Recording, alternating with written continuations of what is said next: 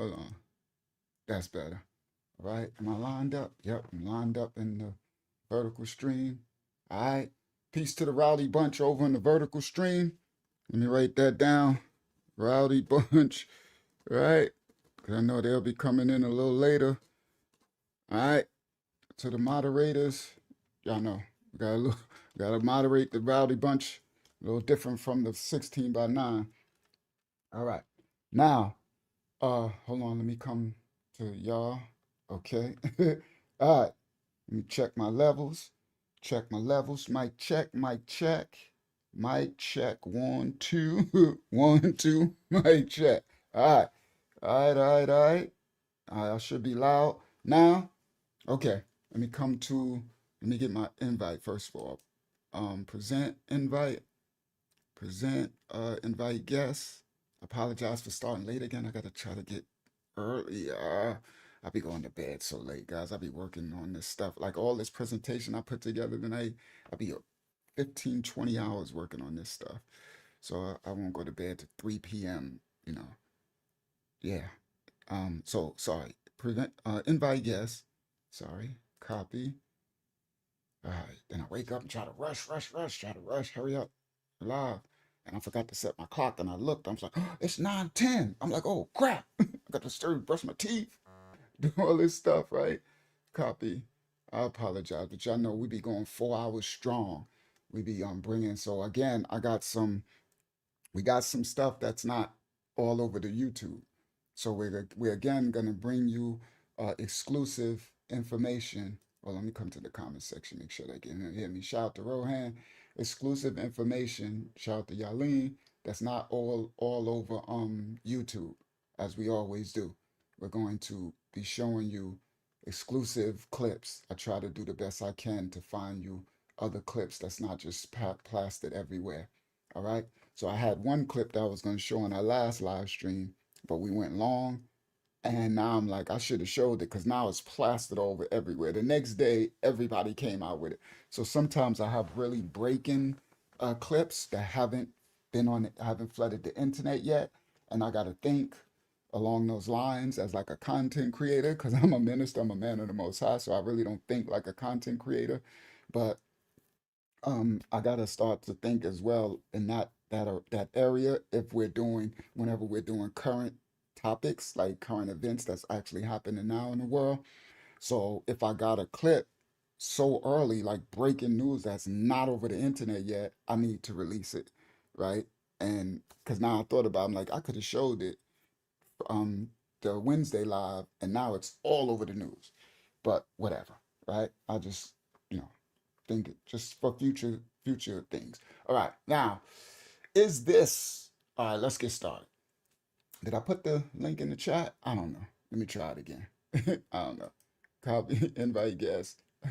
Right? I just woke up and washed up, so my brain gotta catch up. Right? Enter. All right. Yeah, it's going to be a great one. Again, we got some information that's exclusive, things that are not out there, and we're bringing understanding because we're living in a time of prophecy, and these are prophetic events that's happening. And you got the left side, the right side, you got politicians, you got the media, the world is the stage series we did, right? You got the puppet master controlling the strings. You got shadow funding organizations that's funding the protesters, like the way they did in Antifa with the whole Black Lives Matter debacle, right? That whole thing where, so you got these organizations funding. I think I got that. Did I got that? I think I got that information. That's one I didn't grab. Let me grab it right now. Let me let my brothers and sisters in so I can get small on the screen. Hold on. Let me get myself together. Get my life together. Yeah. Ooh. Dun, dun, dun. All right. Let me get my, hold on. Give me a second. Give me a second. All right. So now we, you got these agencies that are still out there funding this stuff. All right. Shalom, Shalom, Hakyama, and Tamaya. Peace and blessings to you guys. All right, now Hakyama could let anybody else in that comes. All right, now Now, these, oh, that's what I said. Let me find that one. Let me find that one because I just grabbed it. It got it. Hopefully I screenshotted it somewhere, right? Because I got the list. Oh, I got it. It's this one. Let me double click. Give me a second. No, these are the people who were unalived. Uh, no, no. I might not have grabbed it. Oh, I did. It's in one of my notes. I got plenty of them. Oh, I need to show some of that anyway. Oh, I don't think I could find it. I know I had it though. Oh, maybe it's in here. Maybe it's no, it's not in there. I can't keep the live stream held up, all right? Because I had it. All of the well, I'm gonna leave that open so I can show that tonight. Let me leave that one open. But I had it. I don't know where it's at now. It is what it is. But I had the list. It's a crazy list of so let me do this. Let me grab this one and then go back from here. Let's see. It might be here. Okay. No. Yep, there you go. I got it. Told you I got it. All right, cool. So I'm gonna start there. I'm gonna leave that open. I got them. These organizations, like the ones who funded Black Lives Matter and stuff, oh, they at it again with this stuff going on, right? We got some exclusive information about the Somalians as well, because this is where really where a lot of this stems from. It stems from that situation, all right, with the Somalians, right? Shout out to any Somalians who are trying to be law-abiding citizens, who are trying to to be righteous and to do the right thing, right? Not everybody's criminals, not everybody is bad people, right? So we're not going to paint no broad stroke and wrongfully accuse anybody of anything, right? But there is a lot of Somalians who are into some nefarious deeds, right? Like all nations. But it's like they got a lot of defrauding and scamming going on. And now, unfortunately for them, honestly for their people and for the righteous remnant of their nation of people, the Somalians, they are getting broad stroked from the other bad players on the stage. And it's playing out on the world stage. And yeah, it's looking kind of bad. But a lot of this stuff is prophecy. A lot of it. Um, all right, now let's get started. All right, yep, it's 42. So that means probably about 60 of us on the live, maybe 70, right? So far, they're gonna come on in. All right, as they come in, they find out we live. Please give a like to the video, to the live stream. That's just so, I don't care if you like this channel or not, just so more people can know we live and we can get this started because we're gonna expose some things tonight. All right, so now, all right. So, what some we got somebody over on the wild bunch or rowdy bunch already. All right, all right. So, all right. So we got we got to monitor the rowdy bunch. Shout out to the vertical live stream. Shout out to the rowdy bunch over there. All right, just watch your cusses as much as you can. Your words, your cuss words. You can express yourself without mother effers and some decorum, a little bit of decorum, right? We got to show our intelligence as well, right? Because this is emotionally charged situations going on, right? So let's get started. Now, I'm going to go to share screen, right? Let me click this one first. Let's get this party started. Share screen, window, bang, share. Now, here we go. Yeah, I got some. I was gonna do this, but then my boy Grease from Strong Island over on Facebook, he brought something out to my attention. He's like, he said something. I'm paraphrasing.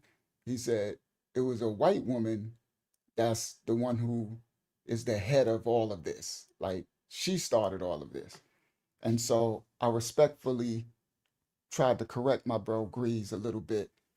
I said, no, no, no, don't fall for that, Grease. She didn't start it. That's her.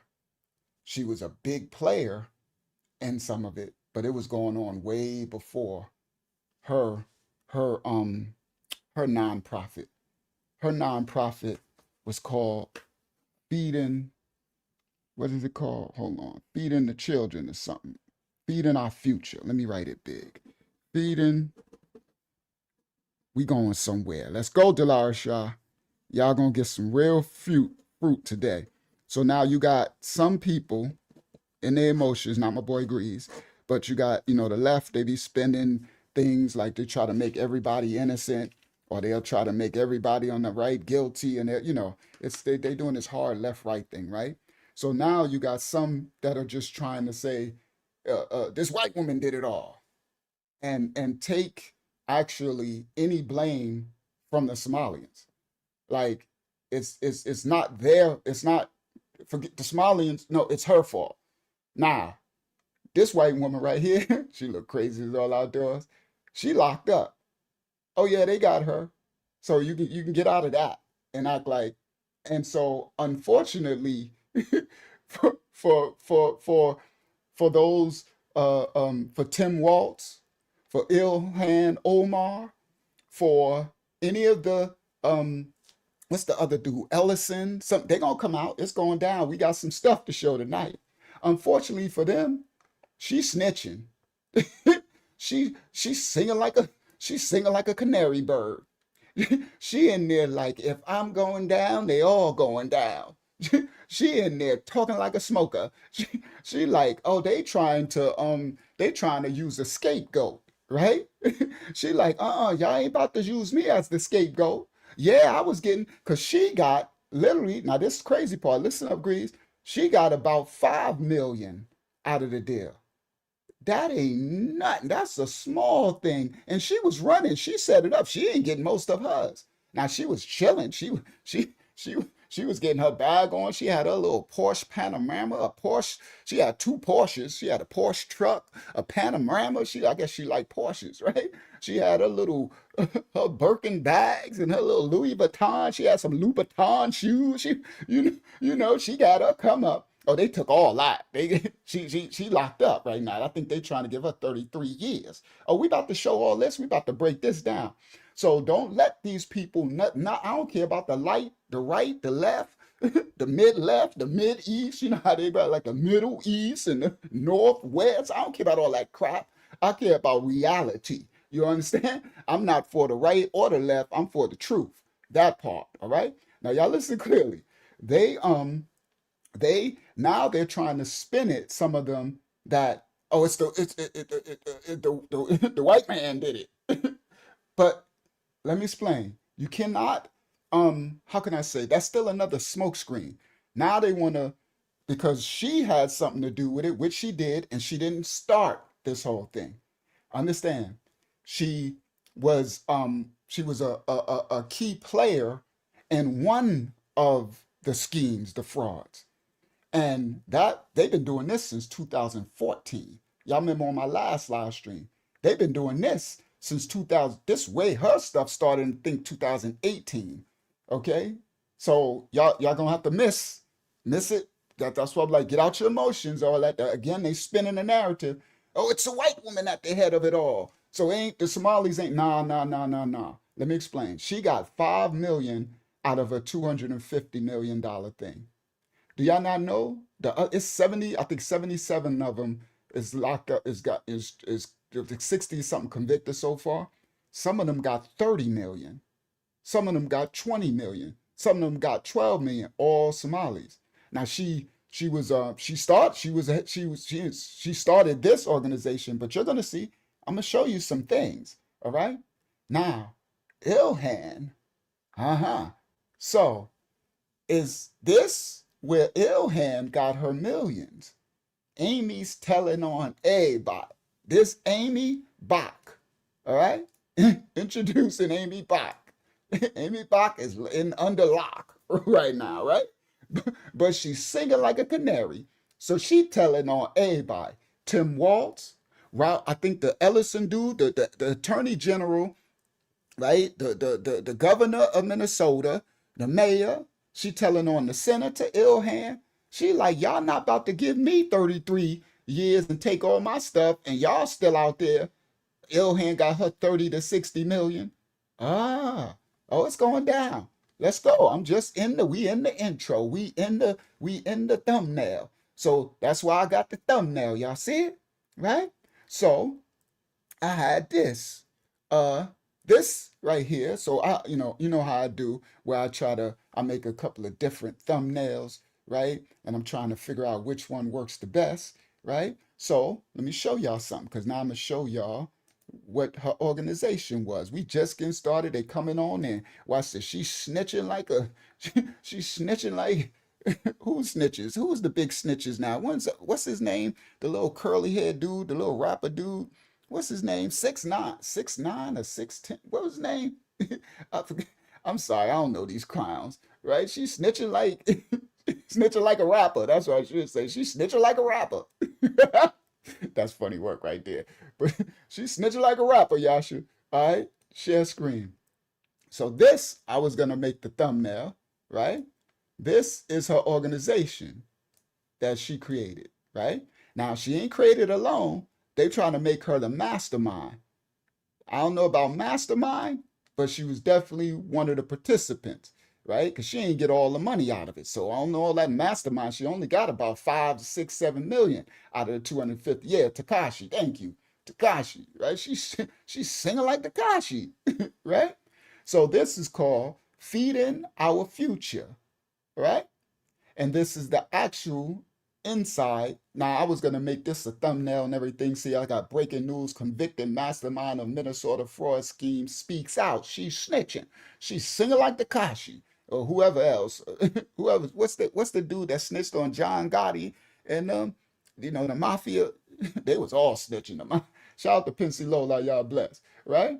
So anyway, so this is feeding the right. I was gonna do this thumbnail and then I put them in the thumbnail, but it looked too busy. It was kind of crazy looking. I'm like, nah, that don't look. I mean, the people won't even be able to see what the thumbnail is. Unc, you got too much. You got too much going on in the thumbnail, right? So I changed it or whatever, right? So I tried to make it more simplified, right? So anyway, I'm trying to find it to see. All right, nah, that's all right. Let me just do it this way. All right, I'll just stop share, right? So now they because I had a bunch of different stuff. So let me continue. Let's get started. Stop share, right? I'm trying to walk it on down, and I'm gonna share this one next, right? So this is the actual image. We going in because we gonna bring receipts. That's what we do. We don't just speak in this ministry. We just don't. We don't bear false witness. We diligently study, show ourselves approved, and I get receipts, and I try to get real life examples of the receipts, right? And we don't work off emotions here, right? Try to get facts, right? All right, and all things bring understanding, right? So this right here is the actual building, the actual inside of the building. So now y'all see where I was trying to do my thumbnail from it, right? There we go. This is the actual inside of Feeding Our Future, the nonprofit that stole over 250 million during the 2020 lock-in. That's when they found the loophole because Ilhan started a mill. She passed the legislation and it opened a Pandora's box for those who wanted to scam, and the Somalians filled that void. Everybody watch, listen. So, convicted mastermind of the fraud, feeding our future. They're supposed to be feeding the kids. And you see that Somalian woman walking in there, working in there. Now, this white woman was celebrated in the Somalian community, all right? And just like Tim Walz and the Mayor Fry, whatever his name is, they were pandering to the Somalian community in Minnesota. They call it Little Mogadishu because they had like almost 100,000 constituents that they needed their vote. So they was in bed with them. All right. So that white woman, Aimee, she was she was applauded in the Somalian community in Minnesota because the Somalians were getting millions, opening up all these daycares, open up all these meal centers, open up all these autistic things, right? Which they were stealing, and then with with that COVID crap, it was mad new legislations just going forward, and nobody, remember, we was locked in, so it wasn't a thing. It was like chaos, and they found a way to milk the system, and they did it really well. Over $91 billion. I mean, sorry, over $19 billion. That's crazy. Okay, now, all right, so we're going to show all of this. I'm just trying to get some of the receipts out the way, right? So let me show her here. Let me show her here, right? I'm just trying to get, and then we about to break this down. Stop share, right? Y'all know how we do. Got video clips coming. We in the intro. We breaking stuff down. We bringing the fruit, right? Bringing the receipts.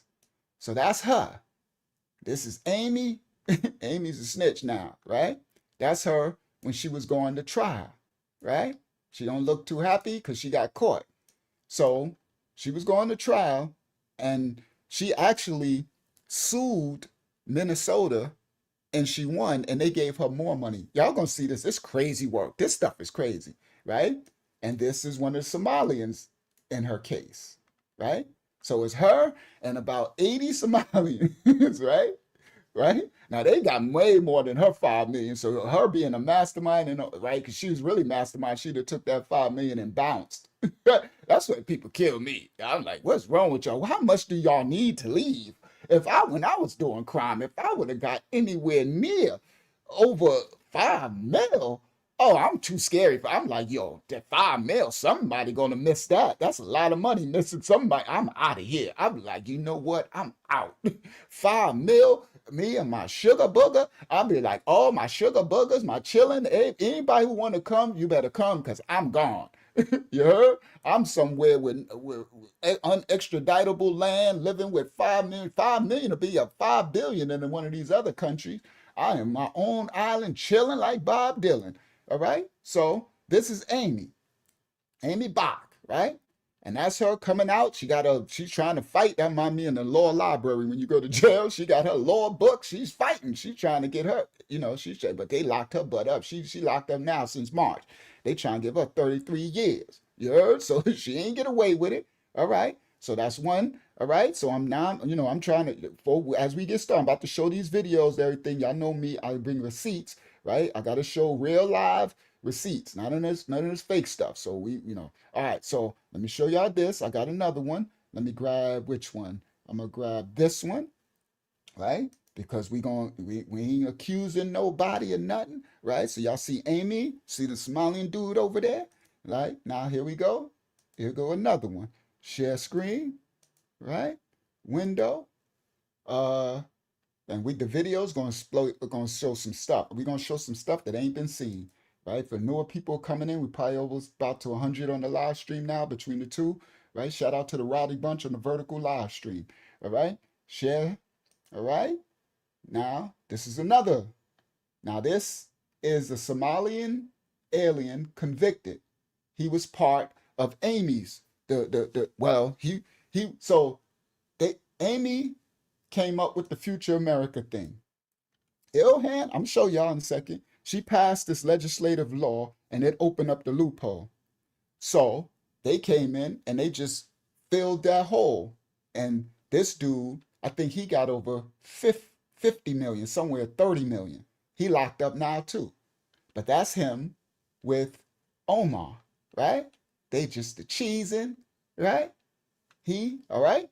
So he's convicted now. I think he got like 30 years or something like that, right? Right? And I think, hold on, yep, look, that's him with Governor Walz. He get around. Somalian alien in Minnesota convicted of welfare fraud with Omar and Governor Walz. Him, right? Now he already locked up. Aimee locked up, he locked up, his brother locked up, and he owned one of them. I think he owned the Learning Center. Y'all know the famous Learning Center, the learning center that don't learn, ain't learn to spell learning. They didn't learn to spell learning, but they supposed to be teaching kids. And his brother owns the restaurant where Ilhan had her speech, had her thing, and they was giving all the money. This is the money she said she gave back. Remember the last live, right?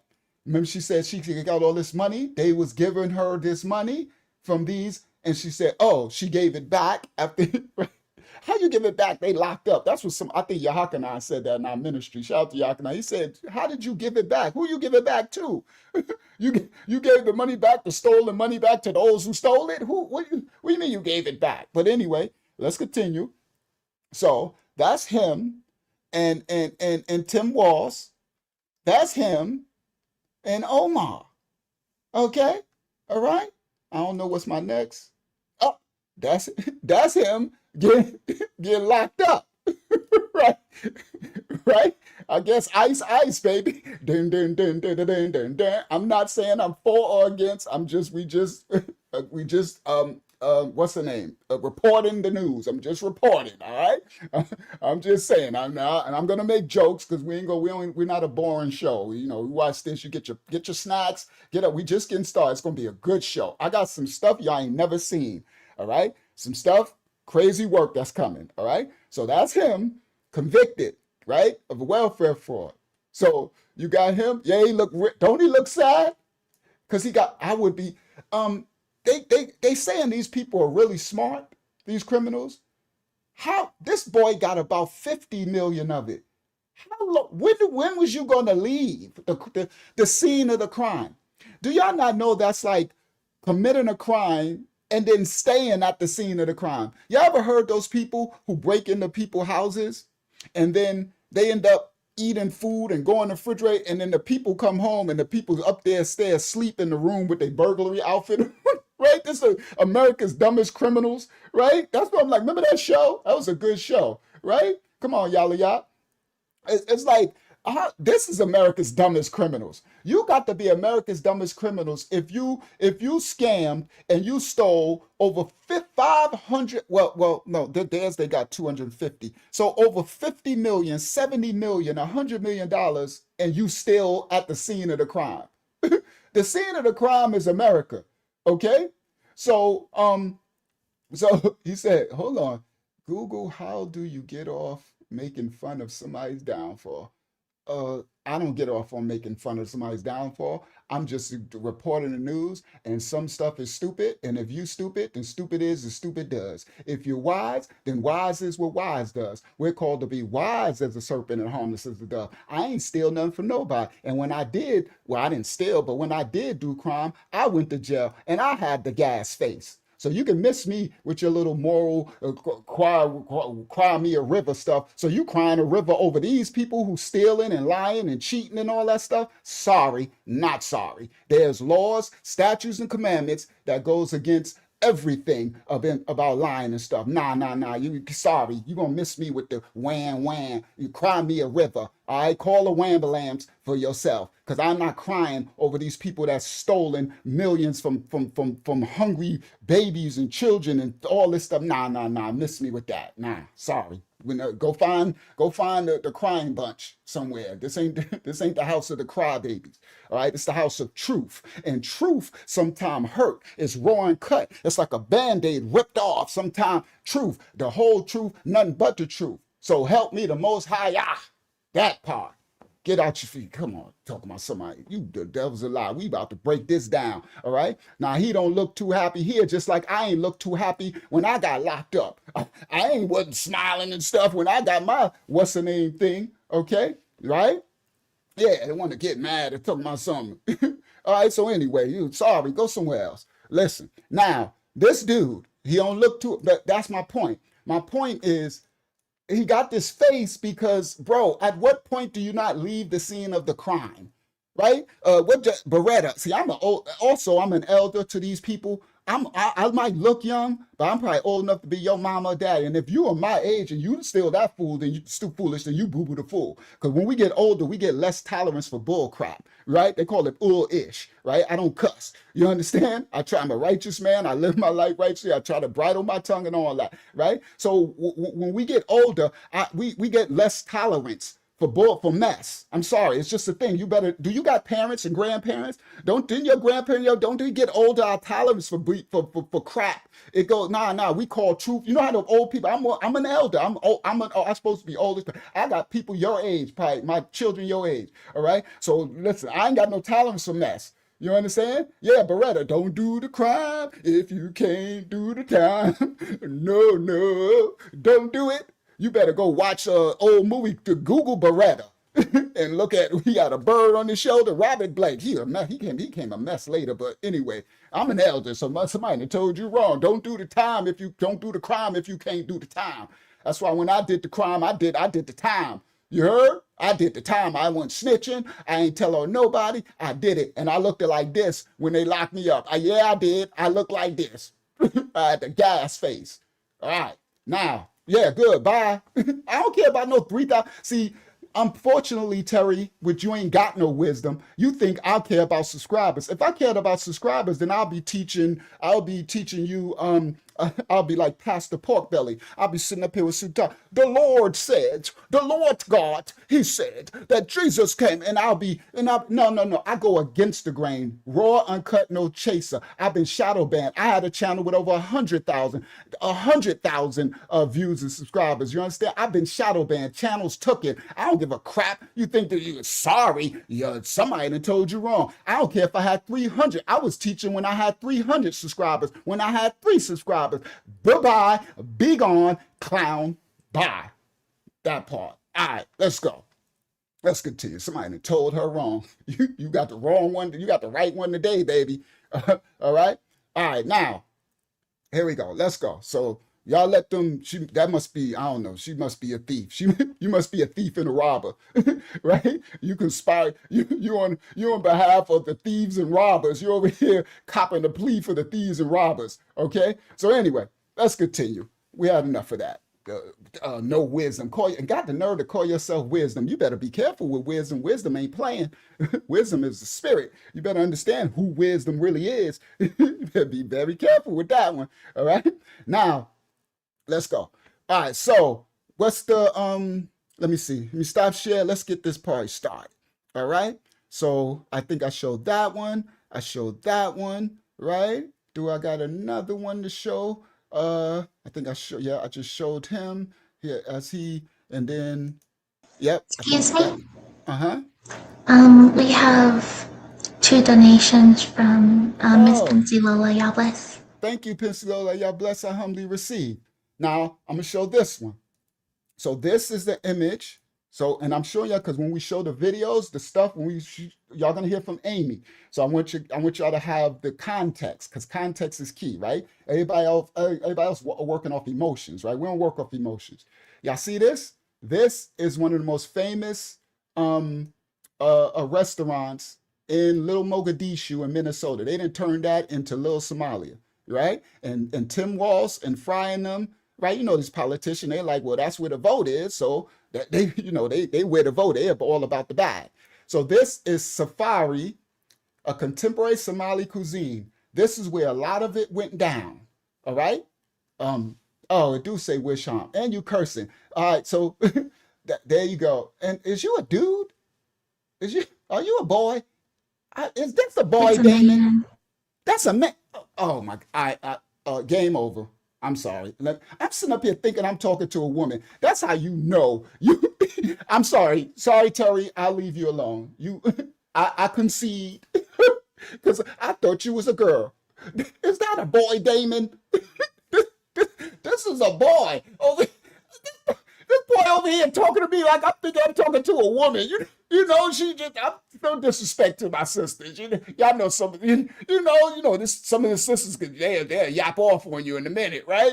I'm sitting up here thinking I'm talking to her. That's it right there. I'm out. I'm out right now. I'm out of this conversation. You got it, Terry. Terry the boy. All right? No disrespect to my brother's name Terry, but I thought this dude was a woman. All right, so anyway, that's a wrap. All right, let me stay focused. All right, now, here we go. It says contemporary Somali cuisine. Now, this is where a lot of the incidents, a lot of allegedly changing deals was made, right? And one of the, I think the one that I showed just now, the one that was hugging Ilhan and hugging Tim Walz, that dude, him and his brother, I think he either owned this one and his brother owned the Learning Center, or he owned the Learning Center and his brother owned uh all right. We're gonna don't kick Terry out, because now Terry wants to say you got something against women. So I guess now you're gonna say I got something against the happy people too, right? So let me stop. We're gonna leave this emotional dude alone, right? Keep him in his feelings. We're gonna leave this dude alone, right? Because then they're gonna go cry. He's gonna go cry to the police. He doesn't like women, and he doesn't like right. All right, so I'm gonna ignore him unless he starts cussing and stuff. Then y'all just get him out of here. But if he doesn't cuss and all that, yeah, freedom of speech, right? I believe in the amendments, right? I do believe in following the laws of the land that we're in and giving Caesar what Caesar's, as long as they don't go against the laws of the Most High, right? So you got the right to express yourself. Just watch your language. Just watch yourself. As long as you do that, you got the right to. I mean, I ain't going. Everybody. This ain't about me trying to. This ain't the place where you gotta agree with what I'm saying or I gotta agree with yours. We're here for discourse. We're here to rightly divide what's happening in the events of the news and try to get the truth, all right, through all of the smoke screen and all of the emotions. All right. All right. So let's continue. So now this one of the two brothers, the one that I showed, that dude, it's two of them. I think he got like 30 million. His brother got 50 million. Oh, they got paid out of this, right? And one of them owned the Learning Center, and then another one owned the restaurant.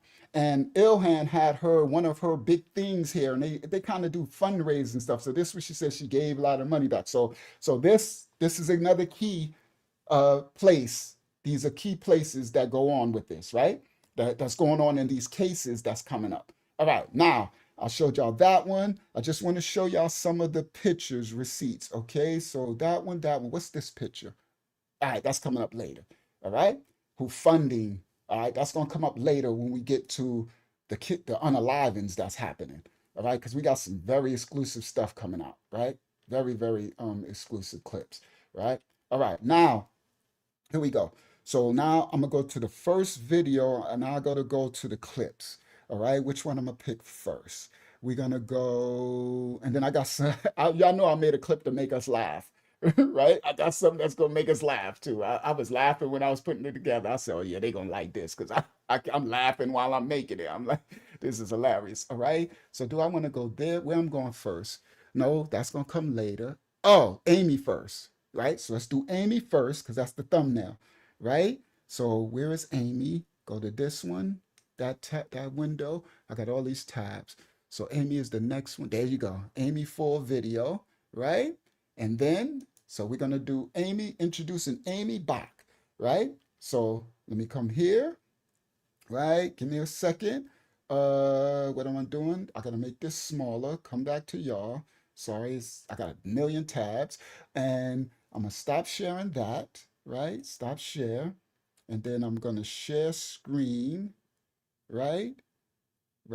Share screen here. Share screen. Bang. Window.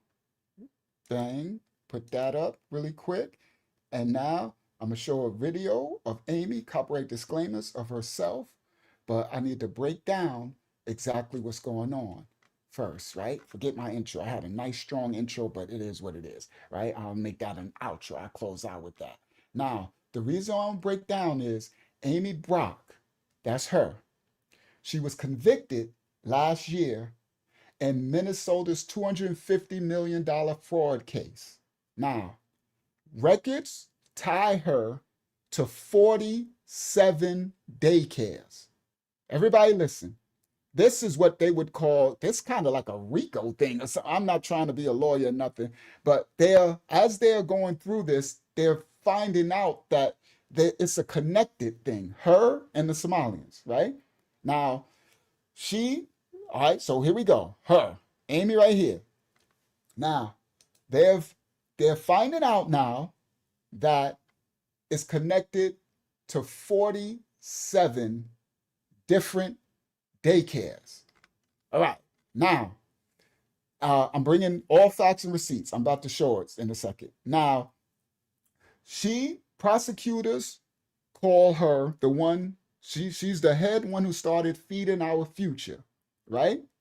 Now, a person named Muhammad Hussein and Lul Ali, they admitted that they stole $5 million from the program. They ran eye care, child care. So she started the what is it called? The Feeding Our Future program. And then once they open up this loophole, we about to break it down, then I'm gonna show the video in a second, right? Once they open up the loophole, some of the people, they just decided to just run it rampant. And they got up to over 19 billion and growing, right? Shout out to Filippidigo. Sorry if hopefully I said that correct, right? Now, they had the Hussein and Lul Ali, they admitted that they stole 5 million from the program, and they ran the Eye Care Child Care Center. And Brock was their point of contact. Now, Brock was she was the point of contact for the Quality Learning Center, the one that Nick Shirley exposed. So remember, the famous one, she was the point of contact, all right? Now, Salim Saeed was Brock's co-defendant, all right? Salim Saeed. And I think that was that dude I just showed hugging everybody. I'm sorry, I get them confused, but I got other videos going to show it, right? Now, Salim Saeed was Brock's co-defendant, and he is the one who hosted Ilhan Omar's victory party at the Safari restaurant. That's why I showed y'all the Safari restaurant. Y'all know what I do. I try to show the receipts, right? So we're walking it on down, and then we're going to get the video so y'all have all the pieces. Remember, you got solving crime is putting pieces to a puzzle together, right? So that's what we're doing. We're putting the pieces on the puzzle. Now, Salim Saeed was her co-defendant, and he was the one who hosted Ilhan Omar's victory party when she made it to the Senate. All right. And where was that at? At the Safari restaurant, owned by the ones who got millions from scamming. All right, so we going somewhere. Now, he also owned the daycare. Everybody listen. Listen clearly. Salim Saeed, who was her co-defendant, he hosted Ilhan Omar's victory party at the Safari restaurant. And he also owned a daycare called what, guys? The Learning Journey. He owned one called the Learning Journey. And when they investigated, it wasn't even in operation. Now, Governor Walz wants all of us to believe that pointing these facts out, and some of these emotional people, they want us to believe that pointing out the actual facts makes us look like we're being racist against a group of Somali people, right? Now, a federal judge has ordered the founder of a Minnesota nonprofit at the center of a massive welfare fraud scheme to forfeit all her luxury properties. That's her, Aimee. Her cash and her high-end goods. She had Louis Vuitton shoes, Louis Vuitton. She had Chanel bags. And when I looked at that, I said, she got a lot of, right? I'm like, do she got Jordans and weed too? No disrespect to yeah. Yeah, no, I'm sorry. I bet got somebody triggered from that. But anyway, I was like, hold on, she got a lot of she got a lot of black right? I'm like, so they showed her with her Porsche. I'm like, she had rims on the Porsche. I said, she got rims. She got her little Louis Vuitton. She done got herself. I said, yeah, she done got herself in some mess. You understand? So anyway, that just struck me a little bit. I said, okay. And then later, come to find out, I swear, I'm going to just do it now. I said, I knew it. I knew it. I knew it when they said all the high good fashion goods that she was. I said, that sounds like she might got a little jungle fever too. Right? Because I don't know, it's just certain things, right? As I'm reading and finding out, I said, she got all these Louis Vuitton. They confiscated all her Chanel bags. I said, did she have hoop earrings too? I'm, I'm like, what is she? She got, I'm like, hold on. She probably got a little jungle fever going on somewhere. And lo and behold, share screen. Watch this. Share screen. This part made me laugh when I seen it. I said, I knew it. Now I might be foolish, but I'm not boo-boo the fool, right? So here I am. I'm doing my little investigation to put the video together for everybody, for us to discern the truth, right? And I find Aimee. Look at old Aimee. I said, Aimee, she got honey boo boo. Look at him. Look, he got fatigues on. He got his gold chain. Look at and she got her sneakers on. Look at Aimee. I said, I knew she had. I knew Aimee had some jungle fever in there and he got they in the flying spur, what a Phantom, a drop top Phantom. She done took her money. Look, a split image shows the defendant in the Feeding of Future fraud case and a separate photo introduced as evidence during the trial depicting luxury spending tied to people in her network.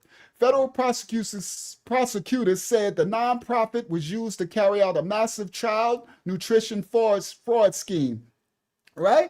So I said, look at, now she don't look too happy either. See, we don't look happy when you get caught for your crimes. That's why I didn't look too happy either, right? The other person talking about I'm relishing off someone's misery. Well, I'm just pointing out the facts, right? She don't look too miserable right here with her sugar bucker, right? And that's a Somali dude, right? So, they, no disrespect, but, a lot of them say, we ain't black, and they used to disrespect the black Americans while looking just like, he looked just like a rapper. Look, he's showing his rings on his fingers, right?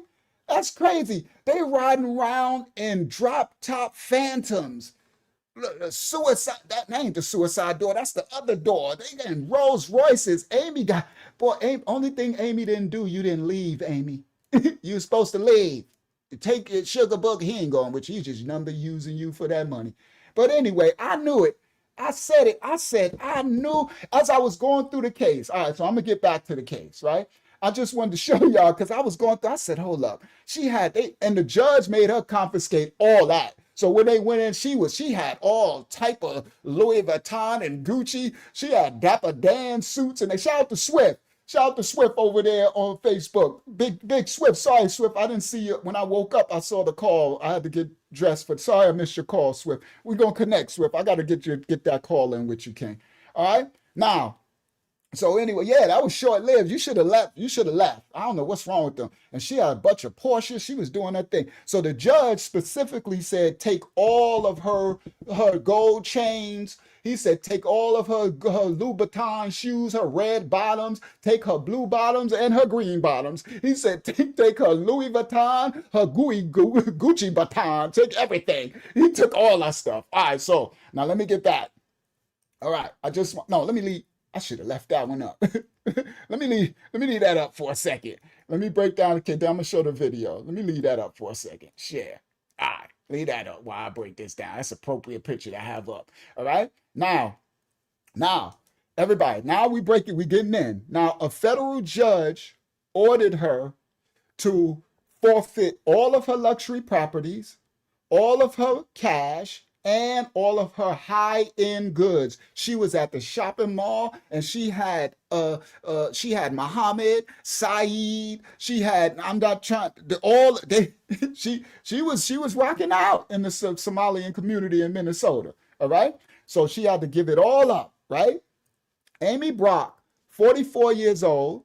She founded Feeding Our Future in 2016. Now listen clearly. Now we walking down the timeline. She founded Feeding Our Future, a nonprofit organization, right? In 2016, prosecutors said the organization initially operated on a relatively small scale when she started it. It started off and she got grants and stuff to handle roughly $3 million, right? When she first started in 2016, about $3 million to $4 million a year she got in federal child nutrition reimbursements, right? This is nonprofit stuff that, people you can utilize to help social events and stuff, but some people find loopholes and they steal, right? No matter what your color is, right? So she was handling roughly 3 million to 4 million a year, right?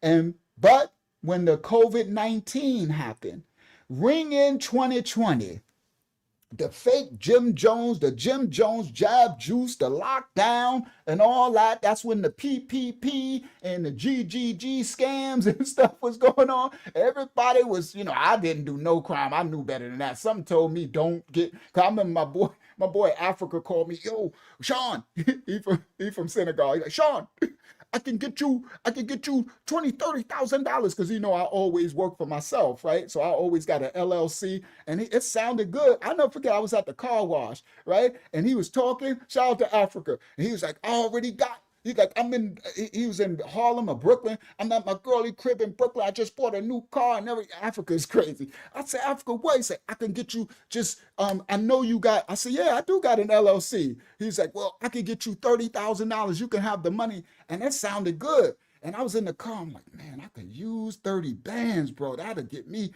But then again, I remember, well, y'all don't know, but I'm being righteous. I can't do crime anymore. So immediately, see, that's the flesh is always sinful, the flesh, right? So you got to die to the flesh, right? So immediately the flesh rules up. I can use that money. And then here come reality, meaning the Most High. Like, what? And I'm like, oh, crap. I can't do no crime no more. That's a crime, right? I'm like, so is it legal? Yeah, it's legal. But I ain't no but. I'm like, and then I was like, okay. First of all, I said, well, send me over anything info you can give me and let me look it up. No, Sean. It just fill it out. I'll give you the money. I got, I would never. I said, but Africa, you be doing stuff. I ain't in the streets. I ain't outside. I'm inside. I'm inside the Most High's righteousness, right? I'm living this life. I'm not just talking it. So I said, you know what? So he's like, no, I'm gonna hit you up tomorrow and everything. And I went, and when I went home, because I was driving Uber, when I got home, I looked up. This is in 2020 when this stuff first started, when everybody was getting their bag. And I looked it up online and stuff, and I was like, dang, you can, and I just felt my spirit, something ain't right. I was like, nah, I'm good. And so and then he called back next day. I said, nah, I'm good, Africa. What, you crazy, Sean? I said, I'm good, bro. And I didn't take anything, and I struggled. And then later you hear everybody making millions. They was flossing all over Instagram, all their money, PPP loans and scams, right? But what we didn't know, everybody in New York, Atlanta, everybody who was doing the PPP stuff, scams, in Minnesota, those Somalians had a real, while y'all was getting hundreds of thousands, they was getting hundreds of millions. They started scamming this way. Now, so, and she started her Feeding Our People, Feeding Our Future program in 2016. And she was getting 3 to 4 million a year. But then when the COVID-19 pandemic, that's when emergency rule changes started. So when COVID-19 pandemic started, it was a chaos in America, right? All over the world. But we speaking on America. And new legislations and new stipulations and new restrictions were dramatically reduced because we went into emergency mode. So there was emergency rule changes.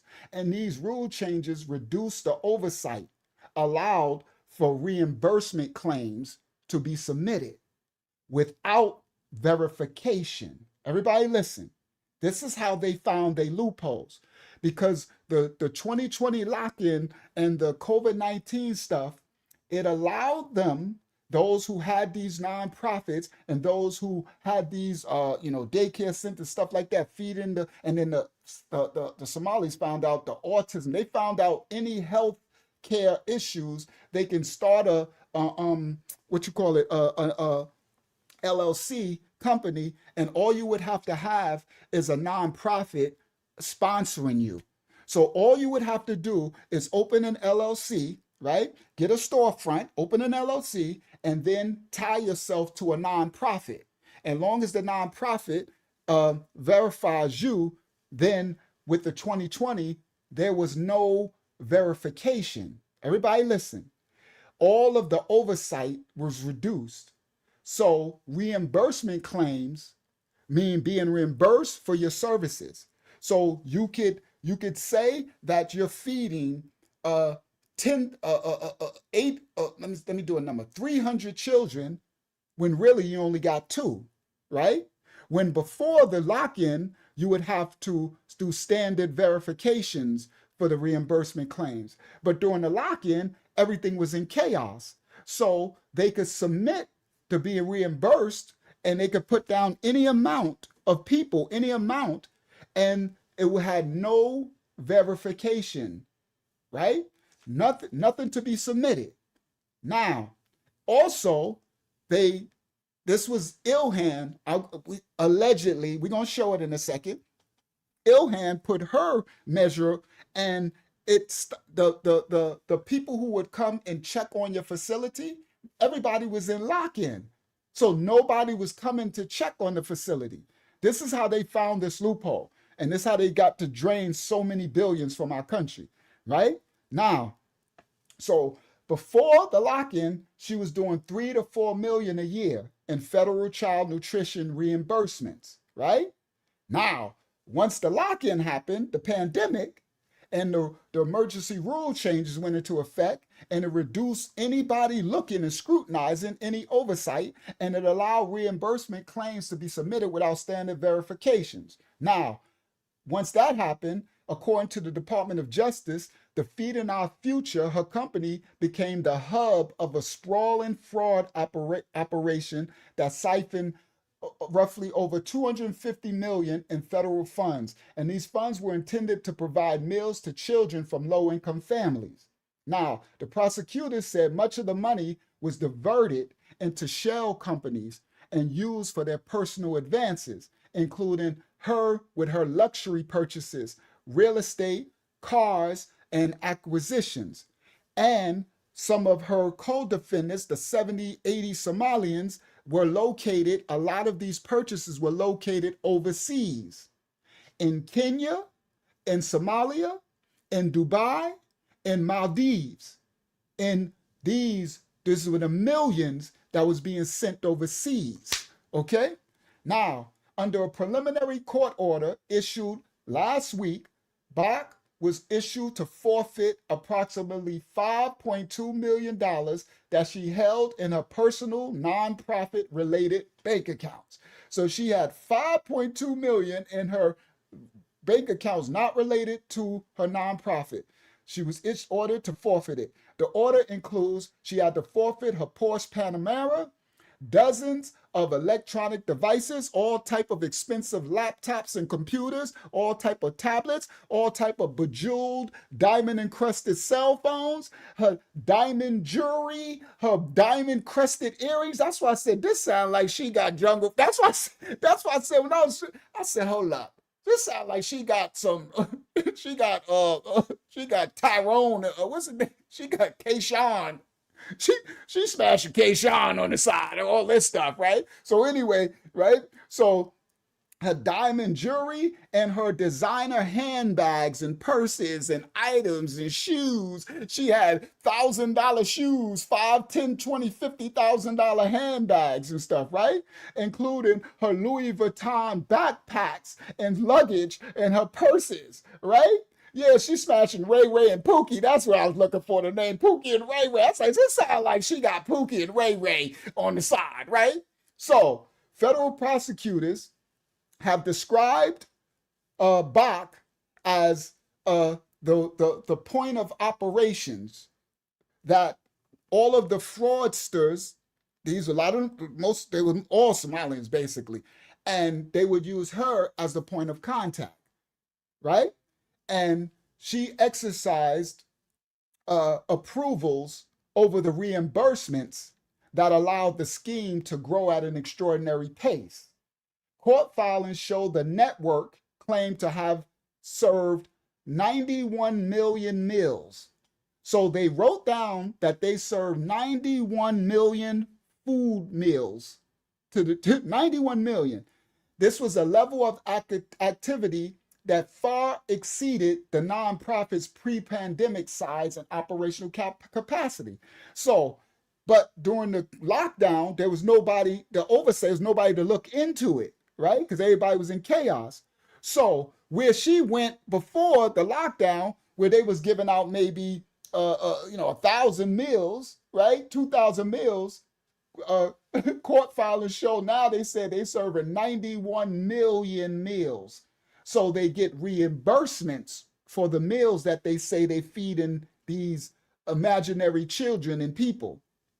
The Feeding Our Future case resulted in one of the largest welfare fraud prosecutions in Minnesota history. The Justice Department convicted so far over 57 people and charged 78 defendants in connection with the scheme. I think it was like 75 of them are Somalian.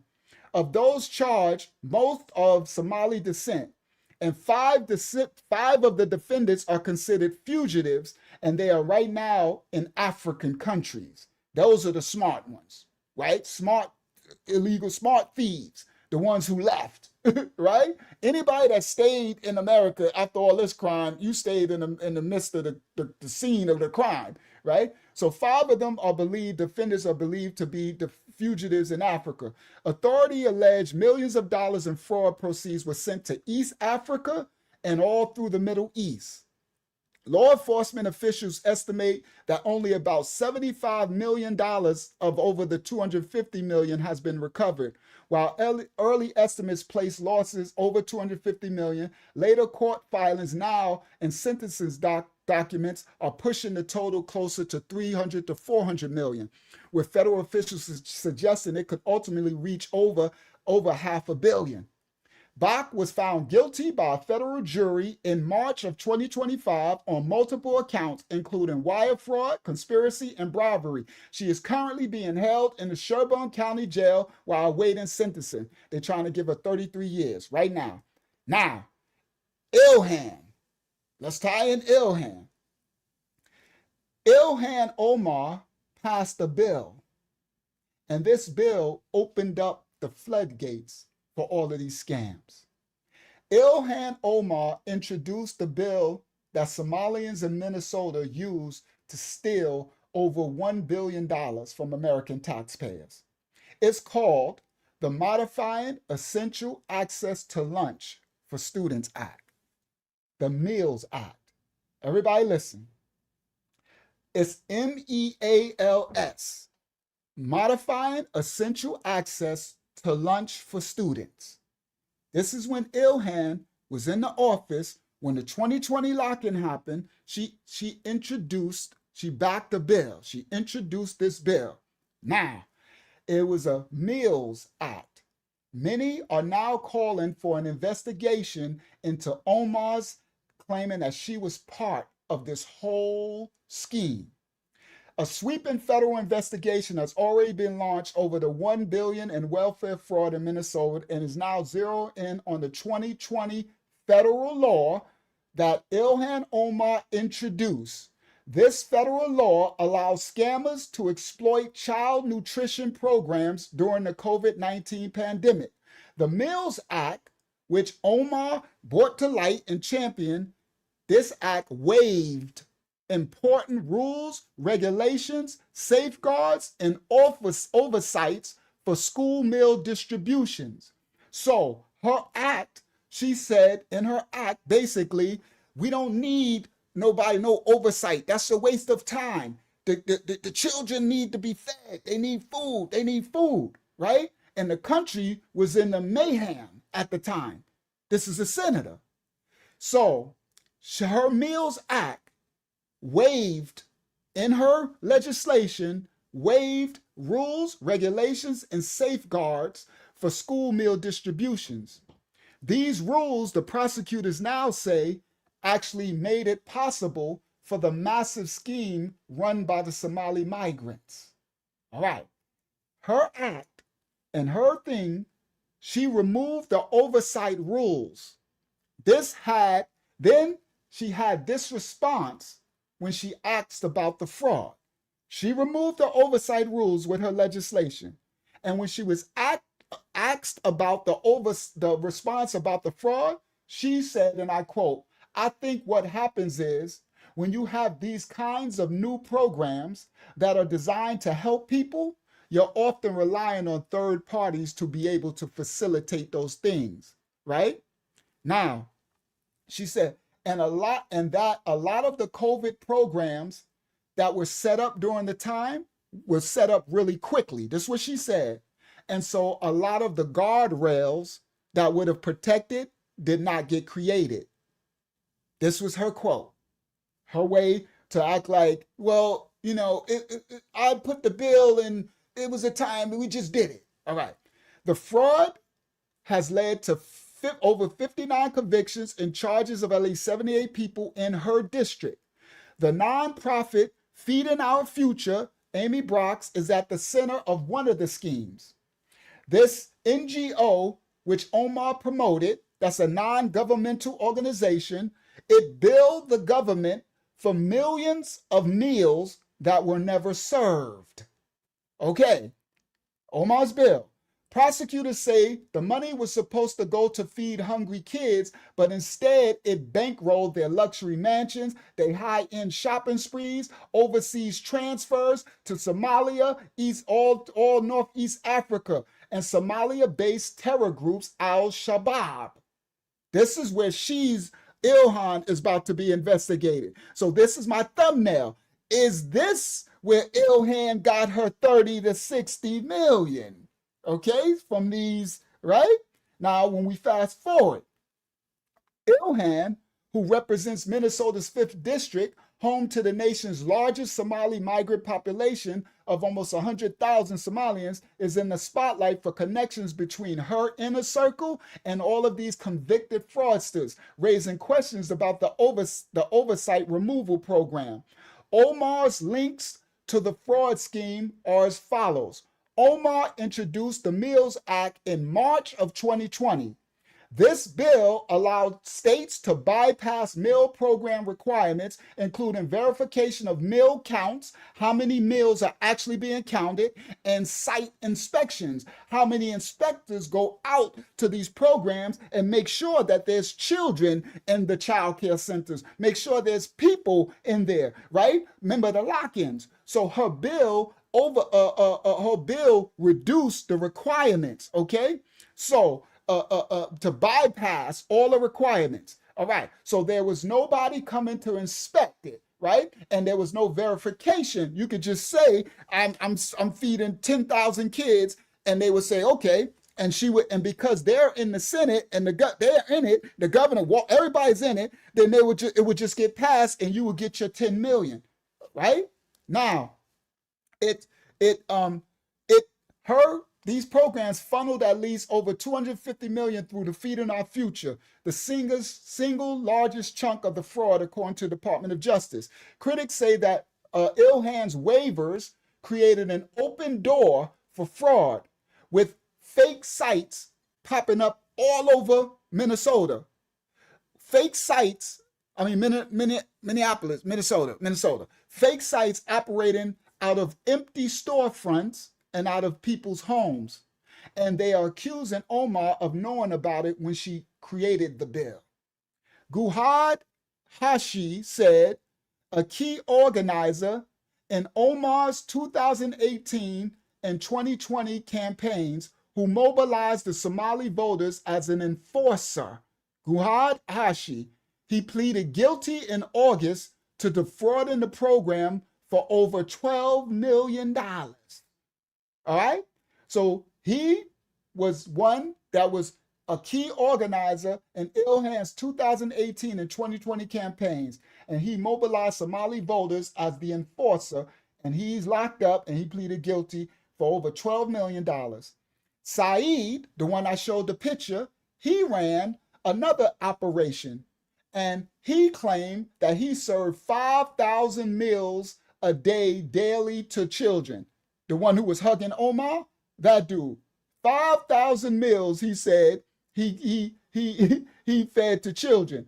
He pocketed over 3.2 million for that scheme, but he had plenty more of them. That was just one of his schemes. He had many of them. All right.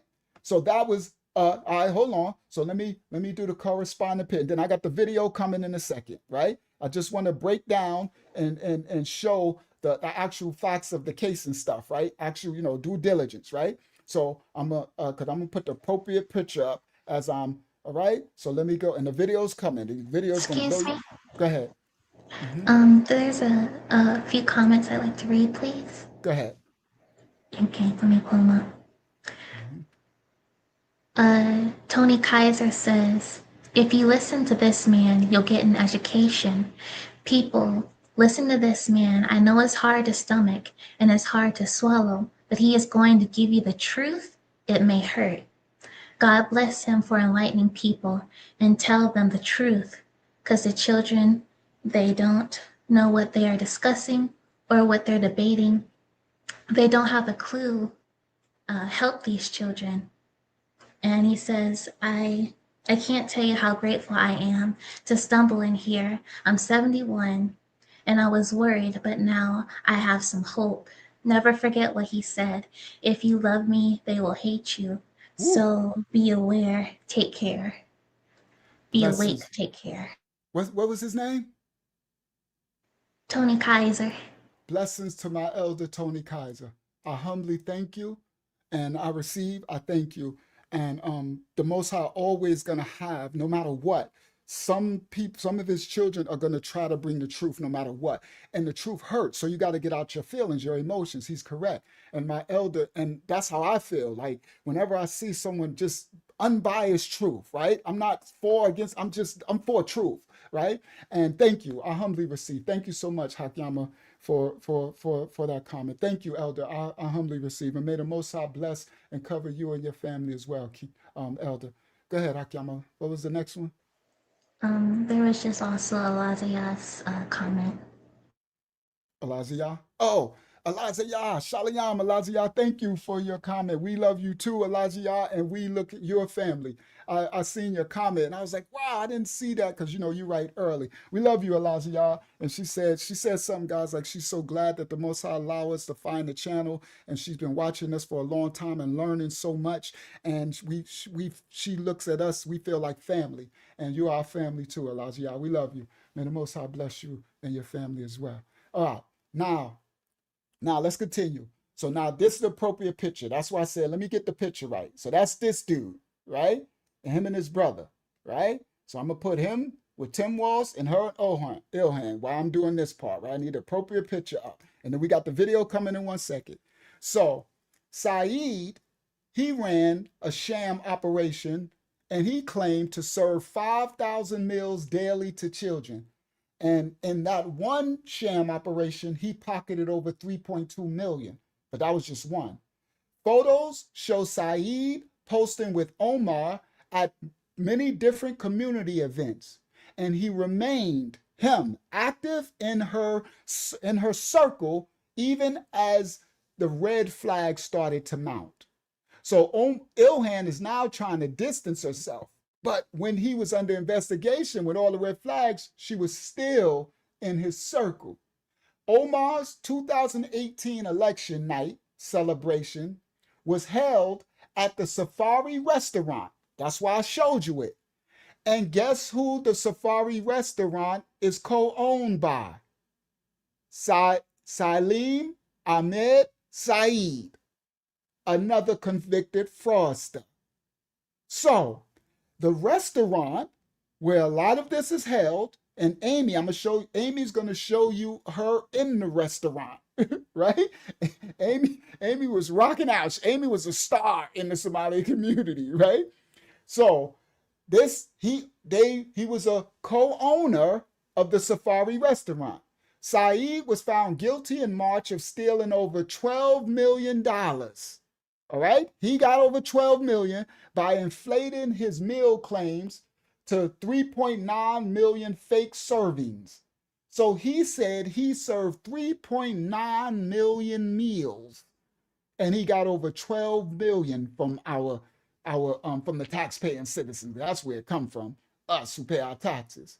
Prosecutors detailed how he splurged Saeed on a $2 million mansion, and they showed that he would spend $9,000 a month going to Nordstrom. He liked shopping in Nordstrom. So he would spend 9 G's a month in Nordstrom, while his restaurant raked in $16 million in federal funds. So the restaurant, they said, would be feeding the homeless and the Somalian homeless, the Somalian children. So the restaurant raked in $16 million in federal funds while he's shopping $9,000 a month in Nordstrom. As early as 2021, Minnesota's Department of Education flagged the irregularities in the Feeding Our Future program, including its incomplete audits and skyrocketing claims. Yet, Ilhan Omar's office publicly backed the program. This what's going to come get her later. She Fulio too, because she should have ran to Mogadishu right now. She should have been out. She's stupid. I'm sorry. I don't know what she is so...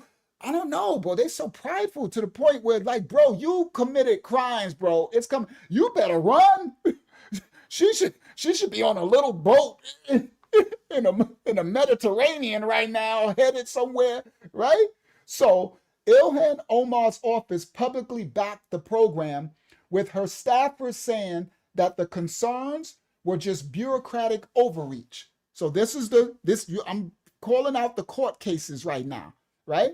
So this is what's coming against her. So her staffers at the time was just saying, this is bureaucratic overreach. Y'all just doing too much. In 2024, a state audit later blasted the agency for ignoring all of these opportunities of exposing fraud. And they blamed the rushed pandemic setups without proper guardrails. This is what Ilhan's staffer said. This is what her administration said, that they blaming that the pandemic, the things were set up, didn't have proper guardrails, all right? But they're pointing out that the guardrails were removed by her legislation, her Mills Act. That removed all of the guardrails. Whistleblowers from the Minnesota Department of Homeland Security have accused Tim Walz administration, the governor, of retaliation against any employees who brought up the fraud. That's what Aimee, we're about to show Aimee's clip in 1 second. I just wanted to bring out the facts, and now we're going to show the video clip. You're going to hear from Aimee, the queen, Aimee the queen, right? Now, what Aimee said and others saying is that Walz administration would retaliate against anybody who mentioned a fraud. That's why Tim Walz right now said he's not running for office anymore.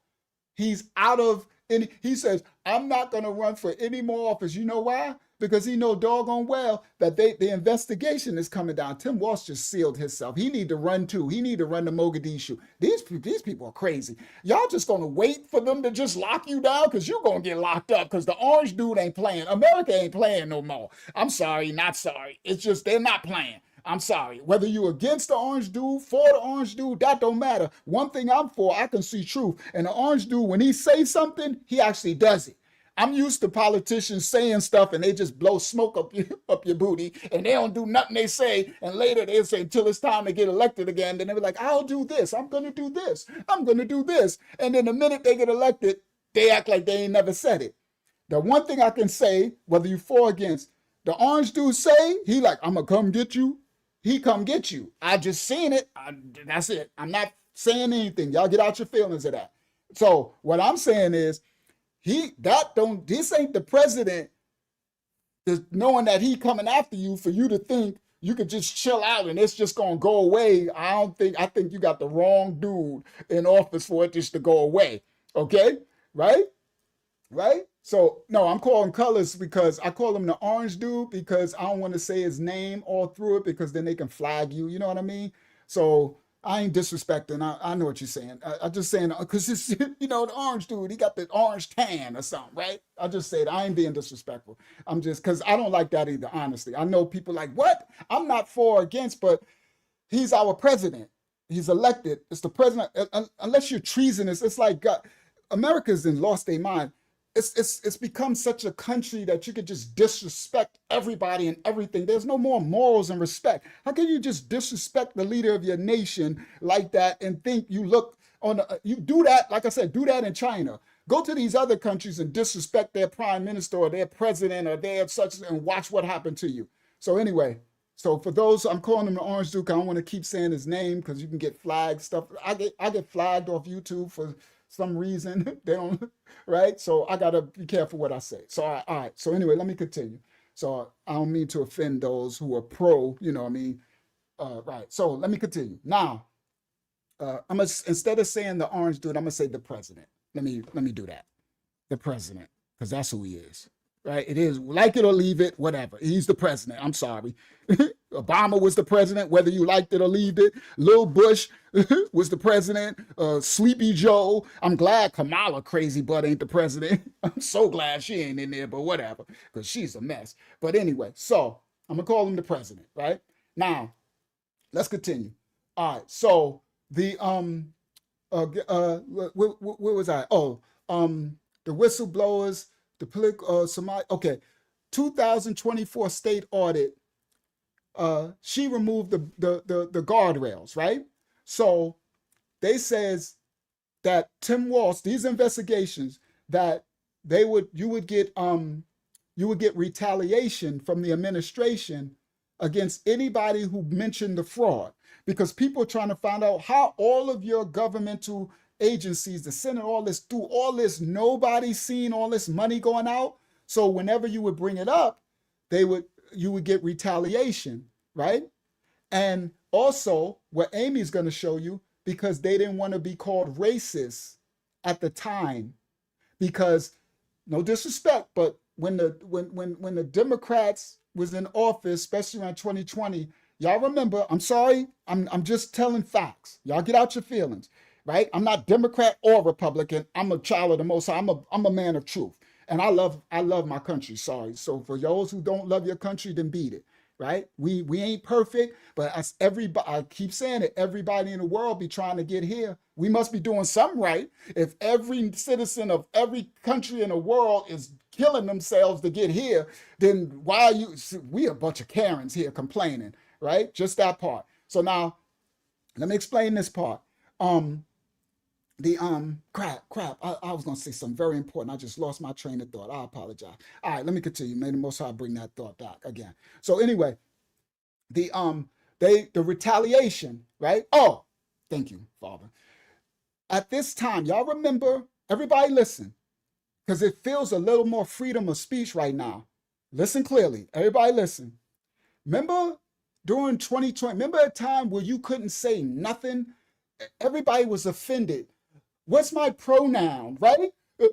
You got to say, I couldn't remember. I'm an elder. I can't remember. You are not a she. I'm not a she. I'm a they. I'm a thee. And I'm a though. And this and it's that. And I'm like, I don't know what to call nobody. You couldn't say nothing about no communities. Everybody was, it was like we was becoming a nation of sensitive crybabies, right? Everything. People were scared. Remember, that's how I got shadow banned off YouTube. I lost my channel. That's why a person like, you only got 3,000 subscribers. I would have millions of subscribers if I wasn't telling the truth back in 2020, 2021.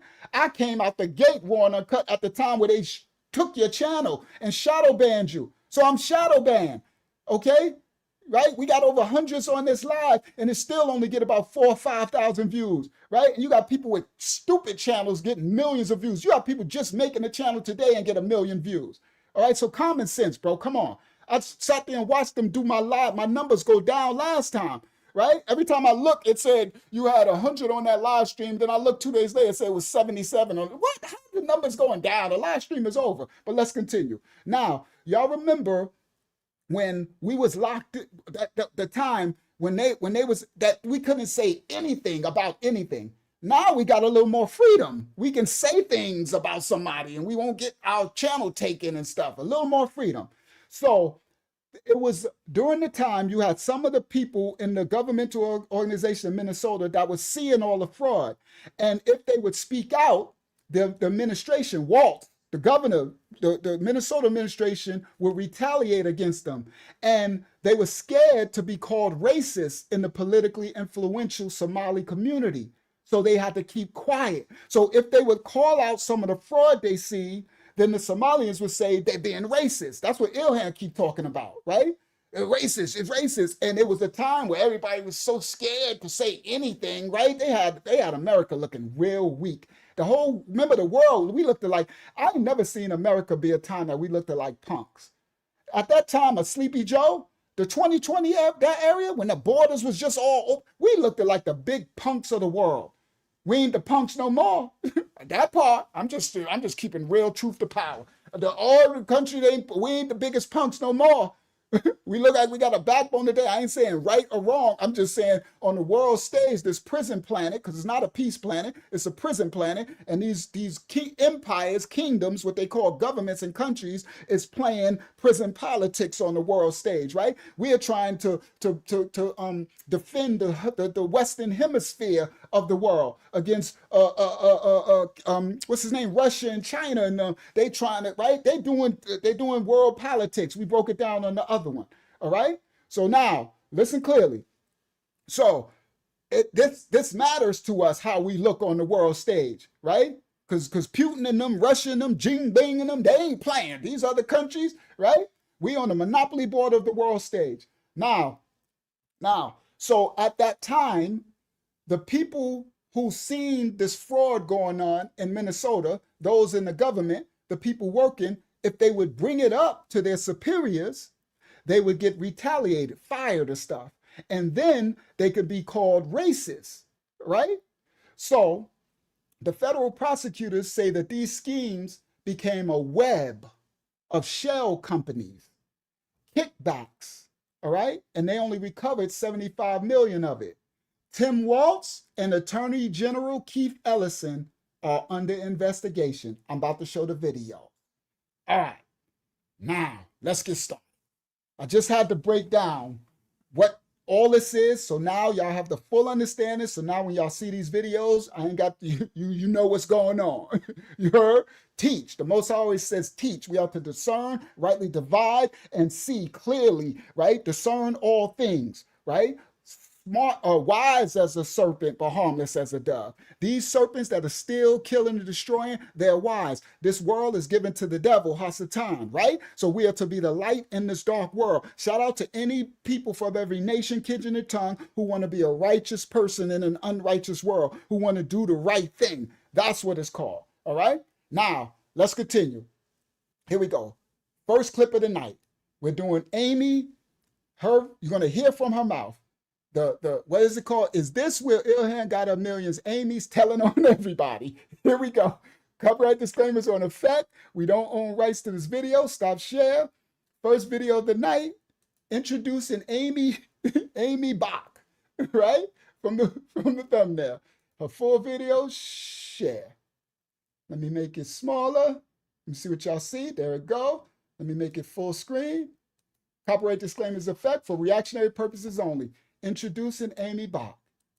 How high up do you think the message went that there was fraud? Do you think it made its way to the governor's office? I struggle to believe it didn't. I have to believe that the government. Now, this is her right now in jail speaking out. I'm going to put it back. She's speaking out. This is her. They're trying to blame it all on her when she only got about 5 to 7 million of it. Right? It's up to billions. So don't put it all on her. She's just one piece of this puzzle. All right? Now, this is her speaking out from her jail cell as they're about to try to give her 33 years. How high up do you think the message went that there was fraud? Do you think it made its way to the governor's office? I struggle to believe it didn't. I have to believe that the governor's office and Keith Ellison's office were aware of this. They've said they were involved in helping the FBI. They've said they were made aware, but apparently I'm scary, so they couldn't do anything. I don't know.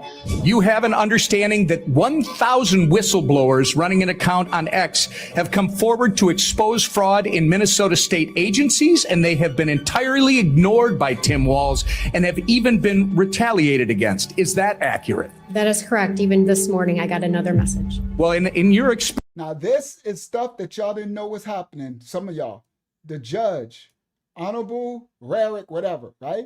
They're speaking. They're saying that when the people who knew, who was seeing this was going on in the government would speak out, they would get retaliated against, right? This is documented. All right, let's continue. been entirely ignored by Tim Walz and have even been retaliated against. Is that accurate? That is correct. Even this morning, I got another message. Well, in your experience, are their claims credible or are they politically motivated against Walz? They're completely credible, not politically motivated. I have to believe they were aware. And again, if they weren't, shame on them for having a system that their lower level staff don't bring. So that's Tim Walz and the Attorney General of Minnesota, right? She like, Aimee, I believe they're aware. And if they wasn't, then shame on them for having a whole system that can't see that we funneling. I was getting 3 million a month. Now, a year later, I'm getting 20 million. And then months later, next year, I'm getting 100 million, right? Okay, let's continue. Sorry, I'm gonna try not to stop it too much. Something of this level to having a system. Not politically motivated. I have to believe they were aware. And again, if they weren't, shame on them for having a system that their lower level staff don't bring something of this level to their attention. I honestly believe Keith Ellison and Governor Walz need to be held accountable. Tim Walz is begging for money. Take a look at this. He is asking for donations to a legal defense fund. This is not a campaign fund. If you remember, he is no longer running for re-election. He is so toxic, they basically told him to give up. This is a legal defense fund. The message says that the DOJ is investigating Tim Walz on baseless charges. Actually, So Tim Walz then basically ruined his career, honestly. And now they say, allegedly, his wife is even divorcing him because what's coming, she better be out of there because the house of cards is falling. So now he says he's not running again, but now he's asking for donations for his defense. Right? He's being accused. Everybody listen to this. He's being accused for running the Minnesota government, for assisting 19 billion to be stole, right? Ilhan got 30 to 60 million of that, right? Her and her husband, right? And he's being accused of that. So what does he do? He says, I'm not going to run for office. Now give me more money. He starts pandering for more money to pay for his defense, to defend him for fraud that stole money. You can't make this up. This is insanity, honestly. He should be out of there. What's wrong with these people? Tim, if I was to, I'd be like, Tim Walz, run for your life. Because they coming. They coming to get you. Facts, right? And you going down, bro. You going down, right? But anyway, I can't say run for your life. I'm just, whatever. Let's let this play out. Let's continue. let's read the entire thing here. Tim Walz here. Last week, the federal government opened an investigation into me. This comes just weeks after a federal ICE agent fatally shot Renee Good in Minneapolis, unleashing chaos across our city. Rather than take accountability and working to turn down the temperature, Donald Trump and his administration are fanning the flames by targeting me for demanding transparency and answers. Let me be clear, weaponizing the justice system and threatening political opponents is a dangerous... So he's, instead of him issuing out his police, now he want to do it. So now, guys, he want to play ball now, right? And he got a forked tongue because he'll say one thing in front of to the president and and then the next thing he'll go to the public and say this, right? So instead of him issuing out the police to assist ICE so that the protester to be a barrier, he made the police stand down, right? And all this stuff, right? But then he want to cry. Now he want to cry. Yeah, you looking into me? Yeah, they looking into you. Yeah, the 19 billion. I don't care what y'all got going on. The 19 billion need to be looked into, right? It needs to be exposed. The Epidermis Island files, that's still coming out. They need to be exposed. Yeah, you can't do no smoke screens, right? All that, and then think we're gonna forget the 19 billion. No, you can, right? So anyway, so he says, my job is to defend Minnesotans and the rule of law. And I'm sure as HEL not backing down, but the road ahead is long, difficult, and expensive. So you're not running for office anymore, but you want the people to fund, to fight for. If you're with me, please rush a donation to our legal defense fund and help me. So you get in charge, you're in investigation for stealing money, and now you want to go to the public and tell you, give me more money. You got to be kidding. You can't make this up. All right, let's continue. Let me move on. Authoritarian tactic, gonna read and the I whole won't thing. I'll backing read that. down. But the road ahead is long, difficult, and just now. Feeding our future, the daycare scams, the Medicaid sort of fraud situation. He is going to need it. And why this is so interesting is we've been him because donate to the DGA legal fund. The department, look, the Department of Justice is investigating Tim Walz on baseless charges. Donate now to aid his fight. You can't make this up. That's insanity.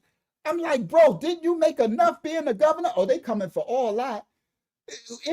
Oh no, let me not. Because people do what you wilt is the whole of y'all law. I'm like, you give this, whoever give your hard-earned money, they done stole 19 billion. I'm like, Timothy, excuse me, Tim, show me the money. You need to show, you asking me for more money. Are you crazy? That's crazy. Donate $1,000. And then he talked to the people from his little mansion, his little thing, and behind the gate, he was behind the gate talking to the people. This America, they lost its mind. All right, but let's continue. He asking for more money. That's crazy work. he is going to need it. And why this is so interesting is we've been covering the Minnesota fraud situation for weeks now. Feeding our future, the daycare scams, the Medicaid fraud, all of it. There's some issues that Tim Walz is dealing with now that I guess he needs some lawyer money. Aimee Bock, the convicted ringleader sitting in jail waiting for sentencing, just gave an interview. And what she said a few days ago changes a lot of things. And maybe that's the reason why Tim Walz needs that money. She's claiming that Minnesota officials. So that's Aimee. She's going to talk again. And this is how it looked feeding the future. And then when you went in the doors, they had the big mural on the wall. So this is where the 250 million, all in this. Boy, when you see these little small places, you're like, Dad, you got 250 mil? Some countries ain't even got that much money. That's why all these countries, I got some about to come out. Do y'all not know all these countries, unfortunately for the Somalian people, they're not welcomed in nothing. I'm talking about Africa, Europe, all these countries are saying, don't send them here. Literally, no disrespect. Any of righteous Somalians, my condolences out to your situation, because the corruption that the majority of those in America did put a bad spotlight on your culture, your nation of people. So all of the nations around the world are telling America, don't send them here. So they're extraditing them from all the countries of the world. And they like, if you stole 19 billion from America, some of this country's like, oh, what?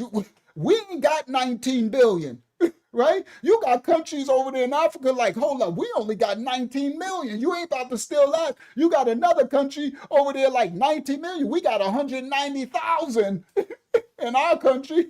You got another country like, we got 19 G's, G. You ain't coming to steal our 19,000, because you know these countries be poor. It's all outdoors. That's why people be complaining about America so much. And I'm like, y'all better be careful while you complaining from your air conditioner, your heat, right?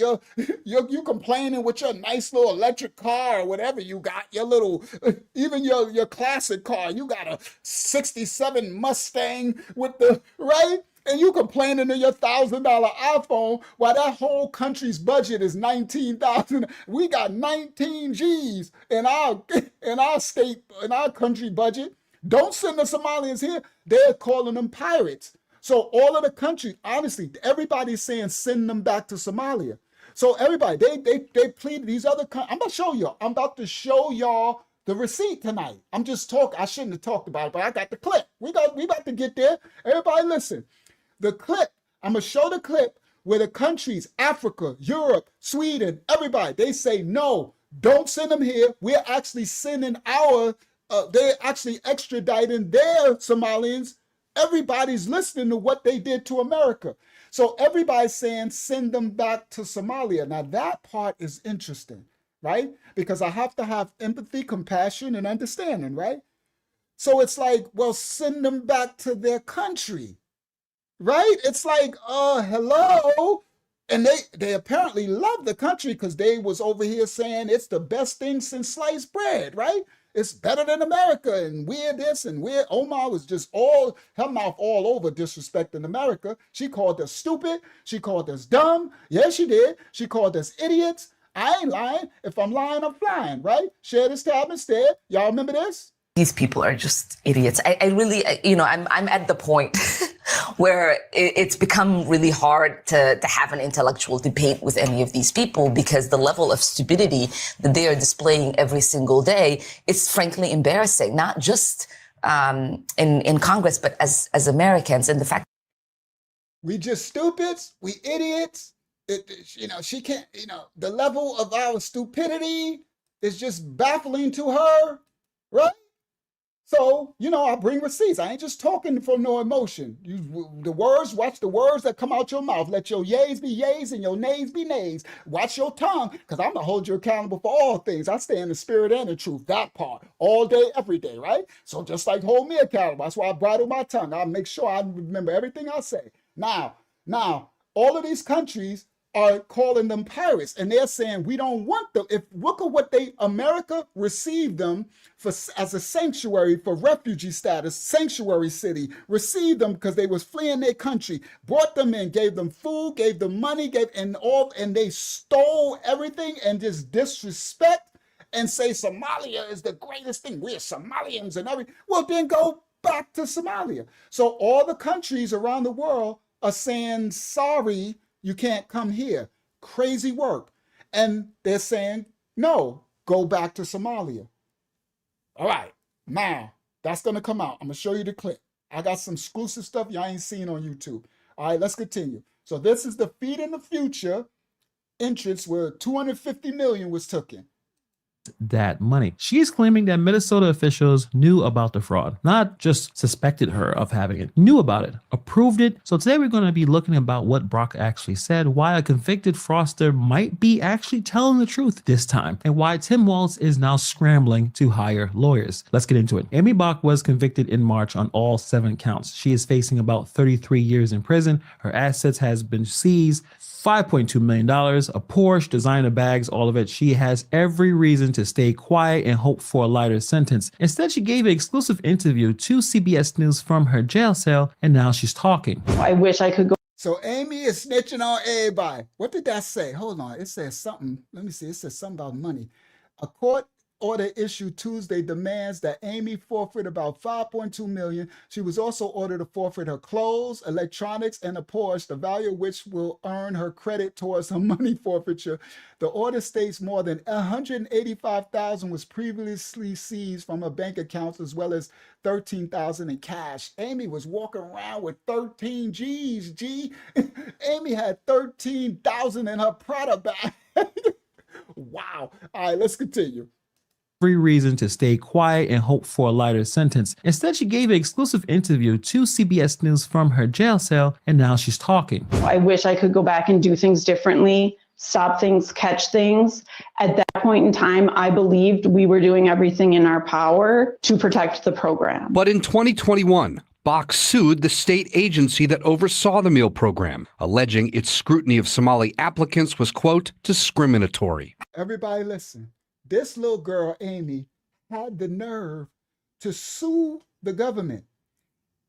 So in 2020, they found a loophole because Ilhan put the Mills Act, and that just put all the stipulated regulations out the window. So they beefed it up. So now we're getting 10 million. So she sued the Minnesota for saying they using discriminatory practices for the Somalians, right? Because it's the Somali, the blacks, and she won. Everybody. They caved in because they were so scared of looking like it in back then they had America such punks that we were scared to say anything. Remember, they had the. Oh, I don't want to get. Let me not say that because I don't want to get us striked. I'm about to say so we might get a strike from that. I got to be careful what I say. All right, so let me continue. So she sued the government and she won, and they gave her more money. In 2021, the governor Tim Walz and them, she won the case and they gave her more illegal money. Crazy work. The ball's on Aimee. Aimee crazy. Girl. But anyway, listen. Alleging its scrutiny of Somali applicants. But in 2021, Bock sued the state agency that oversaw the meal program, alleging its scrutiny of Somali applicants was, quote, discriminatory. How do you think state officials took that? Nobody wants to be labeled as being racist. How high up do you think the message went that there was fraud? So she manipulated the race card.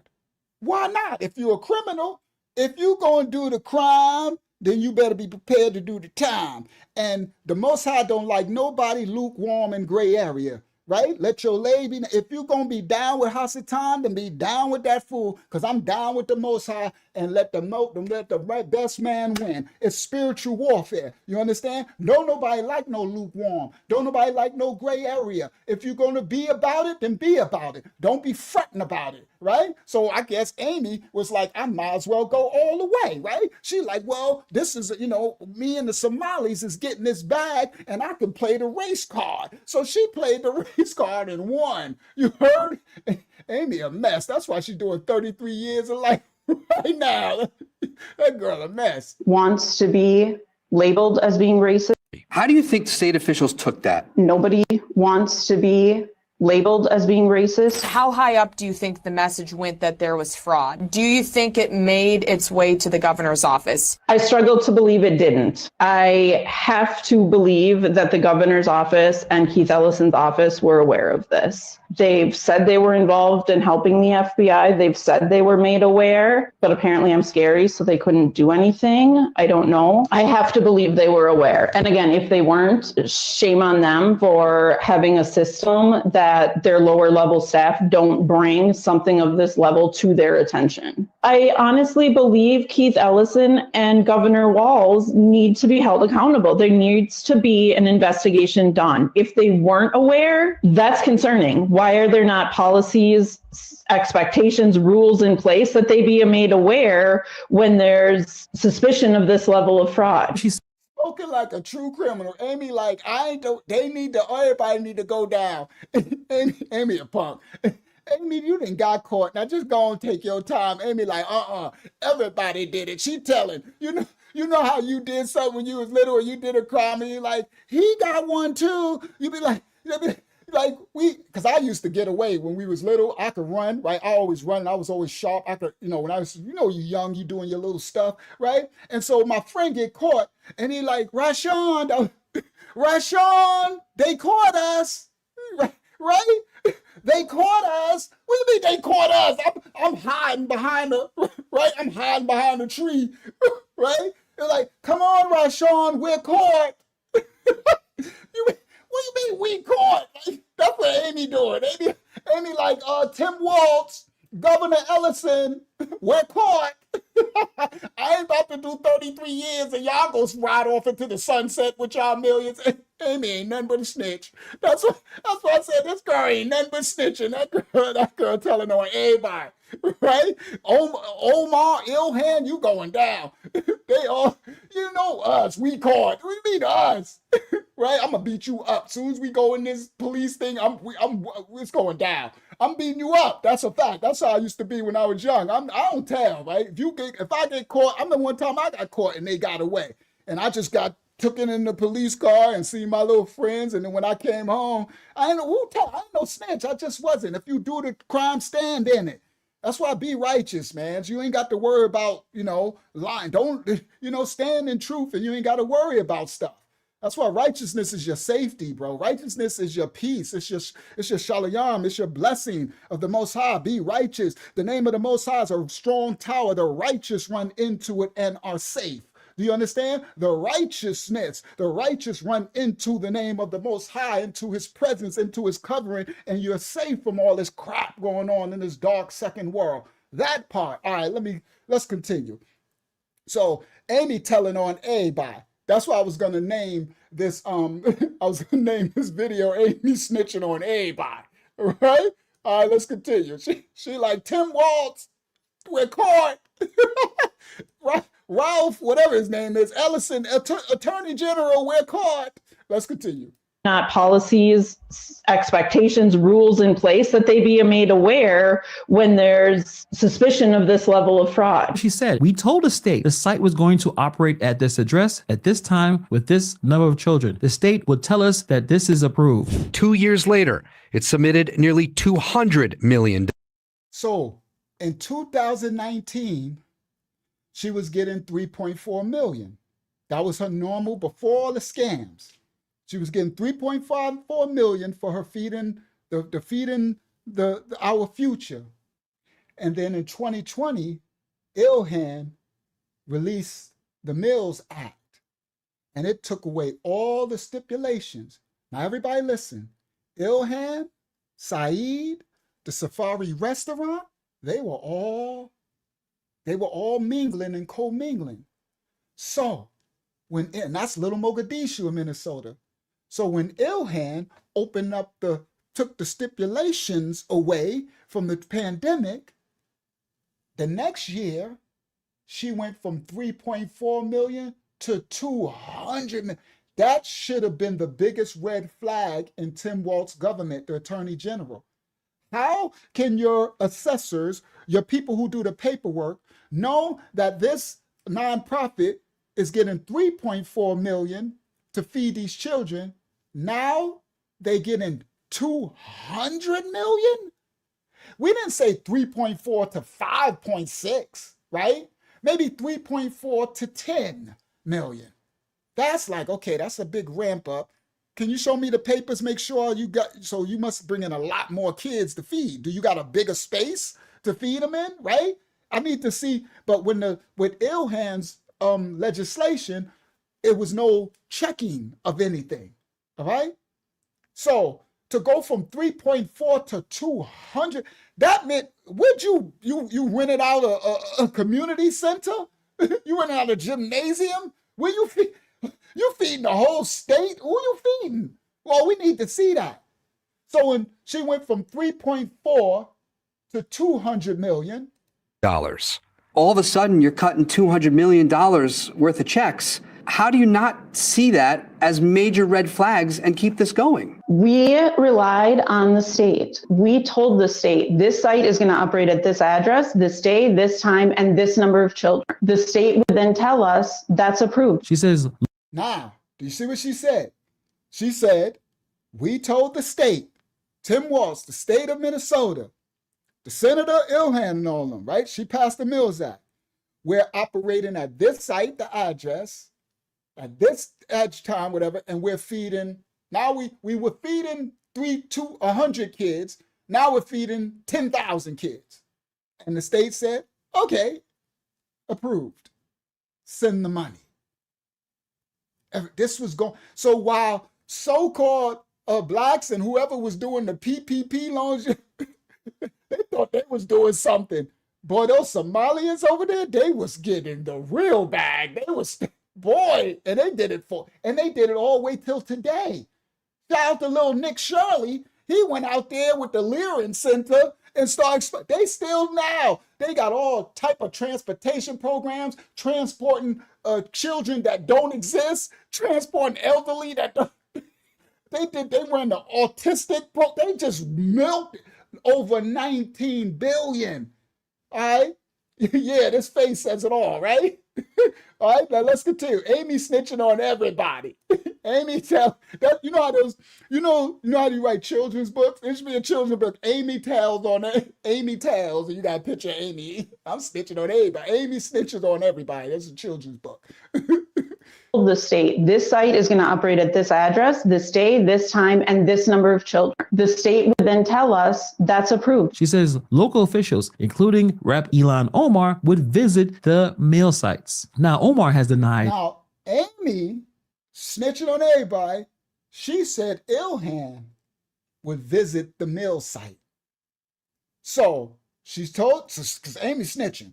Aimee said, I tell the government, this is what I got, right? This is what we feeding, this here. And she's like, well, why y'all gonna blame me? Because she said allegedly out her mouth, Ilhan came and seen that it couldn't be. We don't got this, we ain't feeding this many kids. Ain't no kid. We got like 10 kids in here. Okay? All right. Now Ilhan denying it, which she has the right to. Let's continue. Would visit the mill sites. Now, Us, that's approved. she says local officials, including Rep. Ilhan Omar, would visit the mill sites. Now, Omar has denied knowing about the fraud and condemned it, but Bock's point stands. This was not some secret operation. She's saying that very powerful officials were physically present. Bock says that she actually stopped some fraudulent claims. She says that Minnesota state officials are using 250 million fraud ringleader claims scapegoating over scandal. She disputes that she's the fraud. You are still a fraud. I don't care if Tim and them was in on it with you, but she, whatever, right? her as a scapegoat for their failure to properly monitor the program. It's from the lawyer of this woman, Aimee Bock. She was convicted in this massive Feeding Our Future scam. That's how it all started. Bock's behind bars, and her legal team says, where's the accountability for Governor Walz and the Attorney General? So Aimee is snitching, and Aimee said, which is true, they going down, they all go. She said the Somalis who was getting all this money donated to Minnesota Attorney General's campaign before they were convicted. Yes, those the same dudes hugging on Ilhan, hugging on Tim Walz. They could donated the money for the Attorney General to get in, for Frey to get in, Ilhan, all that. They got. So Aimee like, I ain't going down on this ship by myself. Aimee snitching on everybody with her sun chips and her coat. Aimee snitching on everybody. This is the, all right, let's continue. Legal team says, where's the accountability for Governor Walz and the Attorney General? It's behind bars, and her legal team says, we're Feeding Our Future Bock. She was convicted in this massive Feeding Our Future scam. That's how it all started. Bock's behind bars, and her legal team says, where's the accountability for Governor Walz and the Attorney General? They knew that this was going on. He says nothing happened until the Fed stepped in. Do you think some of these politicians should be held accountable? I would like to see someone in the state. I don't care whether it's the governor, I don't care whether it's the attorney general, someone take responsibility. Now, I know what you're thinking. She's a convicted scammer. She's a fraudster. Even in this interview, she's claiming that, well, I didn't know this was happening, even though Have a good night, Brother Tony. We thank you so much for joining us. And when you see us live again, come on in, because we're going to be doing these events, these topics, because we have to. The world stage, everything is going to, the prophecies, the prophetic times, it's going to get a lot of stronger, darker times. So we enjoyed you tonight on our study, and we see you. May the Most High cover and bless you in your travels, you and your family. All right, let's continue. All right, hold on. Where's this one thing? you have the Porsche, you have millions of dollars. I mean, come on. I only know you have the Porsche. In this interview, she's clearly thinking. She's convicted. Take responsibility. Governor, I don't care whether it's the attorney in the state. I don't care whether it's the governor. I don't care whether it's the attorney general. Someone take responsibility. Now, I know what you're thinking. She's a convicted scammer. She's a fraudster. Even in this interview, she's claiming that, well, I didn't know this was happening. Even though you have the Porsche, you have millions of dollars. I mean, come on. I understand that. That's what these people do. They lie. But now this is Aimee. I'm going to show you. They're going to show another picture being celebrated in the Safari restaurant. See all of the Somalians? This is stuff where Ilhan was doing her stuff. So all this money, these people was making these millions during the lock-in. And I was out driving Uber. I ain't even getting no, what's the name, check. from the I was starving. I was hungry, bro. I was out there Ubering all through the lock-in. I had what they call that status. I just got it. I'm out with just, it was nobody out. It was like the crazy, it looked like the Walking Dead outside. When y'all was all locked in, I was driving Uber. You think I was? I was everywhere all night long because I had to still pay my bills. And they sitting up here stealing millions. They lie. But remember what we've been talking about in this series of videos the last couple of weeks, the state audit that came out last year, because that audit backs up almost everything that she just said, the one that came out in June 2024. Let's go back through it now with Bock's claims in mind, because suddenly all the pieces fit together. She said that we told the state everything and they approved it. The audit confirms that MDE did not always take the steps to verify statements made by Feeding Our Future prior to approving its program applications. They just rubber stamped it. Bock says that the officials knew about the sites. The audit does reveal that MDE provided no documentation of any in-person site visits. Findings observed records failed to fully document food items prepared and portions served. Meal production reports did not include the amount of food prepared or the number of meals delivered. Meal production records did not match the dated menu. Portion menu not posted. Child nutrition labels or product formulation statements were not demonstrated how commercially prepared foods credit toward. During the pandemic. Here's what's really crazy about this. Federal guidance encouraged states to do oversight. MDE chose not to. I wonder why. Bock says I actually stopped fraudulent claims. And you know what? The audit might actually support this. It says that MDE received at least 30 complaints about Feeding Our Future between 2018 and 2021. 30 complaints. And what did MDE do? They inappropriately asked Feeding Our Future to investigate complaints about itself. How does that make any sense? Why would they investigate themselves? So there was 30 complaints going in about the scam going on, the Feeding Our Future, right? And what happened? The investigation, the officials, Minnesota, they told Bock and Feeding Our Future, investigate yourselves. Investigate yourselves. And so they did. And they found themselves not guilty, right? It sounds like something they do in law enforcement, where they make them investigate themselves, right? The whole hoodwink, right? It's like, yeah, we did, and we found ourselves to be squeaky clean.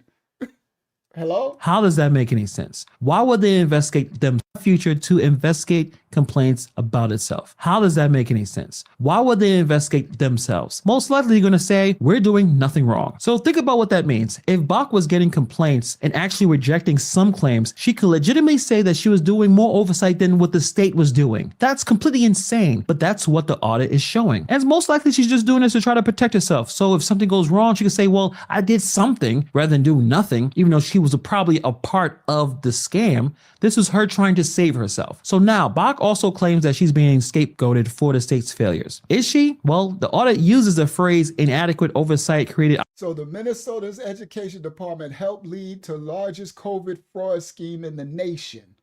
All right. So the MED wouldn't investigate nothing. They told her, no, it's okay, investigate yourself. They got 30 complaints by citizens, by people in the office, and they said, no, it's nothing to see here, because everybody was getting money, over 19 billion. Walz, Fry, Ilhan, they all need, the president's going to do his thing. All right? I'm sorry. Just is what it is. Let them do their thing. Let them investigate all. Let's show me the money. Right? Find out where the money went. All right? The phrase inadequate oversight created opportunities for fraud, not might have created. The audit says that MDE was ill-prepared. Report, Minnesota Department of Education was ill-prepared, created opportunities for fraud in the Feeding Our Futures case. To handle this, that it failed to act on warning signs going back before the pandemic even started. The education had 10 complaints between June 2018 and 19. And here's the smoking gun that we talked about in the previous videos. The lawsuit that she talked about here. In 2020, Bock sued the state, claiming that they were discriminating against Somali applicants, which is hilarious. She filed this right after George Floyd's murder during the height of the radical justice protest. The lawsuit accused MDE of racism and preventing hungry children from Look at Aimee. Look, guys. accessing food. What in Hold on. Yeah. Look. Look, look at Aimee. Look at all they everybody happy. Ain't nobody got the sad face here. This when they got all the millions. They should be happy. Do y'all not know they was driving? You go through Little Mogadishu, they got G-Wagons, Ferraris. They was just, every money for everybody. They was chilling inside a little safari restaurant. Racism and preventing hungry children from access. Look at Aimee. She got the seat. They threw a little head wrap on her. Boy, that's how you know people be cosplaying. That's what you know people cosplaying. You know, doggone Aimee took that off. She's looking at Saeed on the side. She like, look at that little Mogadishu. Aimee like, you about the Mogadishu up in, I got some Mogadishu for you, little Muhammad. Aimee like, yo, little Muhammad over there. Right? Aimee was riding out in the Porsche, right? Look at all of them. Everybody got money for everybody. Okay? They was living large during the lock-in. Food. But in 2021, Bock sued the state agency that oversaw the meal program, alleging its scrutiny of Somali applicants was, quote, discriminatory. How do you think state officials took that? Nobody wants to be labeled as being racist. Minnesota officials told a state watchdog the threat of legal consequences and negative media attention intimidated them into easing off. The notion that a state government is paralyzed and has to allow this level of fraud because they were afraid of what I might do in a lawsuit. Because I'm sorry, but that's what the Democratic Party, how they had America in 2020. Scared to death to say anything. So she's correct. She like the fact that the country, this government was so scared that I'm going to say that y'all doing some racist stuff against the Somalians made you pay me on the fraud, continue the fraud. Yeah, I'm glad that the country now, you can speak out now. Say it with your chest. Say, I don't give a, say it. If you're wrong, you're wrong. I'm sorry, you're defrauding. Just don't generalize everybody. But you got to say truth to power. But they had everybody so scared to death. Level of and it allowed her to run her scam, right? She just mad because she the only one doing 30. Well, she ain't the only one, but she want Ilhan and them to go down. Is paralyzed and has to allow this level of fraud because they were afraid of what I might do in a lawsuit is preposterous. And of course, the judge sided with her. The judge ruled the state couldn't stop payments unless they could prove fraud. The judge ordered M to pay Feeding Our Future $47,500 for processing applications too slowly. The state was literally... So she won the case as she's stealing millions, and they so scared to be labeled racist that the governor, the judge and them agreed and made the state pay her $47,000 for taking too long to send her the other millions that she stole. Are y'all understanding? This is some crazy work right here, right? She won the case. The fact that she sued, this is the most stupid stuff in the world. The fact that you got the cojones, Aimee, that I'm stealing your money. The people do that though. I'm stealing your money, and the fact that you trying to say you trying to say I'm stealing. Oh, I'm about to sue you for saying I'm stealing the money that I am stealing. And because you're too scared, because I got all these Somalians around, right? I got all these blacks. Well, they say they ain't black. You got to call them Somalians, right? I can play the race card, and they actually won, and they paid her because they took, because we took too long to give you the money that you stealing, so we giving you more money. Wow. For processing applications too slowly. Because they took too long to process the applications for the money that I'm stealing from you. Aimee, you are stupid. You know why? Because after you won that, and now we in 2020, I think 2025, she kept on, you just stayed milking. You just thought you are stupid. You should have been in Mogadishu. You should have been somewhere, right? They got black dinglings all over. You could have found you some black little, dingling somewhere in Africa somewhere when you ain't got to worry. You could pay that little government. You who won around there $5 million. That girl stupid. That's why that girl right there in jail where she belong, right? Do the time, don't do the time. If you can't, don't do the crime. If you can't do the time. That part. That's why righteousness, be righteous. Don't worry about this stuff. Don't steal, kill, and destroy.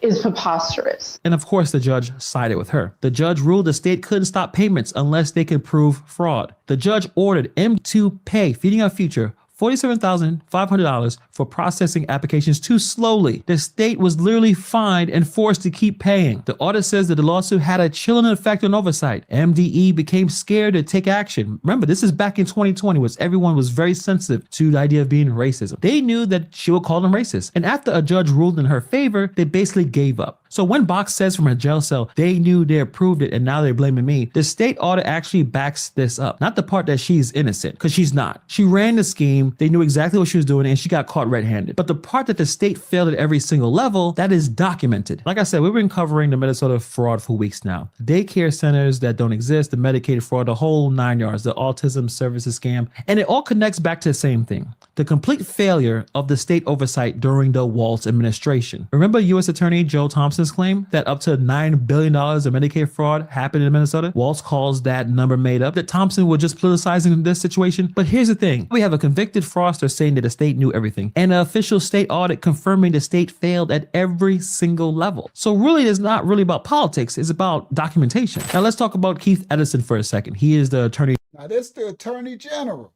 Boy, they all going down. Oh, Pincy Lola, that's Beretta. Don't do the time if you ain't do the crime. That's Beretta. Remember Beretta? Oh, no. Don't do it. Beretta. All right. In general, during all this nonsense, the office was responsible for investigating fraud in state programs. Now they're looking at the state's Attorney General, Keith Ellison. Why? Because the state's top cop here in Minnesota was caught in an audio recording behind closed doors, meeting with a group of soon-to-be convicted Somali fraudsters. They were asking the Attorney General for help to get more funding. Listen to this. The only way. So they got the recording of the Attorney General of Minnesota with all these Somalians asking them for help so they can steal more money. Oh, he caught. They caught. We can protect what we have is by inserting ourselves into the political. She said Shab popping in too. Yeah, Shab. Shab You know? too. Putting our votes where it needs to be, but most importantly, putting our dollars in the right place and supporting candidates that will fight to protect our interests. That's right. You can only protect. So Ellison said, that's right. So this Somali said, the only way we can protect what we have, this money we're stealing, is by inserting ourselves into the political arena. The Somalians. So they need the Attorney General's help. Everybody listen. Putting our votes where it needs to be. This is voter fraud. This right here, what you're hearing, is this person saying, the Somalians, that we need to insert ourselves into the political arena, put our votes where it needs to be, Attorney General, but most importantly, putting our dollars in the right place, our money, supporting the candidates that will fight to protect our interests. They were stealing the money, and Attorney General said, that's right. Then another Somali said, you can only protect our interests when we have your back, and you don't have to worry about who is behind you. Woo, Ilhan, they, come on, thy word is true. They going down. They better leave. Tim Walz, they stupid. I would be calling Russell Simmons. Russell Simmons, where you at? How I get there? Russell Simmons escaped. They better escape Alcatraz. Y'all done did the crime. Y'all better run. Y'all tripping, okay? So they all going down, Saudi tape.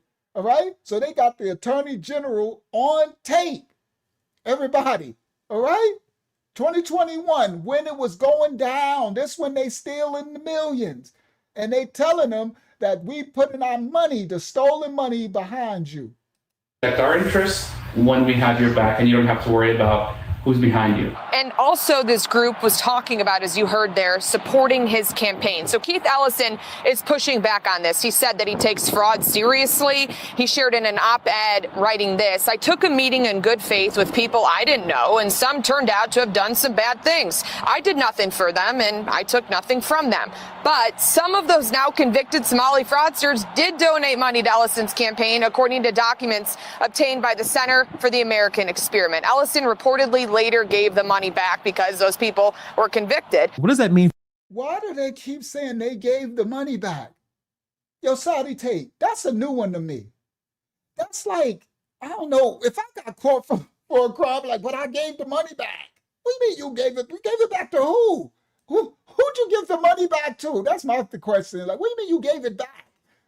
You went down to the police station and says, here goes the $2 million that these people gave me. I didn't know they was doing crimes, even though this whole crime been going on for all these years, and all the government officials and the paperwork and the staffs, and none of this adds up. They ain't no people. It took a YouTuber to go down there and see that they got a fake daycare center called the Learning Center when it should be spelled learning. They can't even spell learning. There's no people going in and out. All the residents like, I've seen nobody go. They got transportation companies things where nobody's moving the cars, where the residents like, well, I've been here for 3 years and none of these cars has ever moved. So I don't know what kind of transportation they're doing, but they getting how much? $8 million a year? And they're supposed to be transporting children and old people? Well, these vans don't move.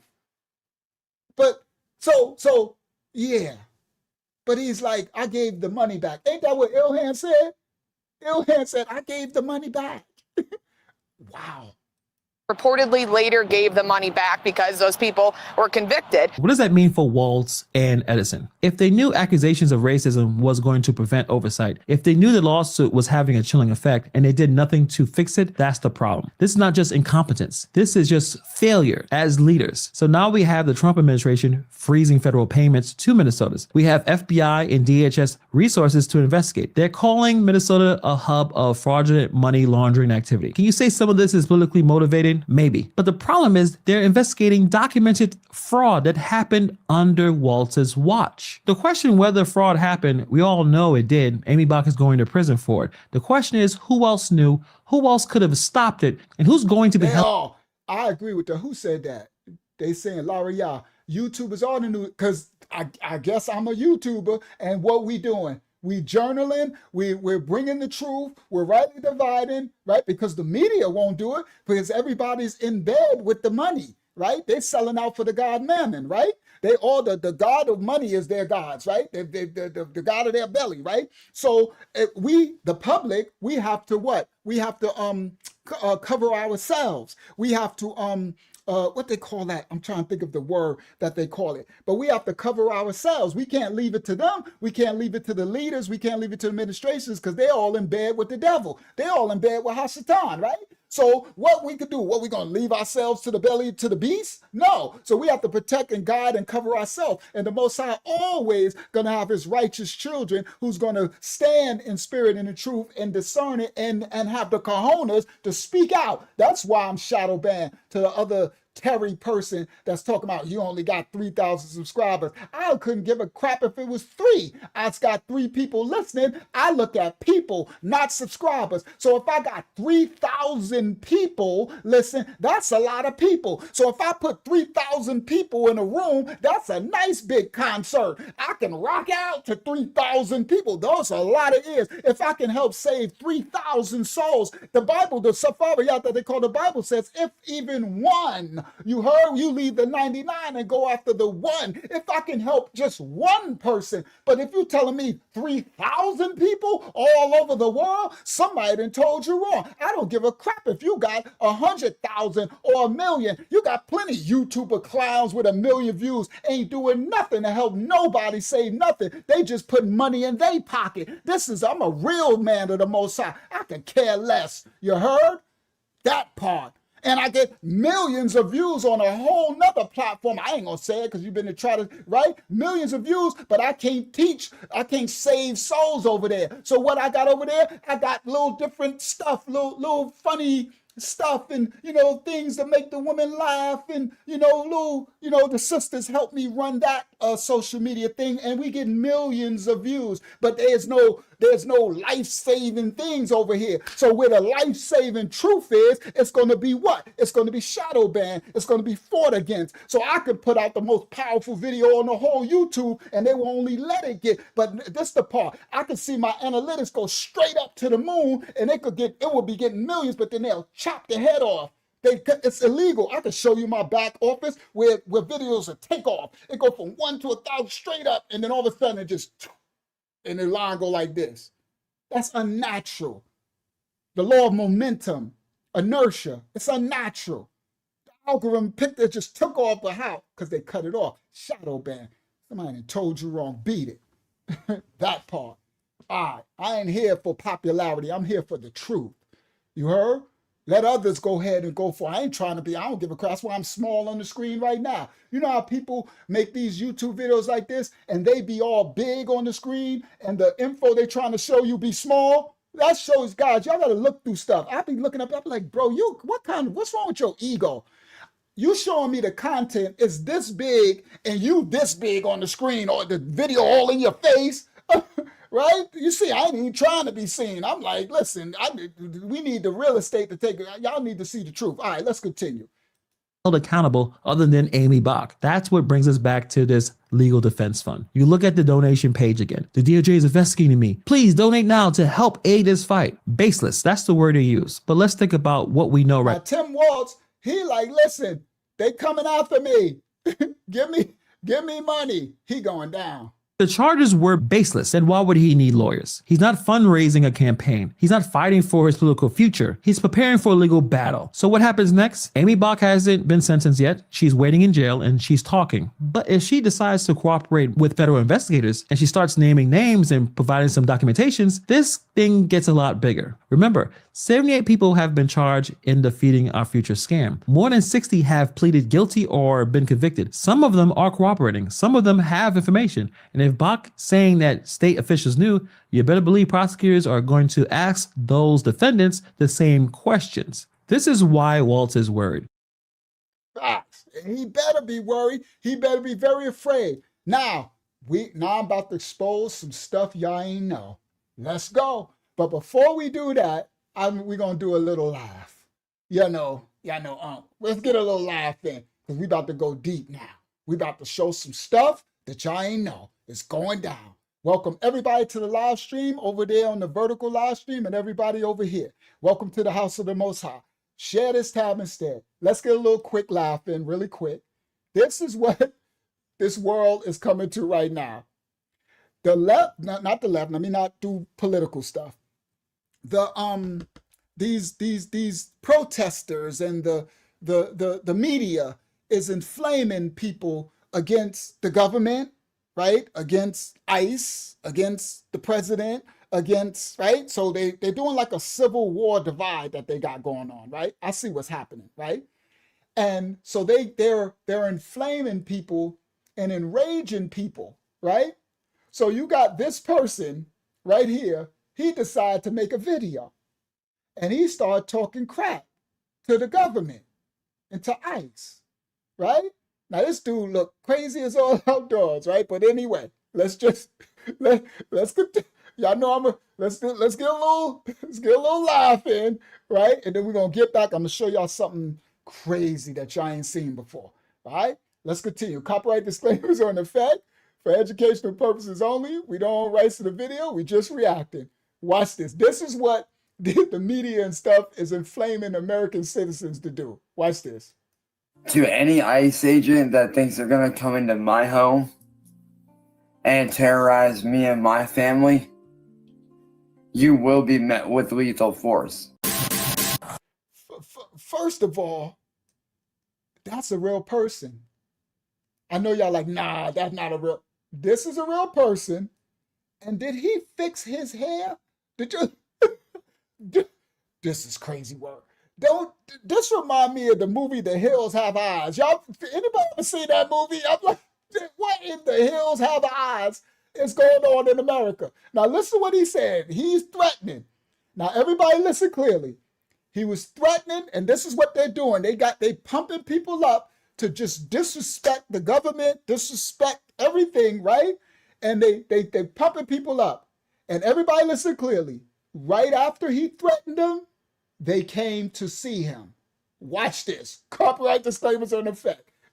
Keep what you say. What's that say? Keep that same energy. Remember that? Hills Has Eyes, dude.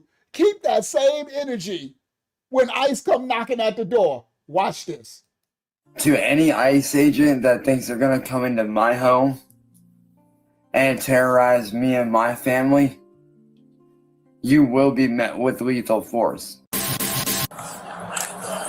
Okay. Good, good. Hey, Chance, we're gonna have you turn around, put your hands behind your back for me. Why? Okay? What's that? Why? Because you're under arrest. What? Listen, can I talk to you guys for a minute? Relax. What? Stop, Chance. What? Relax. Calm down. Mom, please relax. Stop. Calm down. I'm scared. Why? They were on our. Can I show you something? We've been told to. Hold up, Hills Have Eyes. His name is Chance. I don't want to give his other name out. They got his whole first and last name in there. He said, Mom, I'm scared. He just screamed for mommy. Chance. His name is Chance. Chance. Poor Tink Tink. Chance literally, he was talking. He said, you come here, lethal force. He started screaming. The little dog that Chihuahua tried to bite him. Mama says, calm down, Chance.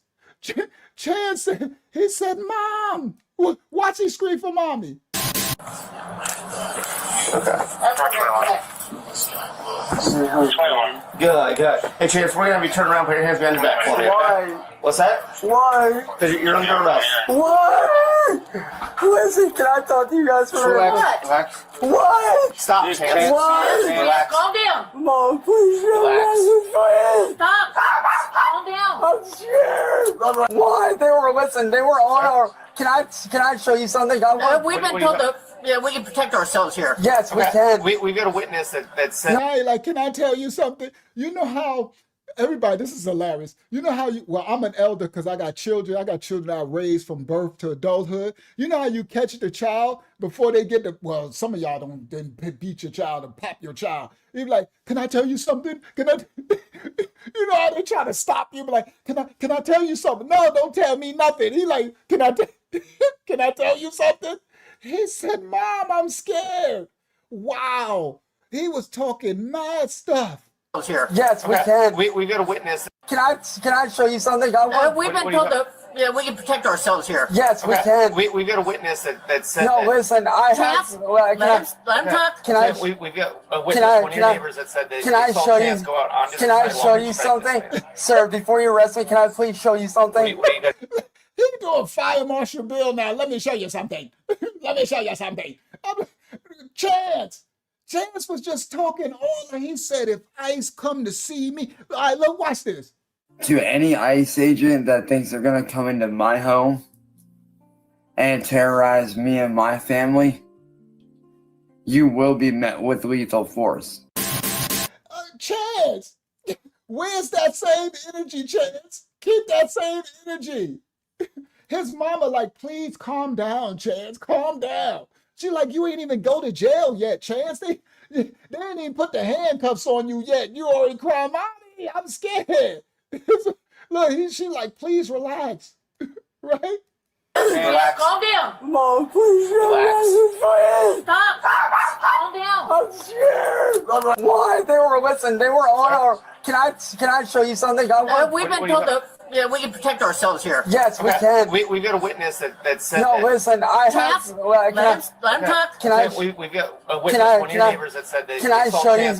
Can I show you something, sir? Before you arrest me, can I please show you something? Let me explain what's going on, guys. The witness, he did the video, and you know how people dox you, right? Because people you jump on TikTok, you talking all this crap about America, about the government, about ICE, right?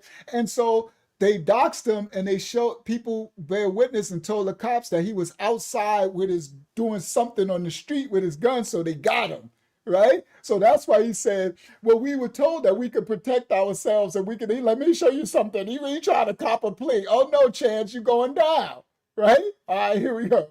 Okay. We've got a witness that said No, that. listen, I Chance, have. Well, let him talk. Can I? We've got a witness, one of your neighbors that said that Can I assault show cans you? go out onto Can the I sidewalk show and you strike this something, man. sir? Before you arrest me, can I please show you something? What do you got to show me?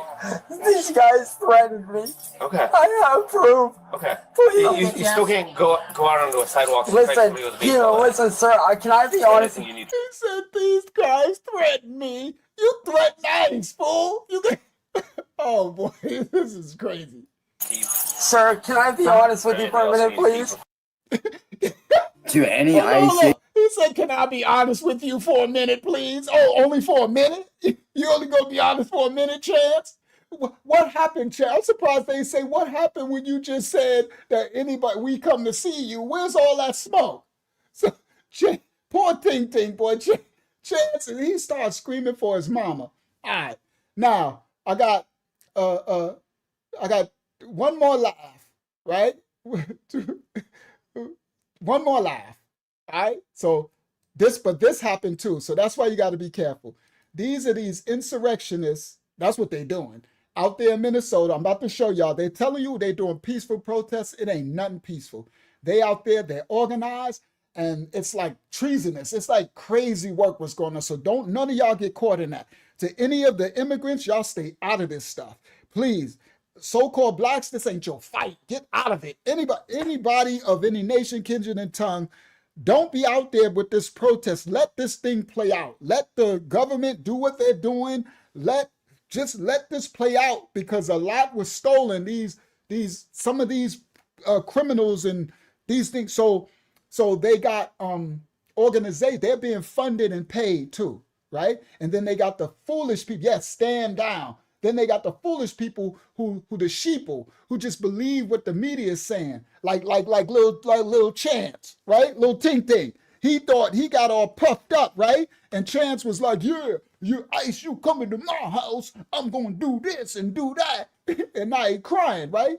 Thank you. It's Soros. That's who's funding these fools, right? They're being funded, okay? And I have the proof, all right? Matter of fact, watch this. That's a good time to share it, because y'all know we bring receipts. And I got other video coming. A lot, it's very important. Watch this. This is who's funding it. Who funds the groups that are harassing the ICE agents in Minnesota? The left's premier foundations and dark money networks have given millions, records show. Right? We support our Somali neighbors. They did this during Black Lives Matter. They was dropping off bricks. They was doing things. They was instigating Antifa and all this, right? Y'all know, come on, Pissy Lola, you know the Most High instruct me to diligently show truth to power. Show the truth, right? And then the sheeple are falling for it, okay? But these are paid anarchists, inflamers, or whatever, inciters. That's what this, insiders, right? Now watch this. When the Trump administration sent 2,000 immigration agents to the Twin Cities area, they were met by activists who trailed their movements, harassed them outside their hotels. I'm going to show you. The activists are members of radical groups that together have received millions of dollars from the left's premier foundations and dark money networks, including George Soros's Open Society Foundations. They get in their money from the Ford Foundation and the Tides Foundation and 1630 Fund, a Washington Free Beacon Review found.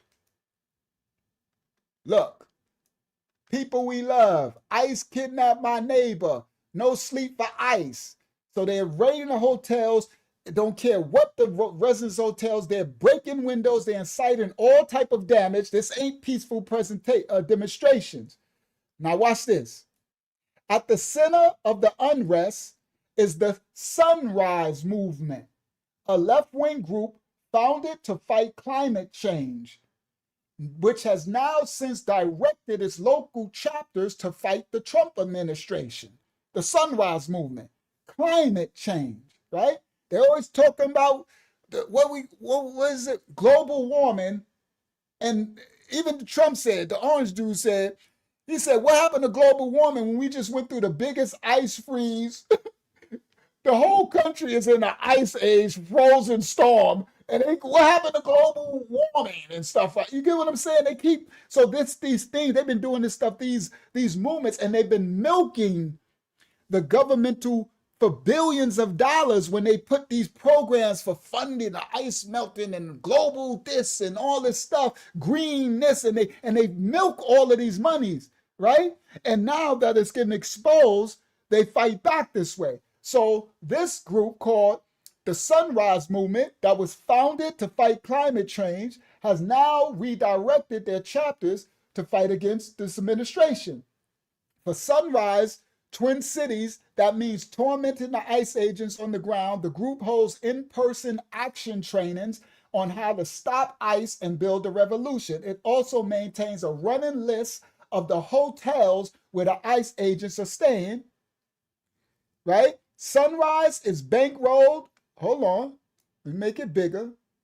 Sunrise is bankrolled by a who's who of deep-pocketed left-wing organizations. The Open Society Foundations has sent $2 million since 2019, according to its the grants database, the records. Half of the money supported general social welfare activities. The Ford Foundation contributed $150,000 in 2024 and $500,000 in 2025, while the MacArthur Foundation, the 12th largest private charity in America, has the rest or whatever. All right. So I just want to bring out a little of George Soros's Open Society Foundations, the Ford Foundation, the Tides Foundation. When you do your research, you follow the money, you will see the trail. Always follow the money trail, right? You want to see, all right? So now, because of that, this is what's happening. Stop share.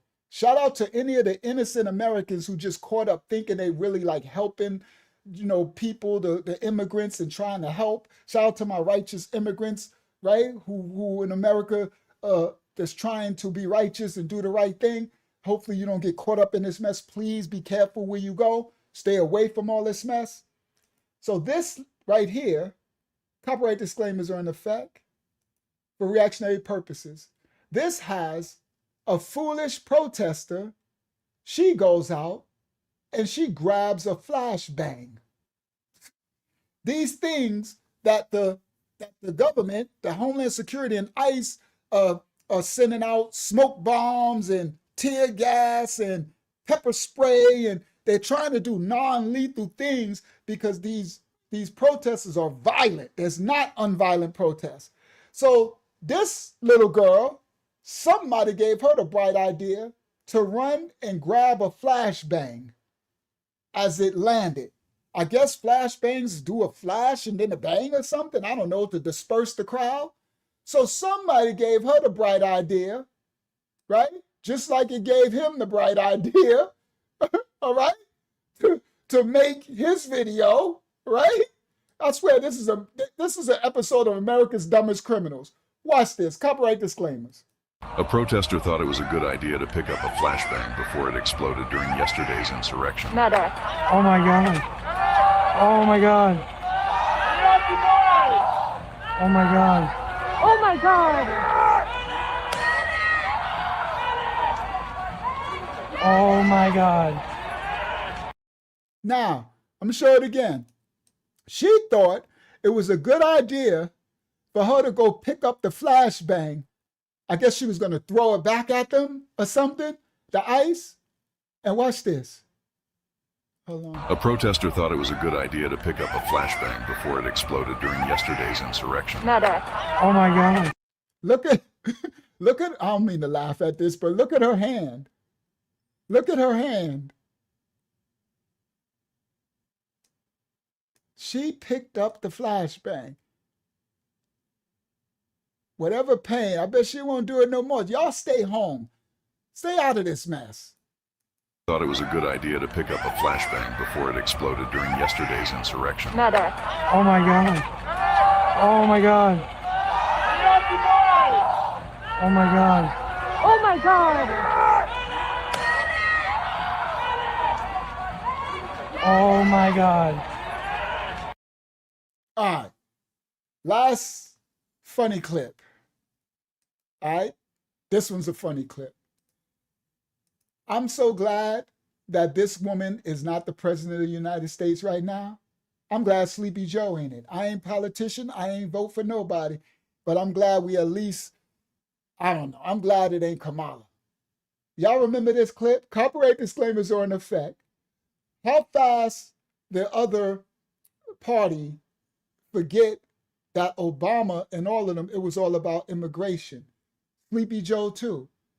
Under Obama, 56 people lost their lives in ICE detention centers. But they acting like they don't remember, like it's not just this administration that's trying to go against immigration. So did the Democrats then. But they forget. And y'all remember this image? This is the image of them marching themselves across the border. All right? Sleepy Joe and Kamala. Now, copyright disclaimers in effect. Y'all remember this? Just in case you need a little reminder how it all started. Do you have any plans to visit the border? At some point, we are going to the border. We've been to the border. So this whole thing about the border. Right. So he says, do you have any plans of visiting the border? She says, we're going to the border. This whole border thing, we're going to the border. We have been to the border, right? And look at them. They coming in by the thousands, right? All right? Now watch this. Just in case you need a little reminder how it all started. Do you have any plans to visit the border? At some point, we are going to the border. We've been to the border. So this whole thing about the border, we've been to the border. We've been to the border. You haven't been to the border. And I haven't been to Europe. She said, this whole border thing, we've been to the border. We've been to the border. He said, you haven't been to the border. And she said, huh? And I haven't been to Europe. Oh my goodness. I'm so glad she ain't the president. You can't make that up. The Kamala, the cackling hyena was, I thought Lil Bush was a fool. You fool me once, you fool me, can't fool me again. Fool me again, fool me, fool you, fool me twice, can't fool me again, fool me once, fool me again, twice, again, once, right? I thought him and Kamala need to be having lunch somewhere. Kamala said, we've been to the border, going back to the border. The border, you talking about the border? He said, you ain't been to the border. I ain't been to Europe either. What the? That's who y'all want for president? You gotta be kidding me. And I ain't vote for nobody. Okay, so watch this. One more time. Just in case you need a little reminder how it all started. Do you have any plans to visit the border? At some point, we are going to the border. We've been to the border. So this whole thing about the border, we've been to the border. We've been to the border. You haven't been to the border. And I haven't been to Europe.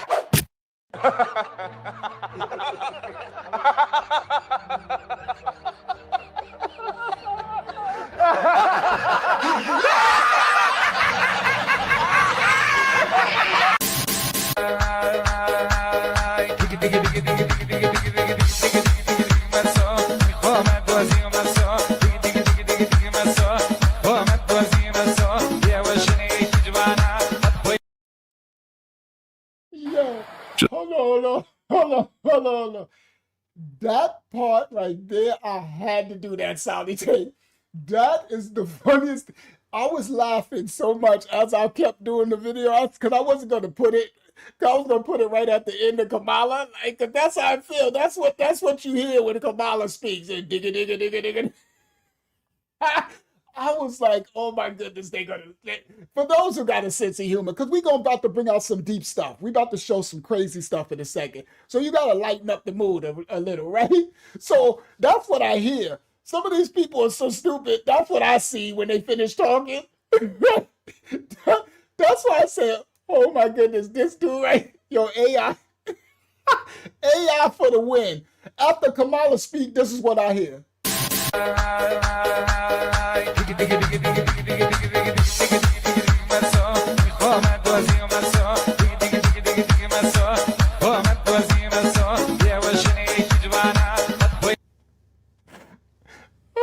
my goodness. I'm sorry. Just in case you need a little reminder. Stop. My sense of humor, y'all just excuse my sense of humor. I'm just stupid. I'm sorry. I laugh, right? Life is too dark. Life is too heavy, right?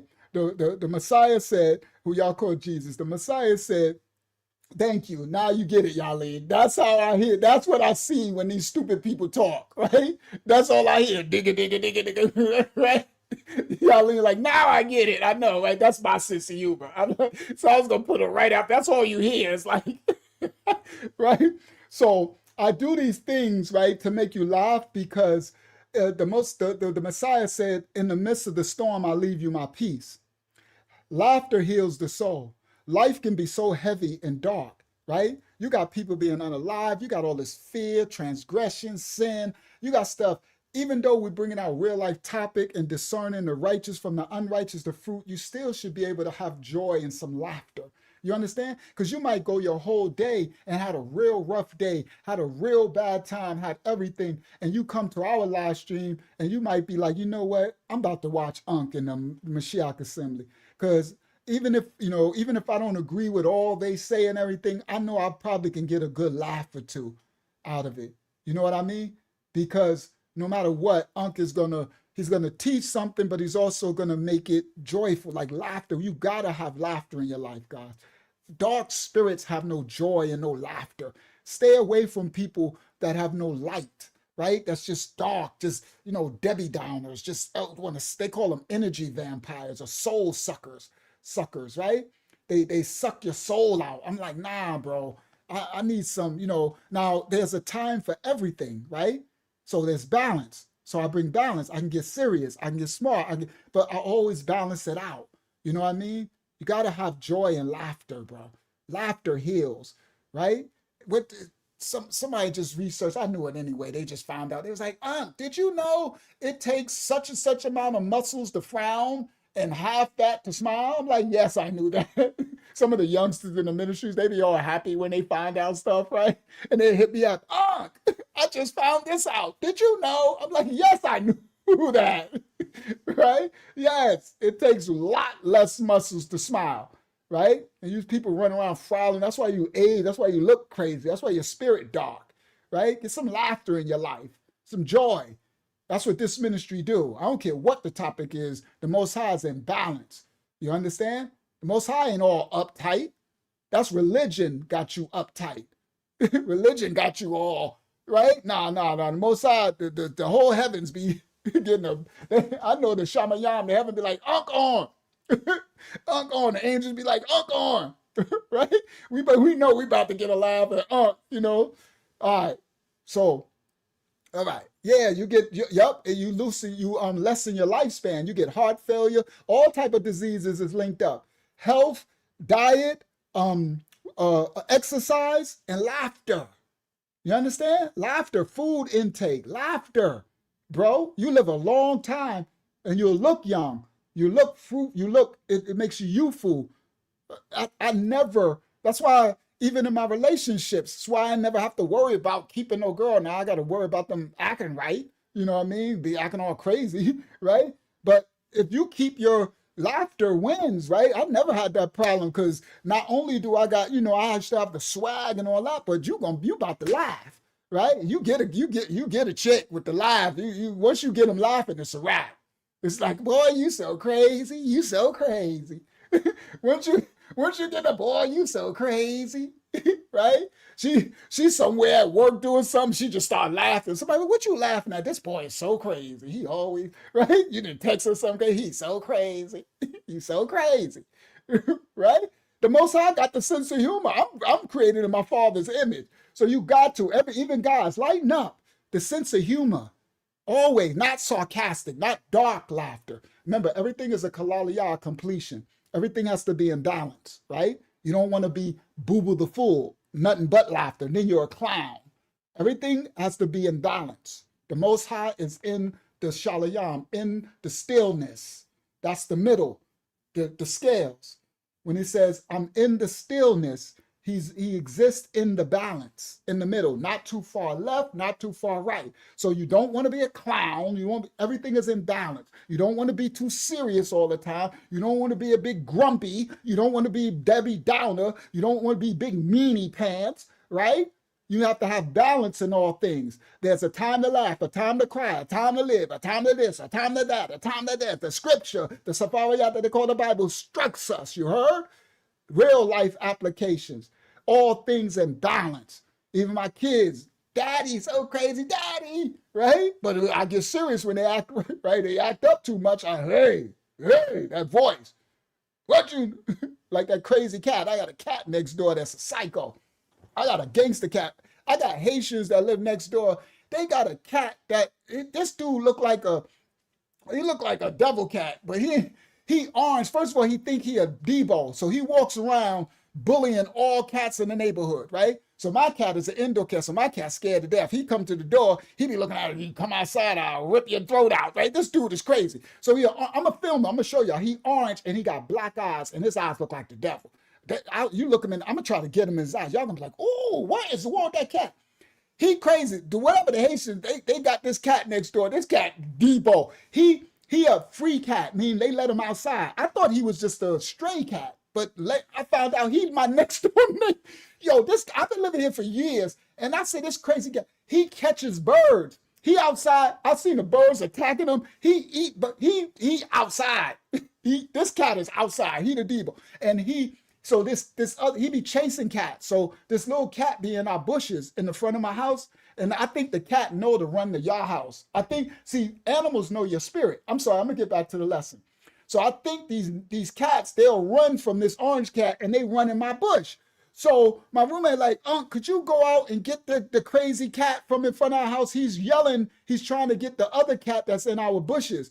So the cat is scared to death in our bushes while my next door neighbor, the battle cat, he orange, he look like he crazy. He Debo, he walk around like, I said, go outside. I said, dude, right? He looked like he could too, he orange. You should see him. I'm gonna take a picture, I'm gonna show y'all. So he's outside my door. He's saying this. I ain't never heard a cat say. He think he a lion. He a tiger or something. He like ha ha ha and the cat is scared to death. I'm like, so he ain't scared of my roommates because he's smart. He know that y'all punks. Y'all trying to be tough, but y'all can't harm me because y'all following the Most High. Animals know this. They have instincts, guys. They know when you're a threat to them or not. So I told my roommate, I said, he's not gonna be scared of y'all. So I would, as a man, I would have to go out with my man energy, even though he know I won't. But it's like a balance. It's like a what they call that alpha thing, right? So I knew, and so when I went out, it was funny. I went to the gym yesterday, and when I went out, he was at my front door, at my little glass, trying to get my cat. He was outside. I go, I'll tear you up. I whip it from limb to limb, right? So I came, I said, what is you doing? And I looked, and my cat is way back ignoring him somewhere in the house. I said, what are you doing, fool? And so he ain't scared. So I opened the door, and he's sitting there. He looked at me like, let me in. I'll whip her from the rooter to the tutor. I said, boy, get out my, and then he looked at me. He stood up and I said, oh, you think? I closed that door. I said, get your, and he took off. I said, but you know that man energy, right? So he took off, and then when I went to my car, he was in the street, and he looking at me. I said, boy, now you know who Alfred here, so you already know. I was like, boy, he a trip. That boy a trip. And then after he looked, he like, you got that, you got that. And then he looked in the sewer, and he must have saw something. And then you know how cats do? He went down. I said, look at him. Now he out to attack something. That boy free. And then I was out there, and I'm putting the stuff in my car to leave. And then the Haitian lady, she came home in her truck.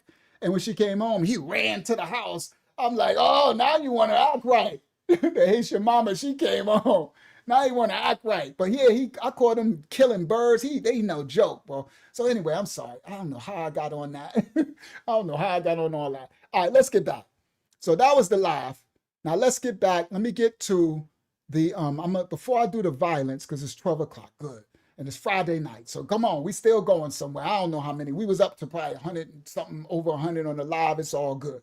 For those who come in, some are coming later. We on round 2 of tonight's live stream. Now I'm about to show y'all some clips that ain't seen over the internet. All right, here we go. And then we gonna get to some violent stuff. And right, copyright disclaimers, because we gotta break this down, right? So now I'm gonna go over here. I need to grab this clip. It's over here. And it's this one. No, I ain't gonna do that one yet. I'll do that one after. Let's get to the Somalians, right? Let's do this part, because I want to show, before I get too late, it's 12 a.m. I want to show this clip. Yeah. So, how am I gonna set this up? I'm gonna set it up. Do I want to do this one first? Let me see. How long is this clip? 7 minutes. And yeah, let's do it. So let's bring some balance, because I want to show that we're not being racist against Somalians. All right, but there is a unfortunately for a lot of the Somalians in America, they're painting themselves into an image worldwide, where a lot of these countries are now, they don't want to receive them. So as America is extraditing Somalians, a lot of African countries, they're like, don't send them here. You're not welcome here. So they're getting themselves into a position where they're not welcomed. And these nations are saying, go back to Somalia. Now that's crazy work. Because as proud as they talk about how much Somalians is this, and they're this, and they're this, we're this, and this, why won't y'all go home? If Somalia is, if y'all the best thing since sliced bread, then why don't y'all go slice y'all bread in Somalia? Why y'all busy slicing y'all bread in Ghana, in Nigeria, in Dubai, in America, in the United Kingdom, in Sweden? Why are y'all everywhere else but Somalia? Shout out to any of the righteous Somalians who don't have this dark pride of looking down on others like you're the best thing. The Most High says we are to lower ourselves, humble ourselves. You understand? If your nation of people were the best thing since sliced bread, then you should let your actions speak for you. You understand? You should let your deeds and let others say, oh, the Somalians, they the best thing since sliced bread, right? You know people by their fruit. Do you understand? Your words and your actions. You understand? I ain't never called myself anointed one time on this earth, but some of my brothers and sisters seen an anointing in me. And even though it's hard for me to receive, I got to receive with compliments, right? So I thank them for those who see the Most High's anointed, but I would never call myself that. I just try to be righteous. And if someone sees an anointing, then they show me. And I'm like, wow, well, maybe I do have an anointing. That's called humility, everyone. We're called to be humble. Even when you got a powerful, like I have the gift of oration. I know some of the gifts the Most High gave me. I got the gift of discernment, right? But I humble myself so I can serve others. I don't puff up myself to make me think. No, I am a servant.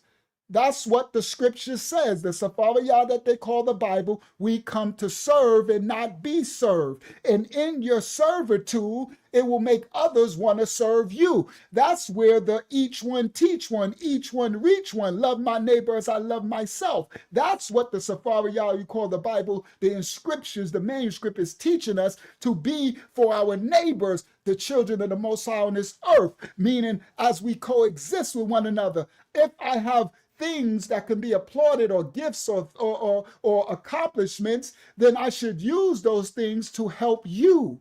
And in me helping you, it would help you. It would make you see see value in me, in my gifts, and then it will make you want to say, you know what, I like this person. I want to help them. And maybe I could take the gifts that he helped me with and help someone else. That's how you pay it forward. That's how each one reaches one. You don't have to do it with I'm the best thing in this and I'm this and I'm that and my this. No, that's pride, and pride comes before the fall. Do you understand? It's foolish pride. It's self-worship. Lower yourselves. Humble yourselves. All right? I know my gifts and talents, but I use them to help as many as I can. And I'm not perfect. And I call out my faults, right? Transparency. And within that transparency, you can help someone else see I don't got to be perfect. Because look at Unc. I see Unc as being a righteous man, but Unc ain't perfect. Unc be making a mistake, and he'll admit his mistake. He'll repent for it. He'll, it's just accountability, responsibility, humility. These are the attributes of the Messiah that they call Jesus. All right? And I don't care what culture you come from. If your culture, your scripture books, if it's some righteousness, then there's got to be some type of leader in that culture that was telling you to have these attributes, these human attributes that will help a society, your neighbor. It's about applying these in everyday life. So unfortunately, some of the Somalians have got this dark pride of Cush, right? This is ancient Ham, Shem, and Japheth. Hayam, Shamayam, and Yafayat. You understand? That's what these nations come back to. This is Cush descendants. Nimrod come from these. That's why they call them pirates and stuff. Now, we're not going to do a generality over their whole nation of people, right? Because within all nations of people, there's righteous and unrighteous. There's a remnant that will be always righteous, right? Shout out to that remnant of the righteous Somalian people. But the majority, generality, are taken after the Cushitic, Hamitic traditions, the Nimrodic traditions, and they are piracy. That's why it's easier for them to steal, kill, and destroy. And these are genetic markers they call generational curses hand down. And we are each supposed to individually see the things in our genetic makeup of our nations of people. The Safaria, they call the Bible, call people by nations, not races. It ain't about white, blacks, it's about nations of people. And within nations of people, you have general characteristics and cultural norms and generational devils and demons and blessings that come with it. And you need to know that that's discerning your general makeup, your genealogical makeup. When you discern your genealogical makeup, then you'll know the strengths and the weaknesses. You know the areas that you got to watch out for. It's like if you had a dad and he was an alcoholic, like I did. My natural born dad, he had became an alcoholic, right? Because my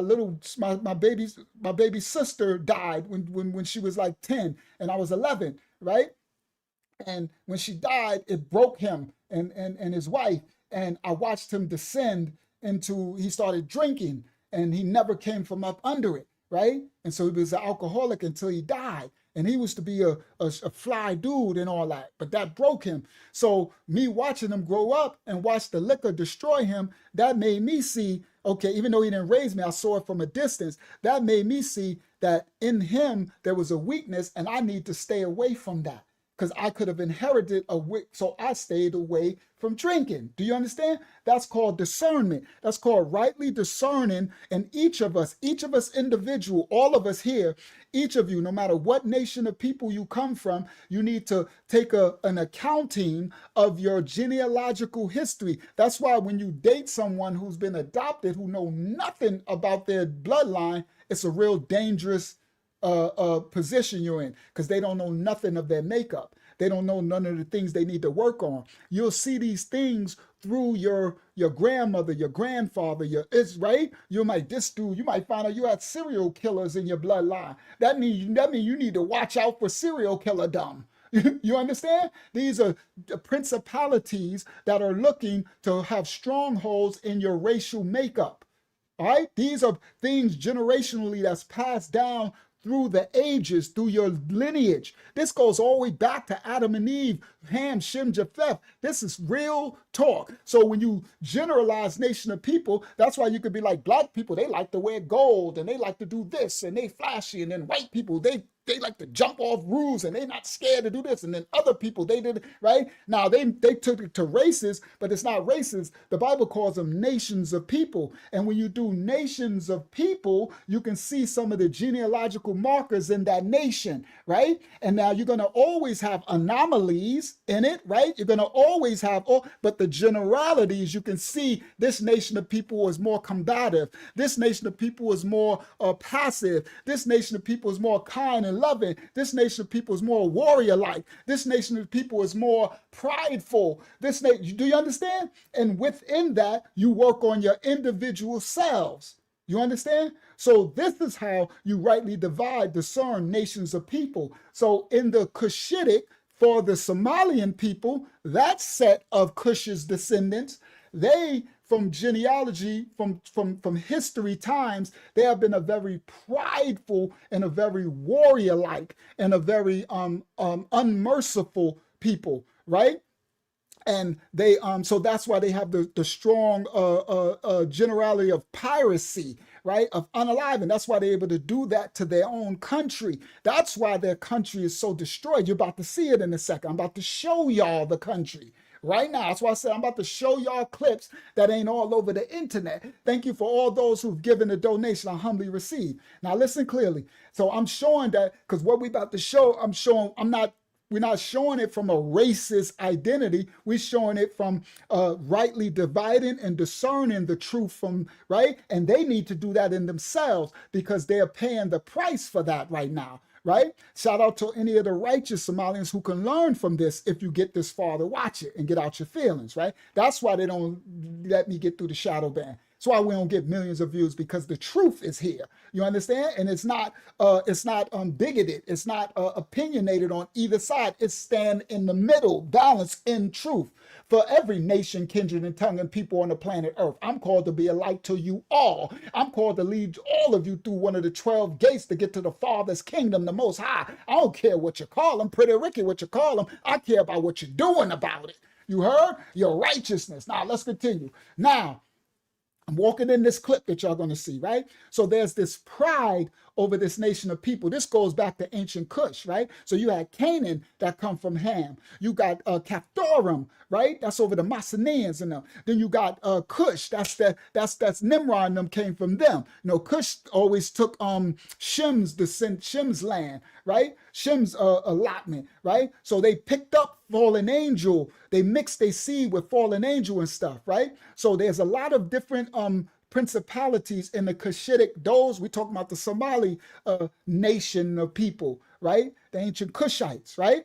This set of the ancient Cushites, right? So now, the reason why they have a lot of these crazy looking skull features, right? The reason why they look like, you know, they got these, you know, people call them bulb heads, and some they got like a lot of kind of now they're very handsome people, right? They got a lot of pretty women, a lot of handsome men, but they got a lot of deformities. So the balance is not, it's like a lot. It's like you get, it's like as many as them that might be attractive, it's like as many as them that look insane. Like what? And it's because there's a lot of inbreeding that was in the culture. So the reason why they got a lot of the, crazy looking features sometimes is because there's a lot of genetic inbreeding. It was part of the culture, okay? And they still practice it, all right? So, and now I'm just pointing that out because a lot of people are like, why do they, some of them look like that? Now they're so prideful, which is crazy. Their pride is very ugly. It makes them an ugly people. So I don't care if the woman, let's say a Somali woman is really attractive, or a Somali man, if you are prideful, if you are, if that's will make you unattractive. You know people by their fruit. So that level of arrogance and pride, dark pride, even if you are physically attractive, make you unattractive. And then the fact that you boast yourself off of their nation, we are the greatest people, Somali that, Somali that, Somali this, like, bro, humble yourself. Allow us to appreciate your culture. Why can't I find out about the Somali culture so I can appreciate, say, Somalis is dope? I can't say it if you just saying we dope, I'm dope, we the best thing, and we this and we that and we that. Then you have people say, no, you look like a Diddy light bulb, right? Then you have people come against you because of your wicked stance. So unfortunately for them, because of what the majority of them are doing in America, it's making all the nations on the earth not want to receive them. So all nations, Africa, Europe, they're kicking them out of their country. It ain't just America.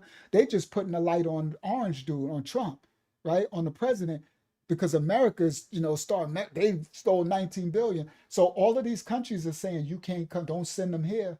Send them all back to Somalia, since Somalia is such the greatest thing since sliced bread. If Somalia is such a beautiful place, then why are y'all running to everybody else's country? I thought y'all is the, be all of everything.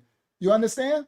So I'm just trying to give understanding. Shout out to the Somalians who know what I'm saying and who don't have that pride and who repent, who want to follow the Most High, who want to be righteous light in this darkness. Remember, of all nations, there's going to be wicked people and righteous people. All right? Now, with that understanding and that balance, copyright disclaimers are in effect for educational purposes only. We don't own rights to the video. Y'all about to find out really what's really going on around the world with Somalia people. But before I show that clip, I want to show some of their continents. While these other nations of people on the earth don't want to receive them in their country. They don't want them there stealing. They're calling them pirates. Now, everybody in the world is saying, send them back to Somalia. And it's crazy because as much as they talk crap and big about Somalia, they don't want to go back. That part is crazy work to me. If it's so good, then why won't y'all want to go there and build that up? Right? You hear disrespecting America. What's her name? Ilhan calling us stupid and we this and that and all this stuff. And take your butt to Somalia then. Copyright disclaimers. Watch this. I've watched a lot of interviews with Somalians, and at this point, I'm fairly convinced that they are possibly the most arrogant people who've ever existed on the entire planet. But they're almost a little too arrogant. They say things that just don't naturally roll off the tongue, like this lady.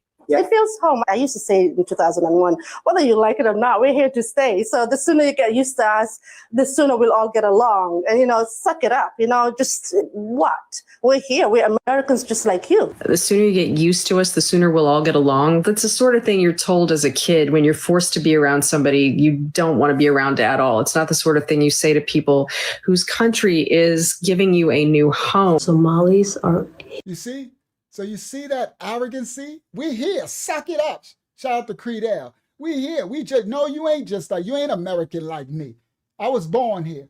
You came here seeking asylum and our country allowed you in and gave you money and you stole, some of your people stole and robbed and everything. But this arrogancy, you ain't, nah. Where's the humility? So this sister's correct. And every people around the world is saying it because everywhere they go, they have the same posture. They went into Nigeria, same thing. Went into Kenya, same thing. Went into other parts of Ethiopia, same thing. Went into United Kingdom, same thing. Went into Denmark, Sweden, same thing. Everywhere they get, they run it from their country and they go there and say they are the best, suck it up, and then nah. So unfortunately, they dig in the hole for their own nation of people. And this is prophetic. I think Rohan says something about, somebody, y'all find that for me. Find out in the Bible, guys, is it somewhere, because Rohan brought this up, where it says at the end prophecy, maybe in Revelation somewhere, where it says something like all nations will be sent back to where they come from, something like that, because Rohan brought that up. If it's in there, one of y'all find that in the ministry. That's interesting. I want to see that if one of the end time prophetic things is most nations will be sent back to where they come. Because I know the wars, a rumor of wars, I know all of this is prophecy, right? So it's playing out. That's why your righteousness is going to protect you at this end time. But anyway, let's continue. Giving you a new home. Something you say to people who you're told as a kid when you're forced to be. Sooner we'll all get along. So you get used to us, it or not. It feels home. I used to say in 2001, whether you like it or not, we're here to stay. So the sooner you get used to us, the sooner we'll all get along. And, suck it up, just what? We're here. We're Americans just like you. The sooner you get used to us, the sooner we'll all get along. That's the sort of thing you're told as a kid when you're forced to be around somebody you don't want to be around at all. It's not the sort of thing you say to people whose country is giving you a new home. Somalis are hated everywhere. And I'm going to just say they're hated by losers. honestly, because if you hate Somalis, you're literally a loser. Because how can you hate a people that are so creative, that are literally able to create magic from nothing, okay? To create excellence from being stepped on. See, this is what I'm talking about. This is the ugliest spirit in the world. This is why these countries don't want you in their country. If you Somalis are hated everywhere, first of all, who says that? I don't know, y'all too hate y'all. Only thing I found out was y'all like this, right? So if y'all hated everywhere, then why wouldn't y'all look at yourself and say, why does everybody hate us, right? Could it be the way we act? Could it be our arrogance? Could it be what we're doing in the country? Yes, you are very uncomfortably in the camera, looking like crazy work. But anyway, and she said, if you hate Somalis, then you are some. Listen. You a new home. Somalis are hated everywhere. And I'm going to just say they're hated by losers, honestly. Because if you hate Somalis, you're literally a loser. Because how can you hate a people that are so creative, that are literally able to create magic from nothing, okay? To create excellence. Now, the first thing I want to say, what have they created? No disrespect. I wish we can have an actual conversation, because I'm like, okay, how? First of all, I don't hate you. I don't even know you, right? How could you hate someone that is so creative, that create magic? That's witchcraft, right? Sorcery out of nothing. But what did you create? I'm sorry. I know y'all created the scams. Y'all created that $19.9 billion that y'all created that. Did you create the cell phone? Did you create the telephone? Did you create the stoplight? Did you create refrigerators? Did you create air conditioning? Did you create the internet? Did you create cars, automobile? What did you? I'm sorry. What did the Somalis create? What is she talking? So this is the delusion. It's like, in no disrespect, that's why I'm not trying to be disrespectful. This is why the Most High stopped inbreeding. This inbreeding thing, that's some serpent seed stuff where they'll keep the inbreeding, right? The fallen does that. The serpent seed, right? Nephilim, where they keep their bloodline pure. So the inbreeding, it causes this inward worship, this God worship of yourself when no one else sees nothing. It's like you got this God complex of yourself when their country is the most ravaged, poor, destructive country on the planet at this time. I'm gonna show y'all in a second, right? But they got this pride while they not in their country. Why aren't you there helping the Somalians who are starving right now? I'm about to show y'all in a second when we get through this clip. I wanted to show this so it could bring balance, so people don't think like, yo, wow, you just against Somalia. I ain't against nothing. I'm just receiving this mess, right? So listen what she say. So what did they create? Can somebody write me something down that they created on the world stage and bought that we are all benefiting from? I don't know anything, so I don't know. But anyway, let's continue. Yeah. And again, shout out to any righteous Somalians, all right? Later, I'm going to show a righteous Somalian. And then on another clip, I'm sure a righteous Somalian dude speaking out in truth. Shout out to that Somalian sister, right? The remnant. They're hated by losers, honestly. And I'm going to just say they're hated by losers, honestly. Because if you hate Somalis, you're literally a loser. Because how can you hate a people that are so creative, that are literally able to create magic from nothing, okay? To create excellence from being stepped on. Still we rise, still we shine. Somalis are the land of the rich, the land of poets, the land of the articulate. Somalis are the land of the rich. I'm going to write that down. The land of the rich, because I'm about to show you some. Sorry. I'm about to show you Somalia in a second. The land of the poets. The Lyrian Center. The articulate. No, let me not. Let's continue. See, this is what we're talking about, this arrogance. This is disgusting. First, if it was true, it would be disgusting. The fact that it's not true makes it just a whole nother level of ridiculousness, right? But anyway. Rich, the land of poets. The Somalis are the land of the rich, the land of poets, the land of the articulate. Somalis are entrepreneurs, they're creatives. The only people that hate us are the ones that cannot control us, because Somalis will not adapt. We do not adapt. That's true. That's the only people that hate us are the people who can't control us, because Somalis do not adapt. We do not adapt. And she said that's true. Everybody listen. Listen clearly. Whoever don't adapt to change does what? They go extinct. Adaptation is an actual survival mechanism of humans on Earth in the second dark world. Whoever don't adapt to change ceases to exist.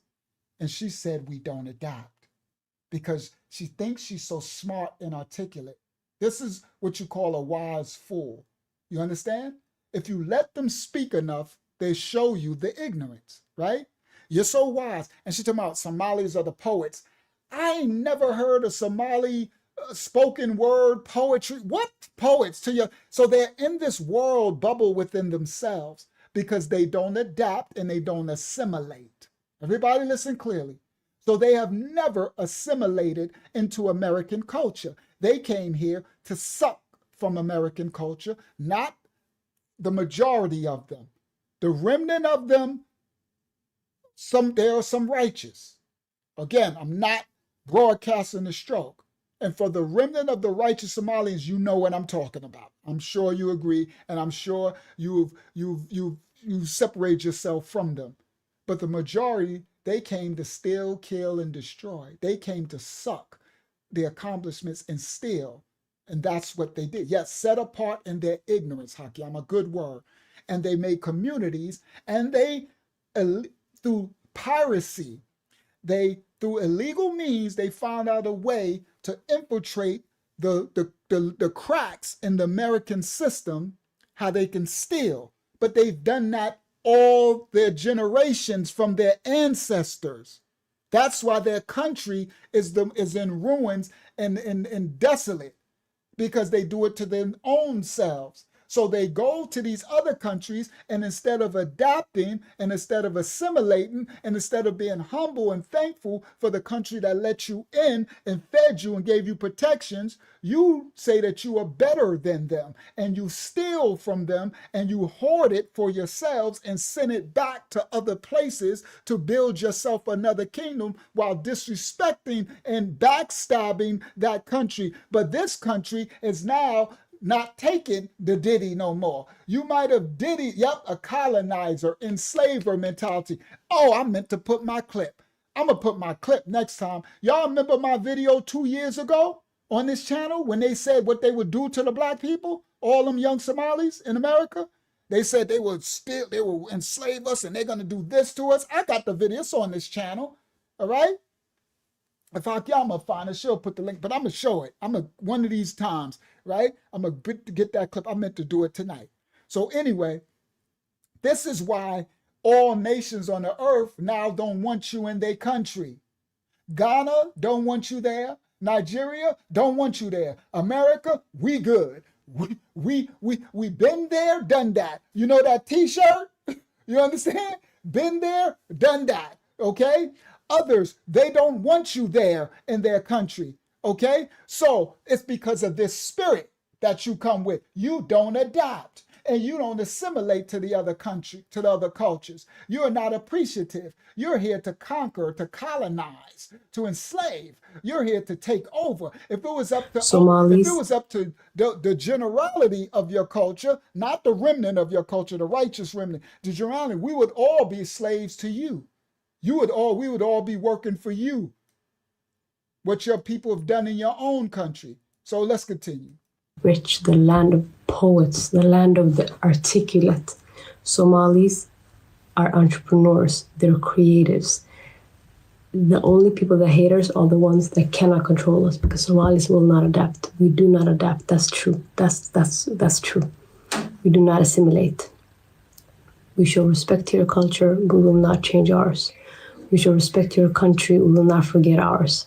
Wherever we go, we bring our culture, we bring our heritage, our religion. Somalis are Muslim, and that does not go with the world today. They want us to be very obedient. They want us to throw religion to, keep the religion in the mosques like they did to the churches. They want us. First of all, keep your religion in your mosque. And no, we just want you to be respectful. To assimilate. The government should bear.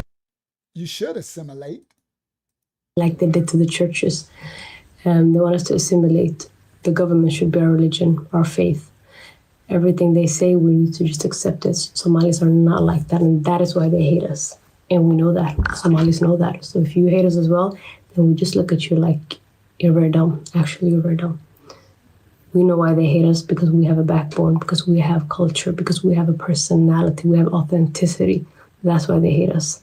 And if they don't hate you, then you should be very worried.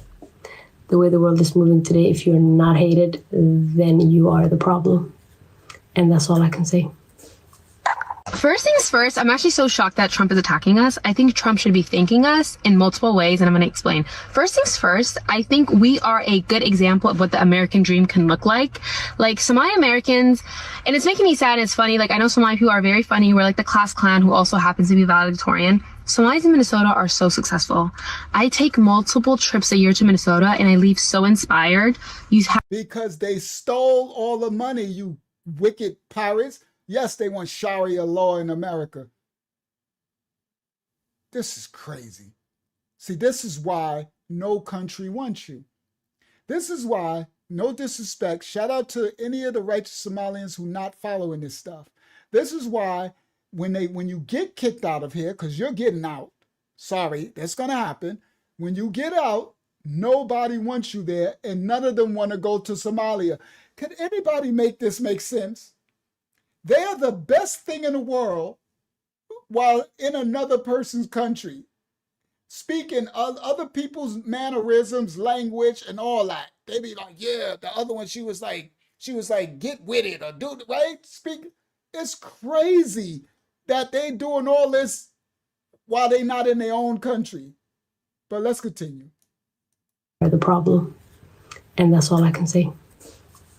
First things first, I'm actually so shocked that Trump is attacking us. I think Trump should be thanking us in multiple ways, and I'm going to explain. First things first, I think we are a good example of what the American dream can look like. Like Somali Americans, and it's making me sad and it's funny, like I know Somali people are very funny. We're like the class clan who also happens to be valedictorian. Somalis in Minnesota are so successful. Somalians are the class clown who actually happen to be valedictorian. Welcome to the Lehrman Center. Why do they think they're smart? The other girl said, Somalians, bananas and rice is... The banana and rice girl was like, the way the Somalians, we bananas and rice, and to describe a Somali in America is bananas and rice, and we like bananas and rice. I'm like, okay, bananas and rice. That's the only thing that you could come up with Somali and American accomplishments, bananas and rice. But anyway, so I guess I didn't know. I guess they think they're smart. I guess dark smart. Well, the ones who stole it, it's only a couple of y'all that actually left the country. So you're actually really not that smart. All the millions, you should have been out of the country, right? But anyway, let's continue. So... And it's making me sad and it's funny, like I know Somali people are very funny. We're like the class clan who also happens to be valedictorian. Somalis in Minnesota are so successful. I take multiple trips a year to Minnesota and I leave so inspired. You have Somali-owned law firms, Somali-owned pharmacies, Somali-owned everything you can think of. And it's so inspiring to see that what my community could do in just 30 years. Literally, we came to this country not speaking English, not knowing anything. We're Black, Muslim, we're immigrant, and we're able to be that successful. It should be really applauded. Like, I need Trump to stand up and applaud for us because... Unfortunately, little foolish girl, we're not applauding your thievery. Your piracy ain't welcome here in America. Yes, you came here and you stole over $19 billion, and now you're caught. And now you're being deported back out of here. That part. Go back to Somalia. President Trump will clap if you go back home. Well, when you go, well, you gonna get out of. What's that saying? You ain't gotta go home, but you gotta leave here. The party's over. Sorry, that's an old saying in the 90s when we was in the club. At the end of the party, they would cut on the lights. The party's over. You ain't got to go home, but you got to get the hell out of here. That was the saying. Sorry, I didn't want to say hell, but you know, H-E-L-L, right? So that's a saying. You ain't got to go home in Somalia, but you're going to get out of America. And unfortunately for you, the other countries don't want you in their country either. Okay? All right, let's continue. Stand up and applaud for us because it's shocking. We really applaud. We're Black, Muslim, we're immigrant, and we're able to be that successful. It should be really applaud. Like, I need Trump to stand up and applaud for us because it's shocking. Literally, my friend just moved to Minnesota and she was telling me how when she gave birth, it was all Somali staff. Her midwife was Somali. Her doctors were Somali. Her nurses were Somali. Like, that is so beautiful to see, and it should be celebrated, okay? Second of all, Trump, you should be thanking my people for giving a random Midwestern state that much clout and money. Like, I don't think, other than Chicago, I think Minnesota is really popping when it comes to tourism because of Somali Americans like my... She just disrespected the whole Minnesota. And unfortunately for those poor Minnesotans, poor Ting Ting, these foolish white people out there fighting for the Somalis. The Somalis that stole it and diddied you. You fighting for your diddies, right? He like sorry, I'm glad we don't got Kamala. Now y'all understand why we ain't got, what's his name? Sleepy Joe and Kamala? Because they was able to get all this money because of them. Now, the president now, he ain't having it. So sorry, the orange dude ain't having that. He is not having your mess, right? Americans like me, okay? So you should be thanking because of Somali Americans. I think Minnesota is really popping when it comes to tourism because of Somali Americans like me, okay? So you should be thanking us because Minnesota would have been nothing if Somalis didn't move there. Like, if we're being honest, like, we have made that state pop and we have made it beautiful for the rest of the world. So you should thank us. And if you want, you can donate Minnesota to the great country of Somalia. Like, I think it's a... You can donate Minnesota to the great country of Somalia. It's a nice trade-off. And last but not least, I'm so happy that people are discovering how funny, witty Somali people are. We're very confident. And although... Sorry, but you're ugly. Right? This is an ugly spirit. I don't hear nothing funny or witty. All I see and hear is ugly. This part. Trump said what he had to say. Like, I want him to know, confident. I'm so happy that people are discovering how funny, witty Somali people are. We're very confident. And although Trump said what he had to say, like, I want him to know, Yani, like, it didn't even, like, bother. Like, it didn't do anything to our confidence. We've heard everything you've said before. People always make fun of Somalia, da-da-da. But I still think I'm better than everyone. Like, God has made me Somali Muhammad. Like, I'm okay. I'm okay. On top of that, I'm Somali American, broski. Like, I'm winning on both sides. See, broski, it's popping, right? I'm winning on both, right? But you have your own culture. She said, I'm better than everybody. Y'all heard her? Let me put it back.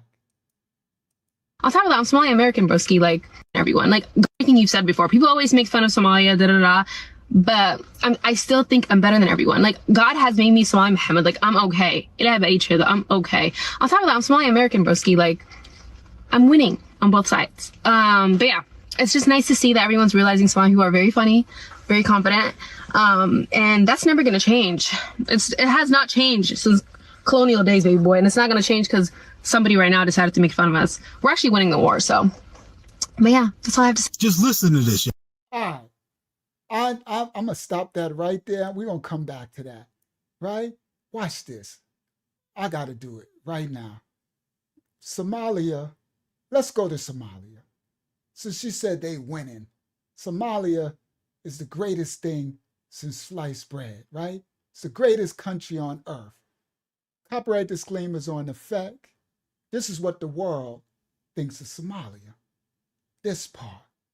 For educational purposes only, everybody, this right here is a Somalian brother that Donald Trump sent him back to Somalia from Minnesota or whatever, or UK somewhere. He went back to Somalia, and this is him reporting to us from Somalia. But I got more than this clip. Some of y'all might have seen this clip. I got a clip you ain't seen. Copyright disclaimers are in effect. He said, please give me my passport back, Donald Trump, please. You heard? Let's go to Somalia and see what they got to say. Miss, Somalia is better than everybody. Somalian is the gift. Here we go. Copyright disclaimers.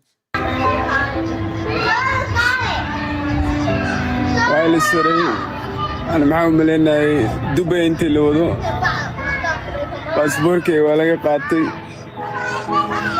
Oh, I thought I had the one where so let me read it then. I thought I played the one where they've made me transit through Dubai after deportation. I thought I would be back to America. I have no passport anymore. They seized it.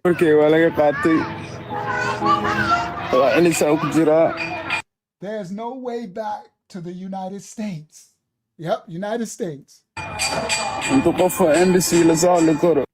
Even the embassy can't help me. I've called every day. He's trying to get back to America from Somalia, his own country. He's home. I don't want to be God, why me? Why? here no more. I'm so tired of being here, this place. This is where I'm living.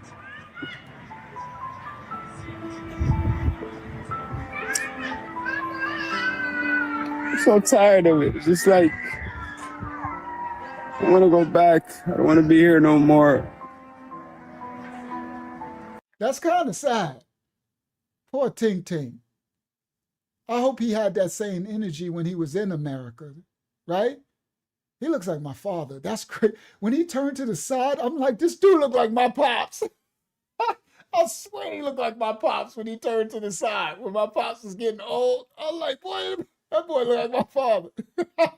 Wow, that's funny. But anyway, I hope he had the same energy when he was actually in America. Can you imagine that girl over there, right? The Somali, they think they so pretty, right? They are like, we poppin', we Somali. Wait till they go back. He like, this where I'm at. You hear chickens and stuff in the, all you hear is, right? You hear the original Somali, they over there playing the kids. He is just miserable, right? This look like my father. This side image right here, that look like my pops. I swear. He said Uncle Richie, right? Shout out to Shell in the building over on the Rowdy Bunch over in the vertical stream. All right? So I hope he had that same energy when he was here, right? He wasn't all Somali is the greatest thing. But anyway, let's continue. I want to go back. I don't want to be here no more. I don't cut my hair. I don't shave. I don't do nothing. You can pause it right there. Hello, brothers and sisters. Now, most of the Somalis are. Now, this African brother brought the info I didn't know. This African brother is about to show that Africa it says Somalians ain't welcome there either. And Africa is telling Trump, when you send them out of there, don't send them to Ghana. Don't send them to Africa. Send them to Somalia. Everybody pay attention. This the clip. I tell you, I try to bring y'all things y'all didn't see or know. Here we go. Copyright disclaimers are in effect. Now, this brother's about to tell us what's going on in Africa. Brothers and sisters. Now, most of the Somalis are being shocked by the fact that African continent is no longer welcoming to them. Now, the fraud that they have been involved in Minneapolis or in Minnesota has tainted their name. The fact he said the fraud that they have done in Minneapolis and Minnesota has tainted their name on the world stage. That they have constantly been rejecting or denying the fact that they are Africans or black has cost them a lot. Now, he said the Africans are seeing the fact that they are constantly rejecting that they are African or black has shown the other countries Because you know what she said? She said Somalia. We are Somalian. Oh, they don't, right? They'll say some of them will say, right? But then we're Somalian first, right? The African continent is now kicking them out also. The US is deporting them while Africa is not accepting. So let's watch this video, then have a really quick discussion at the end of it. Thank you so much. This is the failed generation of Somalia, the generation that has been leading Somali politics for the last 30 years. So what have we gotten from this? Let's look at the numbers. Around 70% of Somalis live in extreme poverty.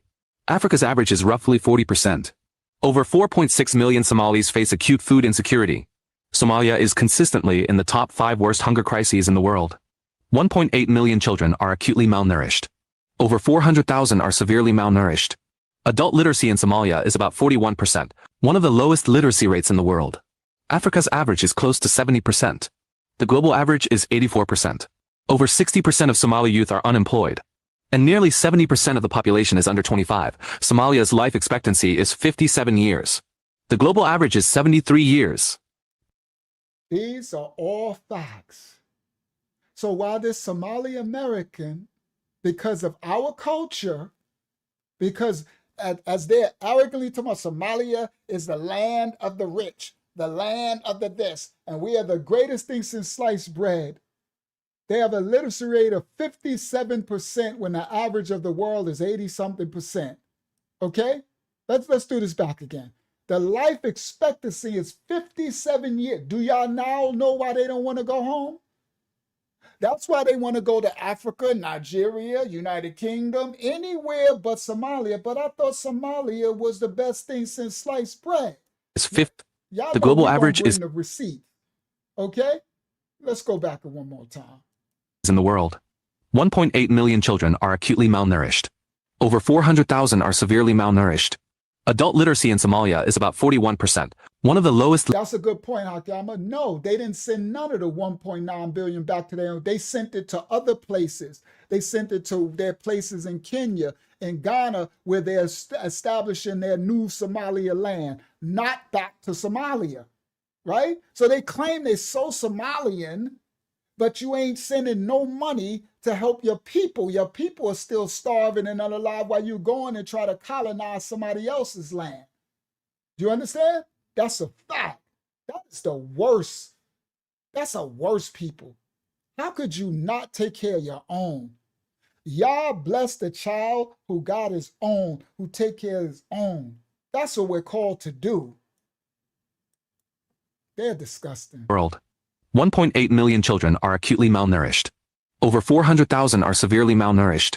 Adult literacy in Somalia is about 41%, one of the lowest literacy rates in the world. Africa's average is close to 70%. The global average is 84%. Over 60% of Somali youth are unemployed. And nearly 70% of the population is under 25. Somalia's life expectancy is 57 years. The global average is 73 years. 1 in 10 children die before the age of 5. That's around 100 deaths per 1,000 births. Globally, that number is about 37. Somalia has more than 3 million internally displaced people. And every single week, hundreds of young Somalis die in the Mediterranean Sea, trying to escape this system for a better life. And yet, we welcome these leaders as heroes. We clap for them. We defend them, even though their results are the worst in the world. So in the end, we can only blame ourselves. Because for them, the system works. People who spent So that was the Somali leaders, and we going to Somalia. We still going there. Y'all come on. We still, it ain't finished. We going to Somalia. Continue. Because for them, the system works. People who spent years calling America racist are now crying online because they're being sent back to the same country they swore was better than here. Y'all like the video right here, follow for more.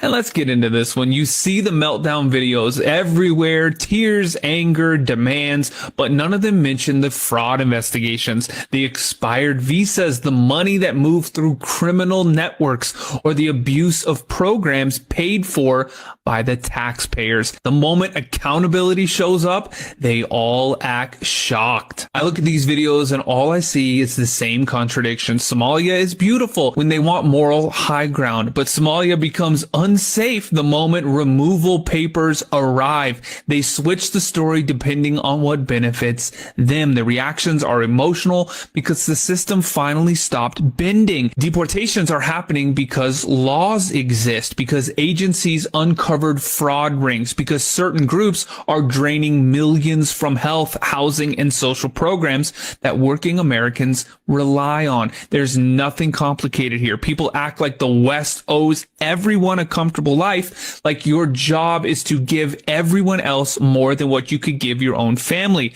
And that is not how a country works. You cannot build a healthy society by subsidizing the failure of another one. And while all this is going on, the people who should be rebuilding Somalia. Some of y'all who don't support this actually are doing the most damage with some of your problematic ass takes.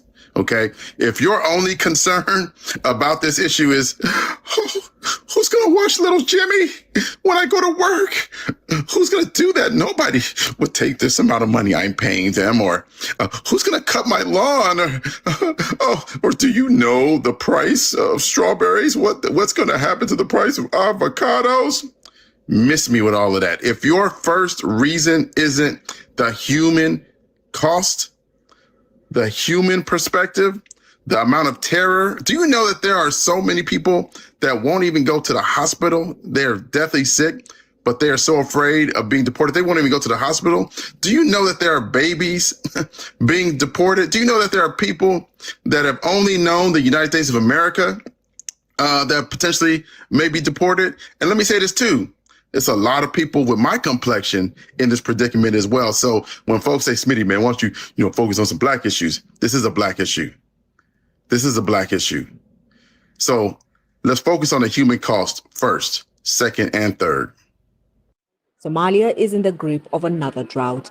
Families with nothing left at home are fleeing to camps like this in the capital, Mogadishu. All right. Now, this is Mogadishu today. Right? So they're talking about Somalis are the best thing since sliced bread, and they are not helping their own country. While they're here in our country and everybody else's country but their own, saying they are the best thing, the most high, best thing since sliced bread, right? Somalia is in the grip of another drought. Families with nothing left at home are fleeing to camps like this in the capital, Mogadishu. Many say hunger is only part of their struggle. They're also escaping fighting in their villages.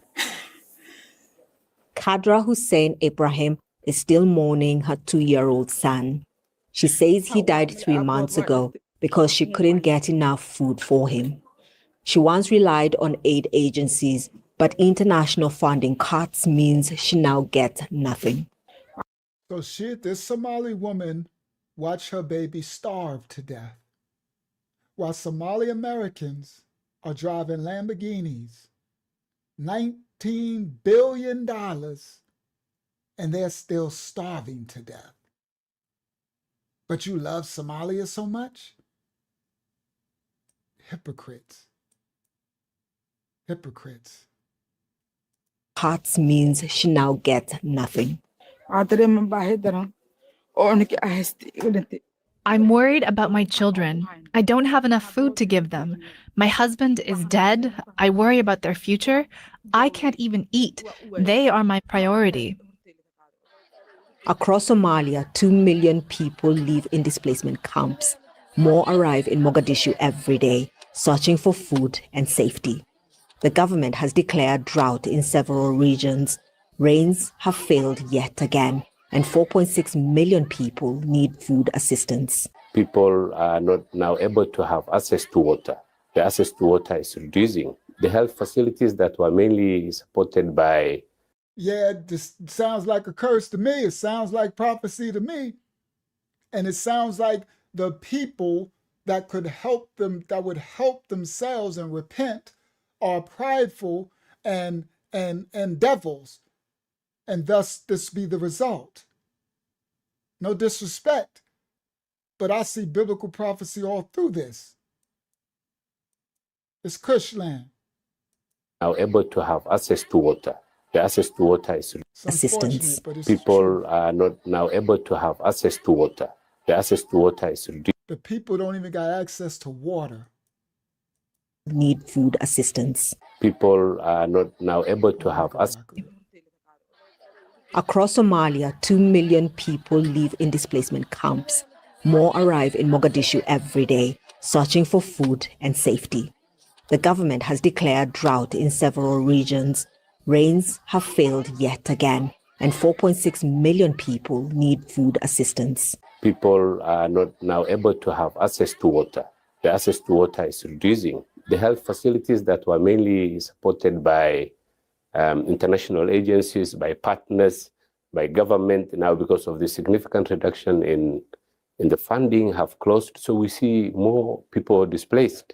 I mean, the figures show that almost 1.85 million children are now at risk of malnutrition. But in America, they stole billions. So if you take 15 million American dollars, there could be a first world country almost.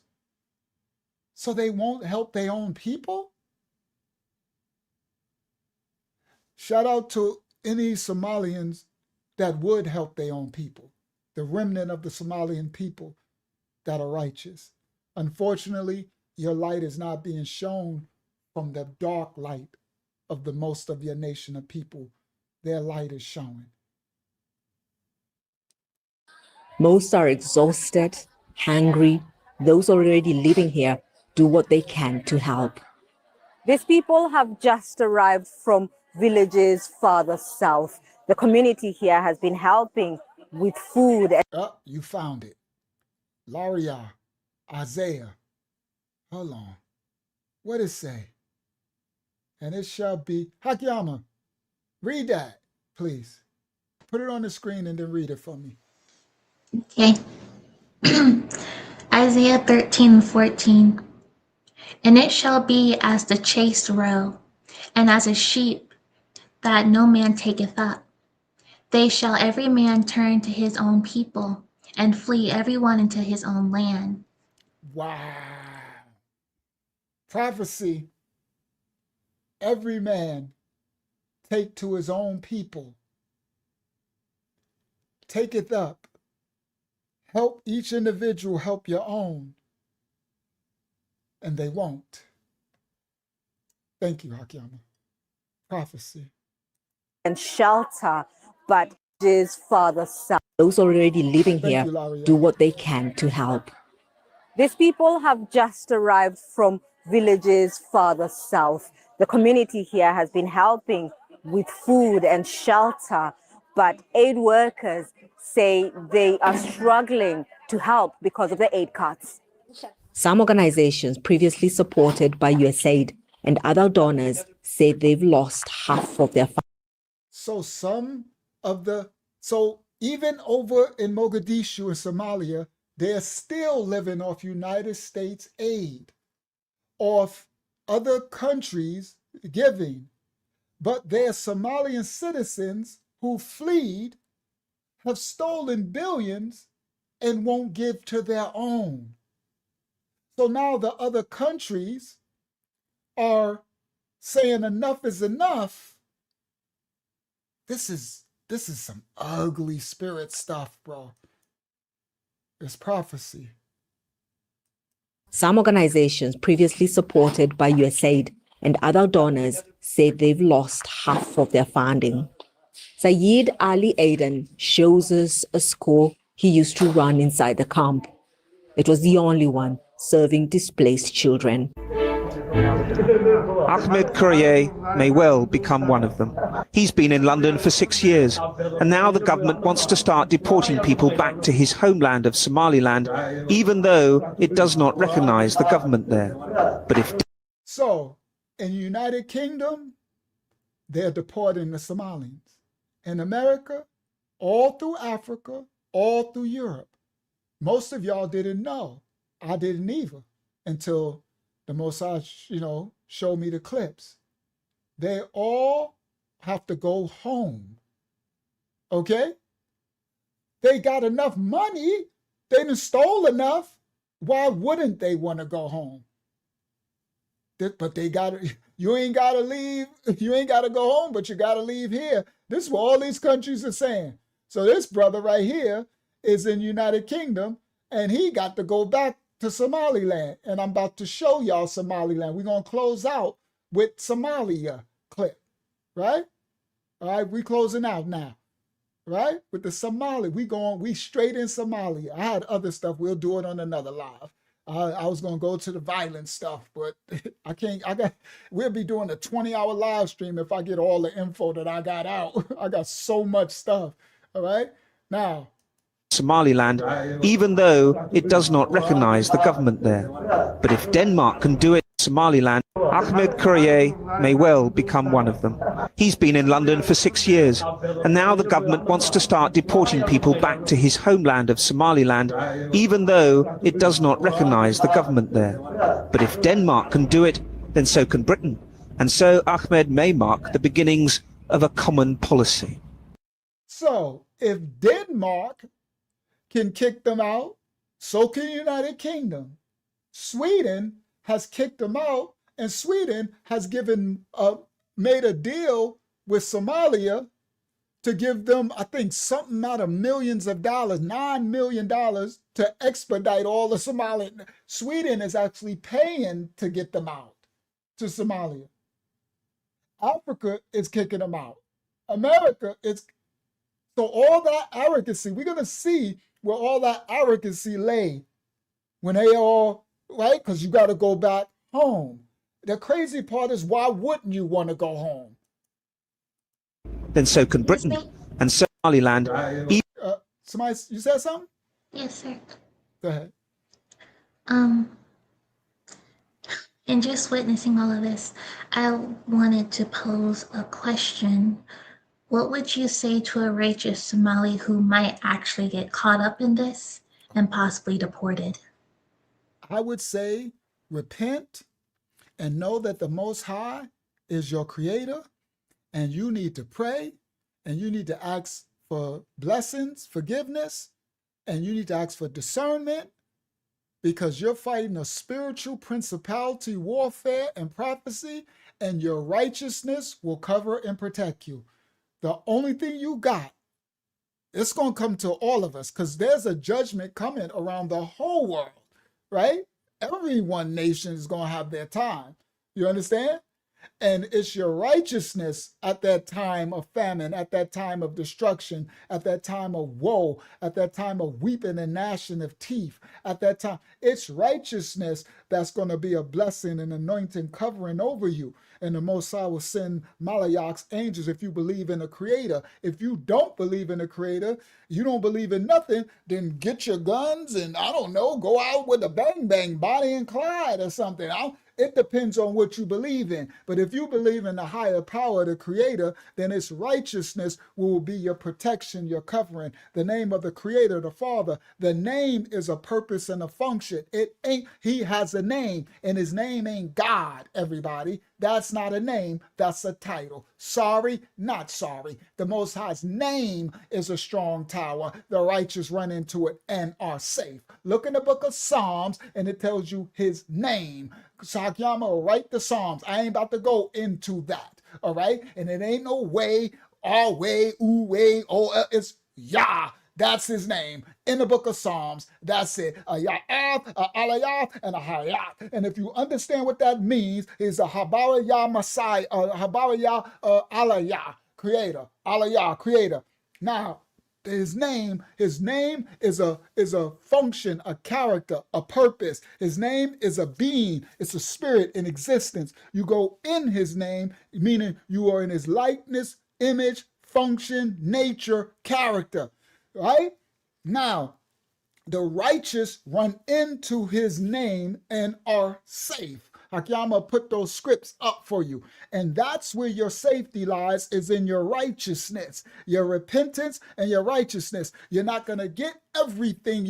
It's not probably going to be all shiny and rainbows, because there's going to come a time when it's not all shiny and rainbows for everybody. For those who don't know, it is what it is. If you believe in something else and you think that forever you're just going to be driving your little thing, everything's going to be shiny, unfortunately, there's a day of reckoning coming. It's called Armageddon, the day of judgment, and all that. It's going to be hell on earth. All nations, wars and rumors of wars. It's going to be collapsed as the fallen angels, the serpents, those who are part of the serpent seed, build bunkers and try to get to Mars or down to the Atlantis, the Marine Kingdom, or Tartaria, or wherever they're trying to get to. They're going to be running into the pyramids and all. Oh, it's coming. So those who don't believe in prophecy, then you just live your life out like ain't nothing to see. You just live it out. What you say, YOLO, right? You only live once. You just go out with a bang. But for those who care about the generality of the nations of people on earth and the children after, then it is your righteousness. For any Somalians that are righteous, I would say continue to be righteous light, continue to be repentant, ask for forgiveness for those who don't know the darkness of your nation of people, and try to help someone. Love your neighbors yourself. And I don't care about just your nation state. All of the Most High's children of every nation, kindred, and tongue. A remnant will stand, a remnant of every nation, kindred, tongue, and people will stand before with the Messiah at the judgment at the end, and the Shamayam. That is Safariyah scriptures. I don't know what it says in the Quran. I know the Safariyah Bible scriptures are written in there too. So whatever it says in the Quran, if you're Muslim, then you need to follow the righteousness of that book. The righteousness, you'll see the Father in that book, because the Most High Creator is omnipotent, omnipresent, and omniscient. He exists everywhere. He don't just exist in the Safariyah Bible. He exists in everything, everywhere. You got to find him. Rightly divide. He who diligently seeks his face. Seeking his face is seeking his truth. I don't care about religion telling you what all this other crap. You need to, it's in your righteousness that you find him. He's in the stillness, in the small, still space, in the space of quiet, of balance, in the stillness. Quiet yourself in all the confusion, because who is the author of confusion? The devil, Hasatan. Remove all the confusion, and in the stillness of it, stop the chaos of your noise. Go into a still place. I don't care where you got to go in the field somewhere, somewhere in a closet or something, and be still. Still your thoughts, still everything, and be humbled and lower, and try to be righteous and help the next person do the right next thing, morality and righteousness. And within that, he'll send you Malayak angels to cover you and bless you. You might lose all the cars, all the stuff you have, but you'll still have peace in the midst of the storm. Do you understand me? You'll still be able to stand when others are falling. He'll make supernatural favors. Things will just happen to you. Facts. When others are strong and starving, all of a sudden a meal will just pop up. You'll be going somewhere, some person just came and say, I don't know, but I was told to just give you this. That's the blessings of the Most High. It's supernatural. And for those who don't have a relationship, I'm sorry, you won't understand. I didn't have a relationship. I know it sounds crazy and stupid and spooky. It is. It's just for real. He showed me. He did supernatural things. That's why I'm sold out. That's why I live righteous no more. That's why I don't got to worry about the money in the bag and streets and crime and smashing and all this. I worry about spirit and truth and being righteous, and I can help anybody that asks me anything and do anything. I try to let my righteous acts outweigh my unrighteous acts, and in his righteousness I am safe. The Most High's name is a strong tower. The righteous run into it and are safe. That's my scripture. That is the word. It's in his righteousness, in his image. So any Somalians who are not part of this dark Somalian seed from your ancestors, you say a prayer that I rebuke my ancestor, what's his name? Cush. I rebuke Ham. I rebuke Nimrod. I rebuke all my ancestral lines of these wicked serpents and the fallen Anunnaki things that they picked up. I'm a child of you, Father, and I rebuke all of it, and I'm in your likeness, image, function, and character, and I'm going to be a righteous light in this dark world. And with that, I'm in your image, and let your will be done. It's simple. It is simple. It's that simple. Let your will be done, and he gonna cover you. I'm telling you, I ain't telling you what I think. I'm telling you what I know. I'm telling you what I live a day. I'm telling you what I see, what I fought. They done tried to kill me, even in my righteousness. That's why I got this scar. I'm going to show y'all one day. One day y'all going to see a video pop up. Uncle Yeshua almost died. And I'm going to show y'all. Y'all going to be like, what the crap? Yeah, they tried to take me out. You understand? But the Most High cover. All right. Thank you, Akiyama. That's what I would tell any of the righteous Somali remnant, the righteousness of them. That part. All right, let's continue. Even though you was complete, Akiyama? Yes, that's all. Praise Yah. Praise Yah. it does not recognize the country's homeland of Somaliland, even though it does not recognize the government there. But if Denmark can do it, then so can Britain. And so Ahmed may mark the beginnings of a common policy. If the British government send us to Somaliland, we will meet a lot of problems economically, politically, and socially. I have observed something. Why is it that the places that people are highly religious, like hyper-focused on religion, and everything they do is attached to religion, and they cannot separate living their lives from religion, there is so much adversity, so much poverty, not much progress, and if there is progress, it's minimal over time. What is it that happens? The reason why, sister, that all these places that are religious is so much adversity, poverty, destruction, because religious is not of the Most High. Religious is of man. It's a dogma and a doctrine of men. It's witchcraft and sin. They don't have a relationship with the Creator, spiritual. It ain't about religion. It's about a relationship. So if you're not in a land where the people that you're around have a relationship with the Creator, then you're going to see nothing but darkness and confusion and chaos. So you as an individual got to have your relationship, and within your own little bubble, you'll be blessed while others around you will be cursed. That's just spiritual warfare. Facts. Do they use religion as a coping mechanism to all the misery they are experiencing, or what is it? Because I need to understand. Somalia is a failed state that exports nothing to the world but piracy and terrorism. Somalia as a country contributes nothing. It accomplishes nothing. It has achieved nothing. You'd have to go back thousands of years. Basically, Republican operatives. Check out what Tucker them gonna say about this. When Tucker was on Fox, hundreds of thousands of dollars on private investigators to really find out if Ilhan Omar was a genetic match, the DNA match to the man who was her second husband. They went to 3 continents. They found a cigarette butt and a drinking straw, which.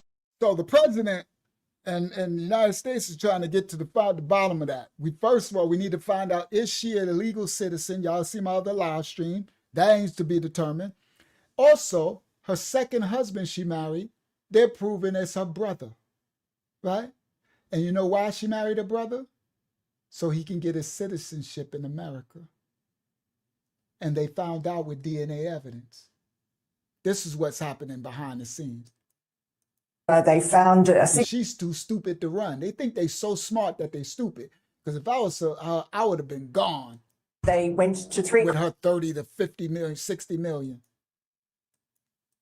A genetic match, the DNA match to was on Fox. Hundreds of thousands of dollars on private investigators to really find out if Ilhan Omar was a genetic match, the DNA match to the man who was her second husband. They went to 3 continents. They found a cigarette butt and a drinking straw, which they decided, they sent it to a DNA laboratory and found conclusively that the DNA matched, that the second husband was a sibling. They found conclusively through DNA match that her second husband is her brother.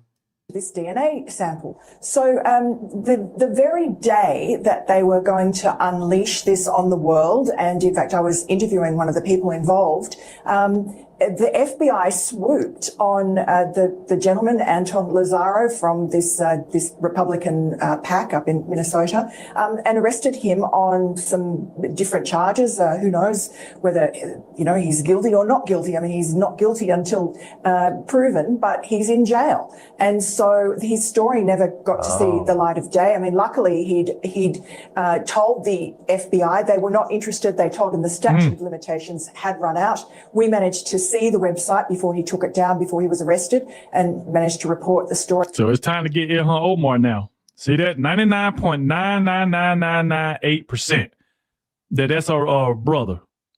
So it just, stuff like this is just crazy to me. I mean, this is just crazy. So that's the reason why you see everybody online talking about, let's deport her back to Somalia. She's gone. She's finished. She is out of here. There she go right here. Ilhan Omar talking about she's a Somalian girl that was taken away from her country. Says she miss her country. Well, then go back to Somalia. If you miss your country so much, go back there because you don't care about the United States. You do not care about the United States. Check this out. wada dhisano anigu waan ahay gabar Mareykanka laga doortay.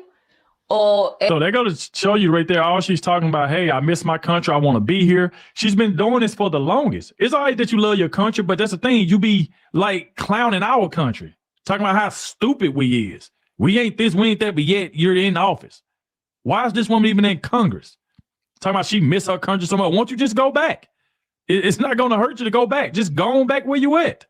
So if you see right here, like I said, she's, shows contempt for American and white people while opposing Christians and stuff. She committed immigration fraud. And today we have a topic for you from Sweden. Recently, as we all know, we've been hearing about and having a conversation about the hot topic, which is, the United States of America, the president to be specific, targeting the Somali community. A lot of people have strong ideas about it, and there's a lot of conversation behind it. Me and Brother Phil also had a conversation about it last week. You chimed in as well, and, it seems like Sweden also is targeting the Somali community. And to be precise, they are accused of, the government of Sweden and the government of Somalia are accused of working together behind the scenes. They're even calling it, quote, a secret deal to deport Somalis back to Somalia. And the thing is, some reports show, and they've blown the whistle, that a payment was made from the Swedish government to the Prime Minister of Somalia, millions of dollars. I believe it's $9 million, but they claim that that's not true. It's not for deportation. So the Sweden government just gave $9 million to Somali government to get the Somalians out of Sweden. They're paying that money, and the politicians are denying it, although people don't seem to buy it. Imagine this, a whole government of a country basically, quote, bribing another in order to send back its own citizens. That is insane, isn't it? They're also denying it, although the reports show that almost $9 million was transferred to the Prime Minister of Somalia, and it's not looking good if it's true, especially those that were asylum seekers. So in this deportation scheme, what they're targeting and the people that they are deporting are those that are either asylum seekers, those that are escaping, let's say, political instability, a war, a situation where they spoke out against the government, let's say, and the government does not like that. So they're being hunted down. So these are the reasons why a lot of people ask for, asylum in other countries. So Sweden is deciding to send back those asylum seekers, as well as those that have expired residency permits. There are some I've seen, I believe, let me see, I don't want to get my facts wrong, about 14 criminals that were convicted as well have been deported.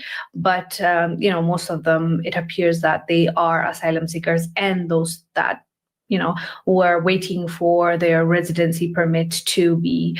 Well, we pray for any of them caught up in, but all these countries are sending them back to Somalia. At their own government, because some are claiming you're taking this money in order to facilitate this deportation. It's not right, is what the conversation is basically about. And then also just to give you some stats, in Sweden right now as we speak, well, no, not right now. In 2024, a survey showed that at least 70,000 Somali nationals reside in Sweden. So it's not a small number as well. So they got 70,000 in Sweden. That's a little Minnesota, right? They got 100,000, right? So again, now we're going to close out with this. I had so many clips, but it's all right. We got to do, I got all type of stuff. I was going to show y'all Little Mogadishu. I was still going to show y'all the other things. I had to go finish, like I got 10,000 clips, but we're going to stay in Somali. I want to show y'all Somaliland. Let's go. Copyright disclaimers are in effect for educational purposes only, right? Because it's going to lead us somewhere later, right?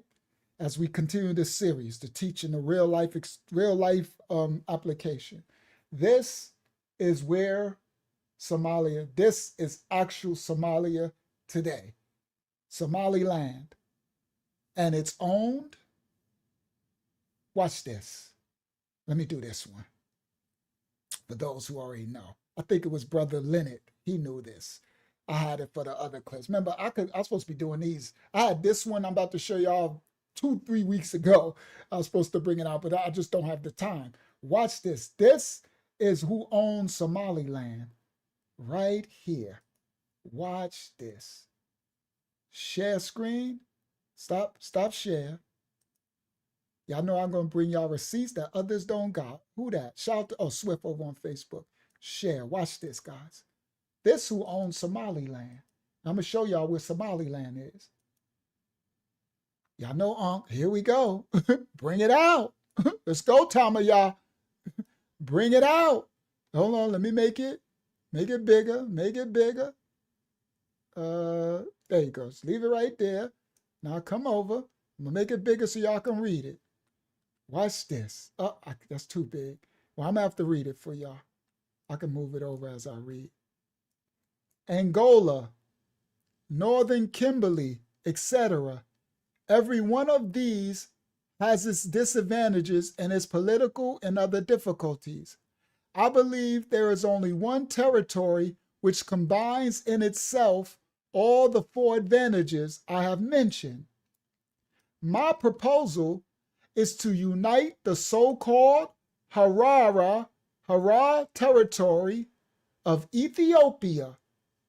My proposal is to unite the so-called Harar territory of Ethiopia with part of British Somaliland and create there a state for the European Tamaya. I ain't gonna say it, right? I ain't even gonna say it. Let's go. You know what we do, Tamaya. That's what this house does. We bring stuff nobody got. This territory, and I'm going to show you Somaliland. This territory is large enough. It would be easy to devote 60,000 to 70,000 square miles there in Somaliland for this purpose. This territory is inhabited by a small agricultural population who are not likely to raise any great difficulties. Nevertheless, it will be necessary to remember the lessons learned by the Palestine experience, namely, to prevent the territory being overrun by people from other parts of Ethiopia, the blacks, and to keep out other foreign agitators. They want this land for the South, this coastland. Everybody listen. The climate on the plateau of Somaliland is absolutely healthy and suitable for Europeans. Ain't that what they doing in Palestine and Gaza with the beachfront? Everybody listen. I'm going to show you Somaliland in a second. Those parts of the Somali coast which have a bad climate could be improved in measurable time by us doing irrigation. The Hara territory is the Hara territory is particularly suitable for agriculture and hence for mass immigration. It would have ready markets for its agricultural and later its industrial products in the interior of Africa, in the Arabian countries, and also in parts of India, that it will be and have later industrial products that they can sell as they take over this land. Politically, these territories belong, as already stated, they belong to Great Britain and the Empire of Ethiopia. Everybody listen. Somaliland, already owned by Great Britain and the Empire of Ethiopia. In July of 1935, the British government proposed to the Emperor of Ethiopia that the port of Zelia and certain other parts of British Somalia land be ceded to him if he were prepared to make certain concessions to Italy. It is therefore not impossible that the British government may today be ready to cede a rather larger portion of Somaliland together with the port of Berbera to the European, look, Tamaya, Uish state. We have, this is how they got that land, what we call Israel today. They did this in 1948. We have in mind the imperial house of Ethiopia claims its descent from the Uish. They ain't come from no Uish. See? They're building that land. Let me show you it.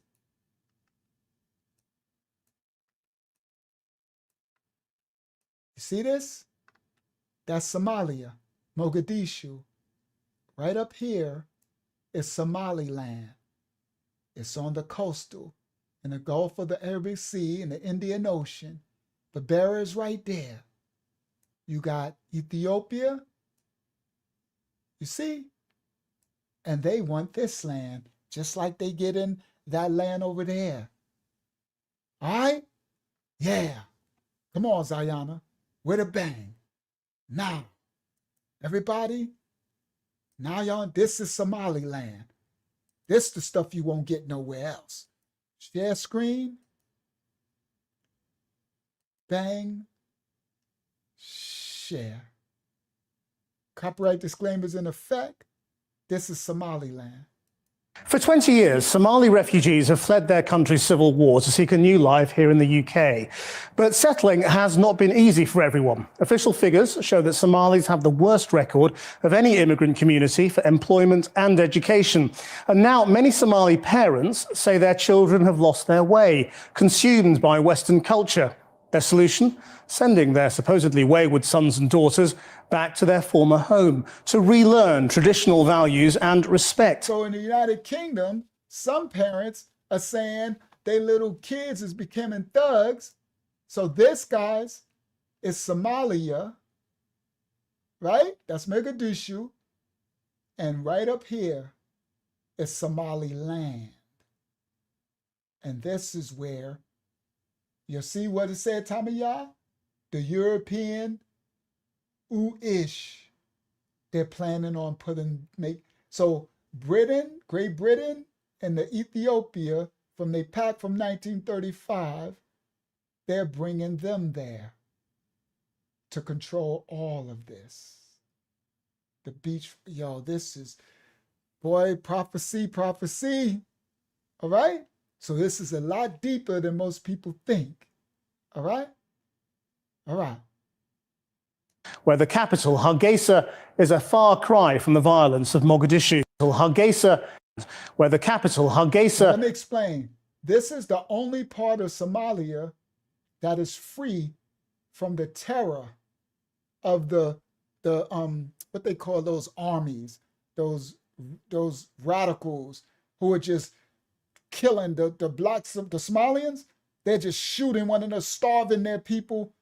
They can't do it here because the United Kingdom, Ethiopia, and the Wish got this, and the guerrillas or whatever they call these, right? So they're able to do it all here, but this part is safe. Everybody pay attention. We're going to show it in 1 second. We're closing out with this. Autonomous territory and traditional values and respect. They're taking advantage of a period of stability in the semi-autonomous territory of Somaliland, where the capital, Hargeisa, is a far cry from the violence of Mogadishu. Somali journalist Jamal Osman has met the returnees as they struggle to negotiate a very traditional Islamic society. For tonight's special report, he found a very different reality to the cliches of jihadi indoctrination.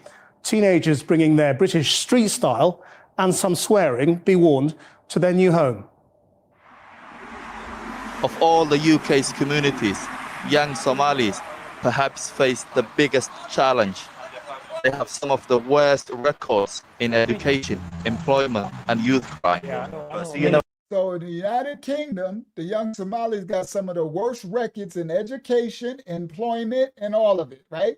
So they even there, everywhere they, sorry, no disrespect, but they all on the social service and aid and welfare, they just, right? So they was doing that in Minnesota too until they found that loophole to steal all the millions. And they were stealing the millions and still getting food stamps and welfare. So that clip of that woman at the beginning is crazy, right? Now, I'm gonna fast forward this because we really late. We'll see the other part another time. I'm gonna get to the part where they actually in Somalia. So we're gonna follow this young dude. His dad said he wanted to send his son home because he was running around the United Kingdom and with the gangs and Somali gangs in the United Kingdom, and he wanted to send his son home to Somalia to learn send him back to learn some of their culture, right? So this is Somalian dad saying he's gonna send his son home. So he sent them home, right? To Berbera, he sent them to Somaliland. So you can't send them, if you send them to Mogadishu, right, to Somalia, then he's going to be sent into a war zone with people starving and flies, all that. So only safety is Somaliland, who's owned by the UK and is being set up to be the home, a new home for the European JEWSs, right? That's insider information. We gave y'all exclusive stuff now, right? So watch this. Somalia. I wanted to find out what Hassan was learning over there, so I went to meet him. So the director of this film, he wanted to find out what that brother's son from the UK, he sent them back to Somaliland, right? So his son was born in the UK, I think, and he don't know nothing about, right, living there, I think. Well, I think he was born in the UK. And he sent them there. And so he's going to meet the young son who went back to Somaliland, right? So that other person we sold at the beginning who was crying, he must be in like Somalia, right? Mogadishu, right? He ain't in Somaliland because it's a lot safer. Africa's all right, blood. Africa's all right. Don't be thinking Africa's dead. This place is actually better than I thought it was going to be. Like everyone else thinks. So this is the dude's son, Hassan Ali. He got sent back to Somaliland. And he's driving with his homies in Somaliland. And he said, Africa is not as bad as people, is not as bad as I thought it would be. I wanted to find out what Hassan was learning over there, so I went to meet him. Africa's alright, blood. Africa's alright. Don't be thinking Africa's dead. This place is actually better than I thought it was going to be. Like everyone else thinks before they get here. Gaza, that's what I thought. You don't even need license to drive, bro. Anyway, so you do your thing here. He said everybody think it was going to be, I thought it was worse. I thought it was going to be like Gaza. He said you don't even need a license to drive here. It's like lawless for the most part, right? He like, you just do your thing, right? So they in a little mall and everything. But that's Somaliland, all right? Anyway, so you do your thing here. Hassan has been out in Somaliland for nearly a year, and he's loving it. Freedom, wow. You got a lot of freedom here. You can be out late. No one's going to worry about you. But in England, if you're out late, your mom's always been thinking the worst case. He said the freedom, you can be out late and nobody's going to worry about you. But when I was in London, if I'm out late, my mom going to worry about me that I'm getting in trouble. Yeah, they got somewhere to go. Come on. That's why I'm like, send they butt back home. Come on, Charles. All right? That's why I'm showing this. They got somewhere to go. You got Somaliland to go to. That UK brother just sent his son back there. Look at them. They driving around there in the mall buying eyeglasses. He got Somali money and everything. All right? Uh-huh. Let's go. They got somewhere to go. Go home. Always been thinking the worst case. You got a lot of freedom here. You can be out late. No one's going to worry about you. But in England, if you're out late, your mom's always been thinking the worst case. He and his friends say what they appreciate most is the traditional culture. See the girls. Lighties, brownies, you get everything in it. Everything, brother. He said, you see the girls, we got lighties, light skin, brownies, everything. He said they appreciate the traditional culture there, the Muslim culture. Well, they should. They're in their own land. I advise young people to come here because young people do get in trouble. And here, if you get into trouble, it's easy for you to get out. He said, I do advise Somalis to come here, especially young people, because young people do get into trouble.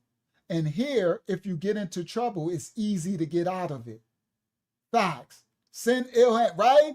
So if she was smart, she would have ran with her millions and went back. But she's stupid. They too stupid. I thought they were really smart, but you're not. Because if you so stupid, you don't know the president of the United States is coming and he ain't playing.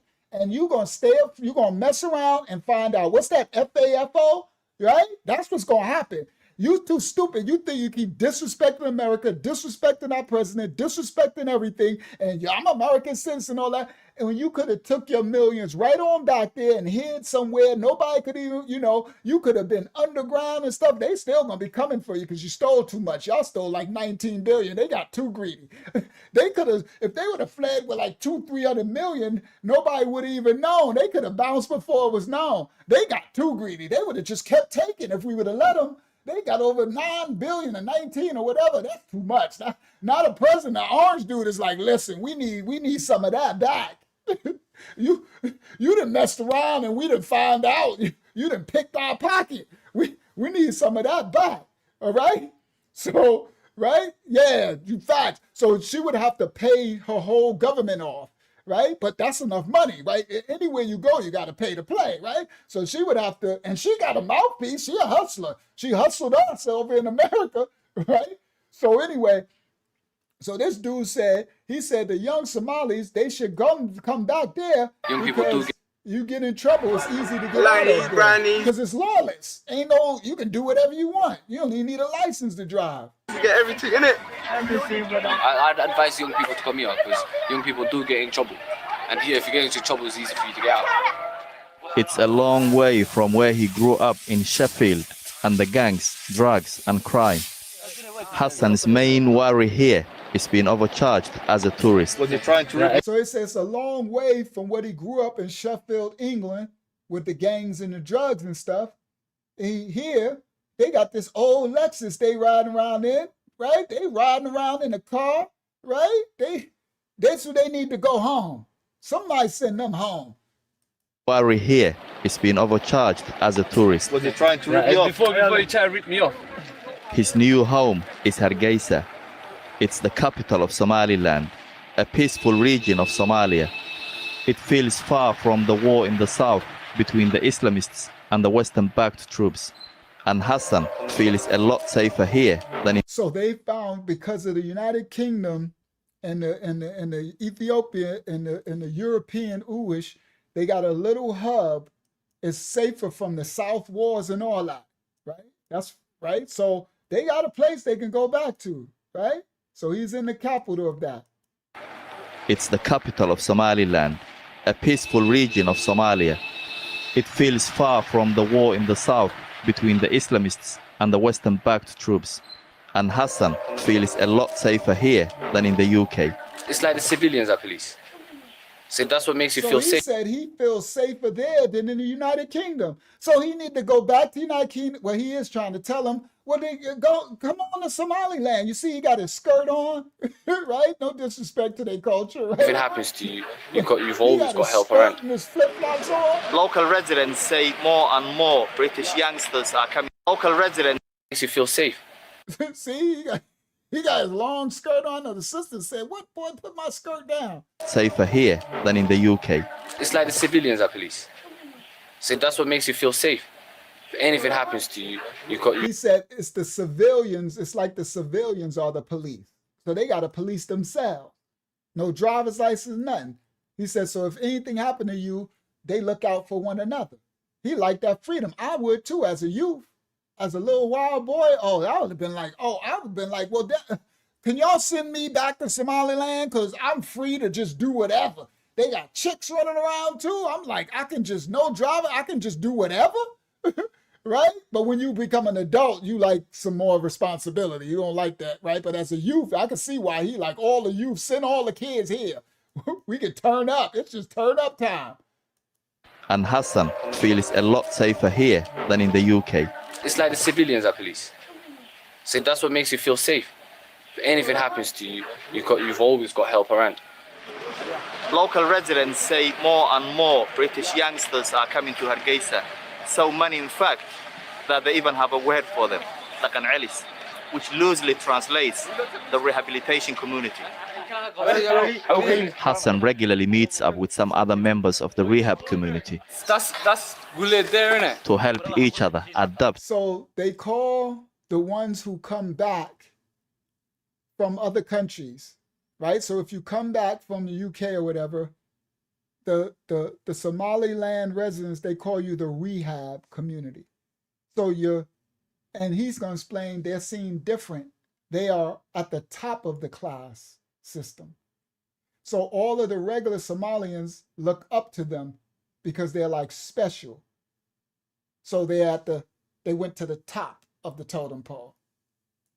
To the Somali way of life. Members of the rehab community. That's translates the rehabilitation community. Hassan regularly meets up with some other members of the rehab community to help each other adapt to the Somali way of life. Even the way they dress can give the wrong impression. There's that thing where if you see a girl on road with a hijab, you're going to think she's a good girl, allow her, right? Yeah. If you see a girl on road with her hair showing or some tight jeans, you automatically think, well, she's on it. Yeah, exactly. So it took me time to actually realize that, like, I'm not that kind of girl, but that's the image I'm giving without me realizing it. Yeah. But they are all loving their new status here. I'd say we were middle class there, but we're upper class here. No, we're not even middle class, man. We're yeah. Now you have high class, middle class, then low class, then black class. Black African class. We're like the bottom down there, but here we're the top. The money their parents send from the UK funds a more privileged lifestyle in Hargeisa. Privileged, upper class, but not yet accepted as part of society. Hassan tries to get his barber to understand. So noqotid dadku guurahan dhaqanacadiis ku xaga kiimada waxayna xaga kiimada waan ka yar xanaaqna. He says, so when we come here, you call us the rehabilitation community. It's not what you say, it's how y'all saying it. So basically, they get turned out quick. That's why they don't want to go back. They talk all that crap about America, but they definitely don't want to go back there. Oh, you get spoiled here. That's why a lot of American citizens are spoiled. That's why they're complaining, right? We live in a first world country. We live in the safest, richest country on the earth with the most freedoms. And some idiot came on my live stream last week talking about we ain't free. You can't. I swear. What did they say about the slaves? They said Harriet Tubman said I could have freed a lot more slaves if they would have knew they were slaves. That's stupid stuff. This dude come in this live stream talking about we ain't free. You ain't free. I can get up and go outside right now and just, I don't know, do whatever I want. I can go outside right now and just, right? Come on, bro. You don't know what slavery is. You don't know. If you don't think you're free in America, why? Because you can't do what? You want to be free to just go kill somebody or something? Everyone got laws, unless you want to be lawless.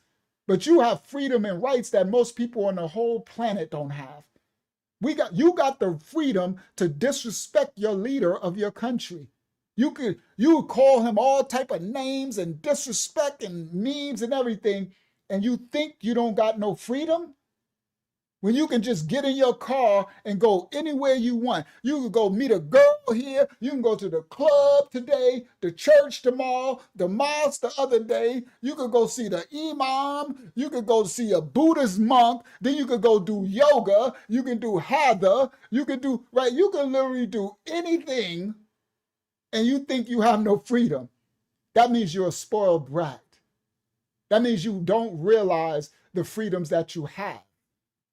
It's like a Truman Show type of thing. You're so free that you don't realize you have freedom. That's that wheel within a wheel. It's like a freaking, it's like a science experiment. It's insane. You got the freedom to just say anything and do anything. Freedom of speech, to right to bear arms, the this and the this and the this.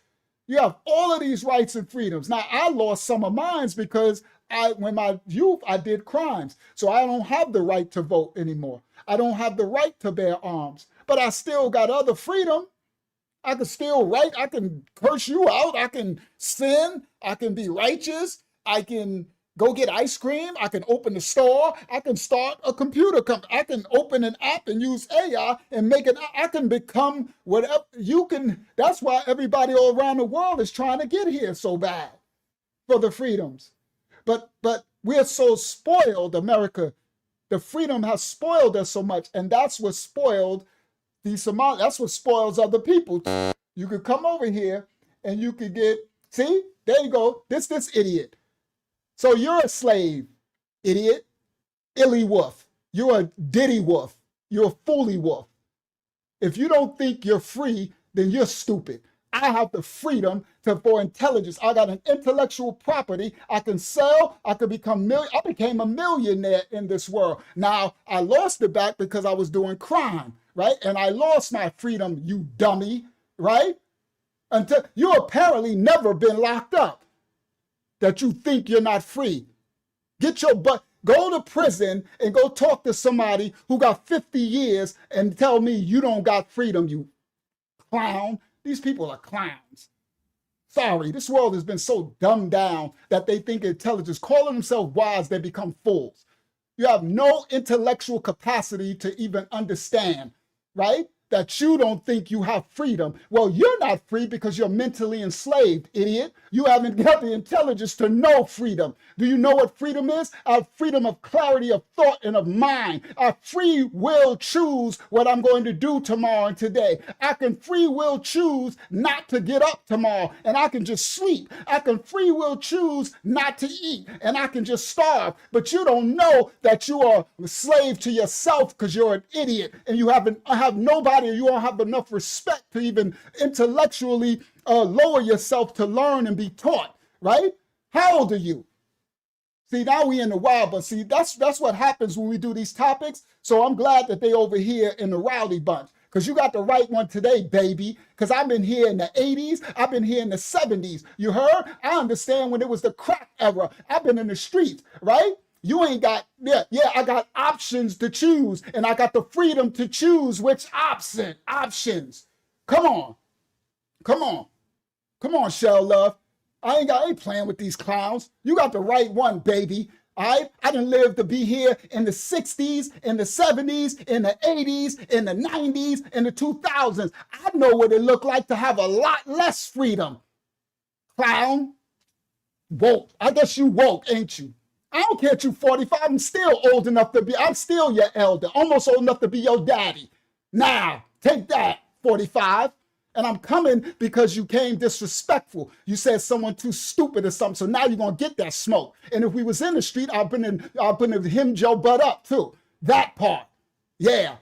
Now I'm a righteous man, but I'm not no punk. You heard? And my safari, y'all don't make me punks. I'm a warrior of the Most High. So I'm a man of respect, and I'll respect you if you come with respect. But when you come with disrespect, then you get equal measure. You heard? Give what you get. You heard that part? So if you came with respect and you said it respectfully about respectfully, I don't think we free, and we can have a discourse on freedom or not having freedom, and then we can discourse. But you came in disrespect, so you get that, and you wouldn't disrespect me in the street. But YouTube is such clowns with this internet, you understand, that y'all got the freedom to just say anything. You understand? That's why that clown, what's his name? What's that little dude, academics, and that little rapper dude, they done smacked them up and all that stuff. That's what you little internet clowns, y'all so used to talking all reckless. You understand that you have no respect for elders, no respect for others. If you would have said it respectfully, then we could have had a respectful dialogue. But you came in disrespectfully, and you wouldn't do that in my face in the street. That part, and that's why I'm inside. You know why? Because I'll be back in prison again, because you clowns are not really understanding. You know what I'm saying? You really are some right. Oh man, I look better than you, clown. I bet you can't. You won't have nothing on this, clown. And I'll take your girl too if I was in sin, right? That part. I bet you. Remember how to treat the adversary. Okay. Thank you, Hakiyama. Thank you very much. Listen to the wisdom of a sister. Remember how to treat the adversary. Thank you. You should have grabbed me a long time ago, Hakiyama. You were doing good, and then you were doing good, and then yeah. Oh, so I kept going to the street and then pulling back, and then to the street and pulling back. Yeah, all right. So remember how to treat the adversary. He's a fool. Let a fool stay a fool. All right, let's continue. Because this internet bring these clowns, right? This is not the clown show, right? That's what the internet's full of, keyboard warriors, right? He's sitting somewhere in his hoopty talking a clown show. All right, let's continue for those who have an intellectual capacity to understand that you have rights and freedoms in America, right? This clown, I think he needs to go to Russia or somewhere. He needs to go to China and tell me about freedoms while he's freely writing on YouTube and all this stuff, all right? So now we're going to get him out of here now, because now you're an adversary, right? So instead, now you're in your feelings. I'm sorry. What's his name?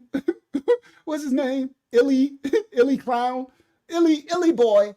I'm sorry. I didn't mean it, because I know you're in your feelings now, right? So now you're gonna just start posting little crazy stuff. So I'm man enough to say, I apologize. I'm sorry. I have to continue because we closing out.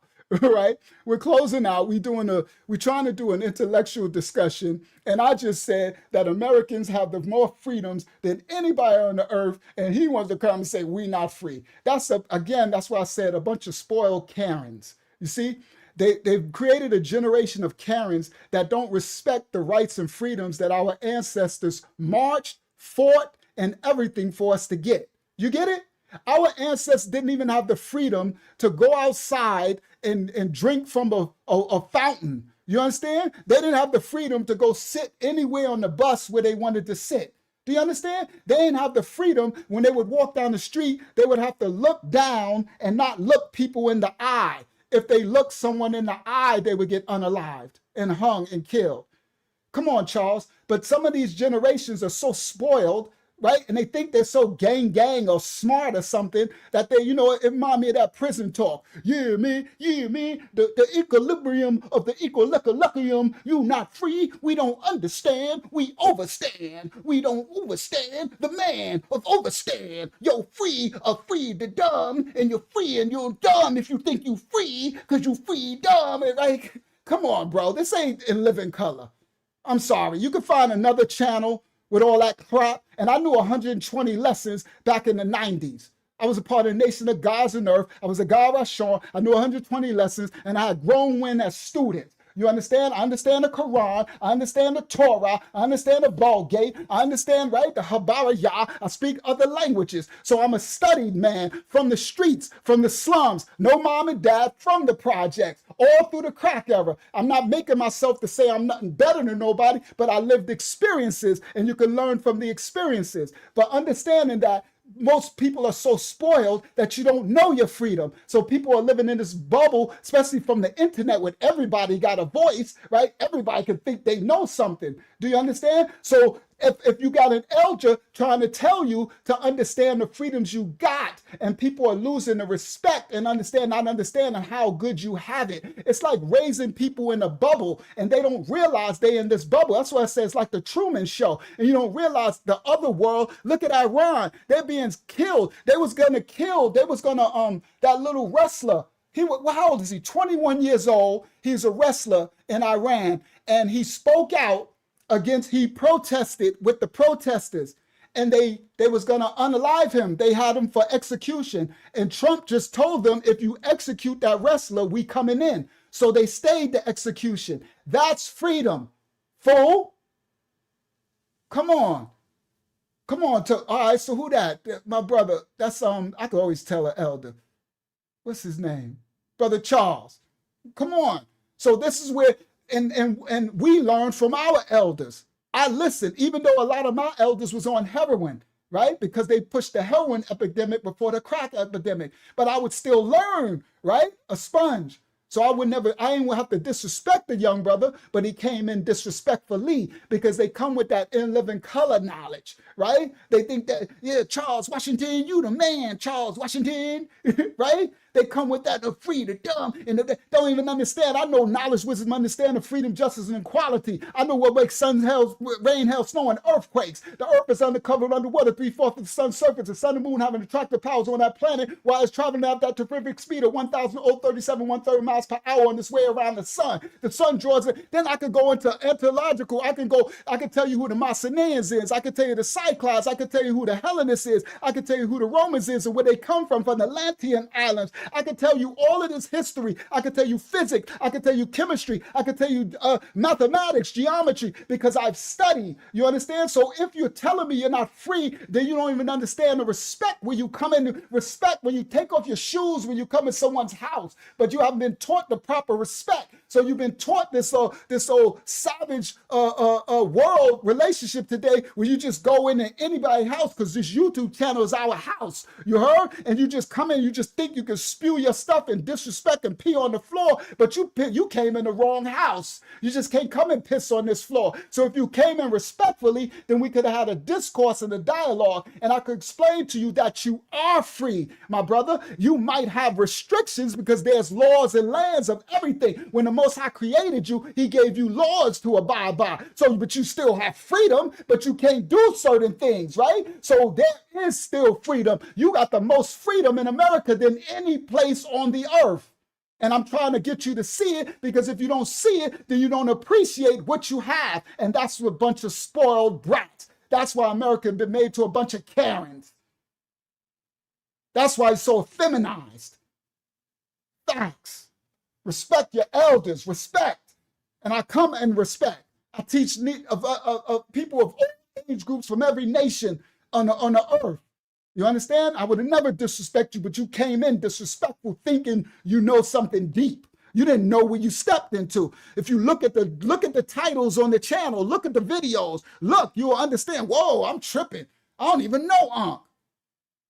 Unc is a man of respect, and he treats all respect. I'm literally coming. It's like you going up to, I don't know, Farrakhan or Malcolm X or somebody and just spewing some stupid stuff. And it's like, bro, find out where you at first. This ain't the boo-boo side of YouTube. You ain't bumping to a boo-boo channel. Now I know, because we're speaking on modern day topics on the vertical live stream, we're gonna get a lot of people just randomly finding us. But then you got some like, wow, I'm glad I found this channel. This is the channel of the truth. I'm gonna subscribe to this, right? He's dropping some knowledge. He's dropping that. Now, we can discourse and agree to disagree, but don't be disrespectful. I won't disrespect you at all. I'll treat you as a man of respect or a woman of respect and like kind. I was raised right, and I was raised by the streets, abandoned by my mom and dad. Grew up in the projects, that part. So all the mistakes I made, I guess it was my own, but my environment produced it. But I came out pretty all right on the other side. Praise the Most High for a second chance at life. You heard? Now, let's close out. As I was saying, America has a lot of freedom, and America's become very spoiled. So because of it, we don't understand the rights and freedoms we have. So this young brother over there in Somaliland, he's like, I think all the young should come here because he's talking about a different freedom. He's talking about the freedom that is lawless there. We don't need a driver's license. You could stay out as long as you want. We police ourselves. So a young person can just be out in the wild. All right? All right. Let's continue. In that, like, piss-taking way. Like, taking the mick way. And I want to say this as well. Freedom is also a mind state. You can have two people standing at the same, living in the same household, coming from the same womb. One can have the mind state of a free man, and the other can have the mind state of a chained slave. So unfortunately for you, brother, you still have a chained mind. And you can't tell me that I'm not free.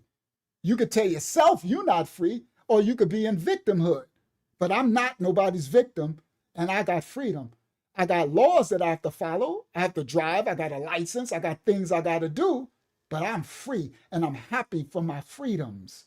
I'm happy I'm not in Venezuela. I'm happy I'm not in Iran. I'm happy I'm not in China, where they don't even got YouTube. I can't even teach. I can teach reaching thousands of people around the world. That's a freedom that my voice is being heard across the four corners of the planet Earth, but you telling me I'm not free. Make that make sense. See, it's all in the context of how you're viewing. Two people can view things from two different viewpoints. Do you understand? They can view, one person could be like, I'm not free and everything, and then you'll live your life in a depressive bubble state of lack. But yes, perception. Thank you, Zion. That's what I was looking at. It's perception. But if I'm living my life like I got the ultimate freedom and I'm thankful for the freedom, then I'm living a free life. I'm living a life of more abundance, and the sky is the limit. Do you understand? There's anything I can create. Now I got AI. I can literally create, like I'm working on my business. I got a product I'm about to make that's going to help all of y'all make money worldwide before this financials collapse. And I'm working with AI, me and my partner in the United Kingdom. And we on the phone and we Zoom seeing each other. I ain't never met him a day in my life, physical. But he's in our ministry, and I've been knowing him now for 3 years through Zoom.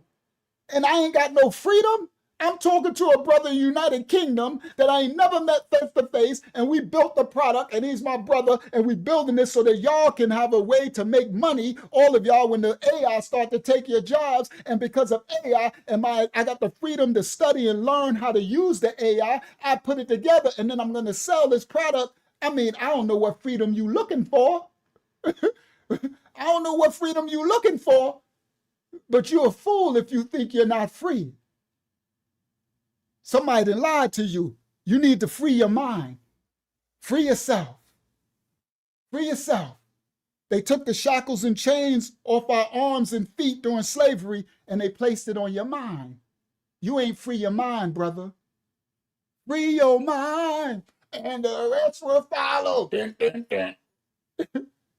Free yourself, bro. You got to free yourself. That part. All right? All right. All right. Let's close out. Sorry, 2:30. All right? So we're going to finish this another time. I'm going to close out. All right? Because it's really late now. It's 2:30. I don't want to go crazy too long. Right? But they're looking at you like, how can you not know your culture? So the Somali brother, it's out to stay true. The Somali brother is like, we don't like that y'all call us the something, right? And this brother looking at him like, yeah, because we don't like you. This is how people get in tribes, right? And so they're looking at them that come back, they're a little jealous. And he said the Somalis there in Somaliland is looking at those who came back from the UK as you don't know your culture. Now, the crazy thing is, ain't that, thank you so much, Zayana. Ain't that crazy that the Somalis in America tell the black community, thank you to Riyadh, that we don't know our culture, right? We don't got no culture. We don't got no culture. You sorry, but you got Africans from the continent telling Americans we ain't got no culture. We got a culture, you fools. You just jealous because our culture has been spread across the whole world and everybody in the world is following our culture. So you're jealous. This American culture, that same way the Somali talking about, yo, homie, yo, B, we popping and all this stuff. They dress like us. They got the glasses on. Everything they doing is like our culture by telling us we got no culture. They dress like us, look like us, wear our clothing, wear our culture, our lingo, our slang, our tongue, everything, but we ain't got no culture. No, you're just jealous because our culture, the whole world is following. In Japan, they're wearing locks and cornrows and b-boying and dancing and breaking and popping and rapping. Do y'all not hear what they was playing at the beginning of this in Somaliland? Everybody, what was they playing? Watch this, we closing out. When he was in the car, watch this. Think I'm playing? You don't even need license to drive, bro. So you do your thing here. Hassan has been out. Do you hear what that's Somalian rap. They're rapping, that's their music. They're rapping in Somaliland. While they'll tell us we got no culture. Come on, guys. See, that's called jealousy. And to the other young brother, you're so free, brother, that the culture that we created is freely used in Somaliland, way in Northeast Africa, which we've never been. You ain't seen freedom. We got a freedom that if you would have said this 200 years ago, they would have called you a witch and burned you at the stake. If you'd have said, you can do this, I could be speaking in all way in Somaliland, people will be hearing me. But look what they listening to. They driving around. Africa's all right, blood. Africa's all right. See? And that ain't, they rapping with, they take our music all the way to Somalia. So I went to meet him. Africa's all right, blood. Africa's all right. Don't be thinking Africa's dead. This place is actually... And look how he's driving. Everybody watch. I need y'all to understand this. It's all right. Don't be thinking Africa's dead. This place. Y'all see that? Everybody, I'm going to show y'all. I'm not being disrespectful, and I'm just telling the truth. This is all Black American culture. You see how he's got his hand and he's leaned back? This is America. We started that here. And they don't come from America. They came from the UK. And unfortunately, some of them in the UK, a lot of people are just jealous of the Black American culture while they emulate it. I just don't understand it. So they'll say, America, y'all Black Americans is stupid, and yup, K-pop everywhere. It's all over the world. All in Japan, all in Korea, all in China, Africa, all through all parts of Africa, north, south, east, west. Do you understand? All in the UK, Sweden. But then they'll say Black Americans ain't this and we not this, and while all assimilating our culture, right? Wearing our clothes, disrespecting us, and he leaned to the side and they playing, right? Look, he got the polo fit on, hat down, pulled down, like everything. They'll put the shades on. The other dude had his shirt bucked into his belt buckle at the top, standing on the, right? It's crazy, but at the same time, we don't got no culture. Brother, our freedom spread our culture to the whole world. If you don't understand freedom, if you don't, that's that Truman Show we living in. It's an illusion, bro. You're in the freaking matrix. And only a matrix will make the free think they not free. I swear it reminds me of that Harriet Tubman quote. If I could have freed a lot more of the slaves if they would have knew they were slaves. They thought they was free when they were slaves. And now reverse it. You think you're a slave when you're free. Go back 2,000 years ago and tell our ancestors who had no freedom, who were actually slaves, that we ain't free. Do you understand? Give us free. It's crazy work, Sabaya. But again, the disrespect is what will make the divide between the youth and the elders. All right? Yep, American negative criminal gangster. I agree. Right? I agree. And remember, America was built by criminals. It was built. It's a land. All countries' lands were built by crime and criminals stealing somebody's land, unaliving. Right? So all cultures got their societies and all that. Right? Yeah, exactly. So it's unfortunate, man. It's just, and I don't try to do the generation gap. I don't have a generation gap with the youth, but I'm never going to be disrespected by no one. That's unfortunately that some of the elders led the youth strong. So they want to be outside and be OGs, right? They want to be OGs, some of the black elders, and the way that they assimilate with the youth and don't use a gap is to lead them down the wrong direction. I'm not that.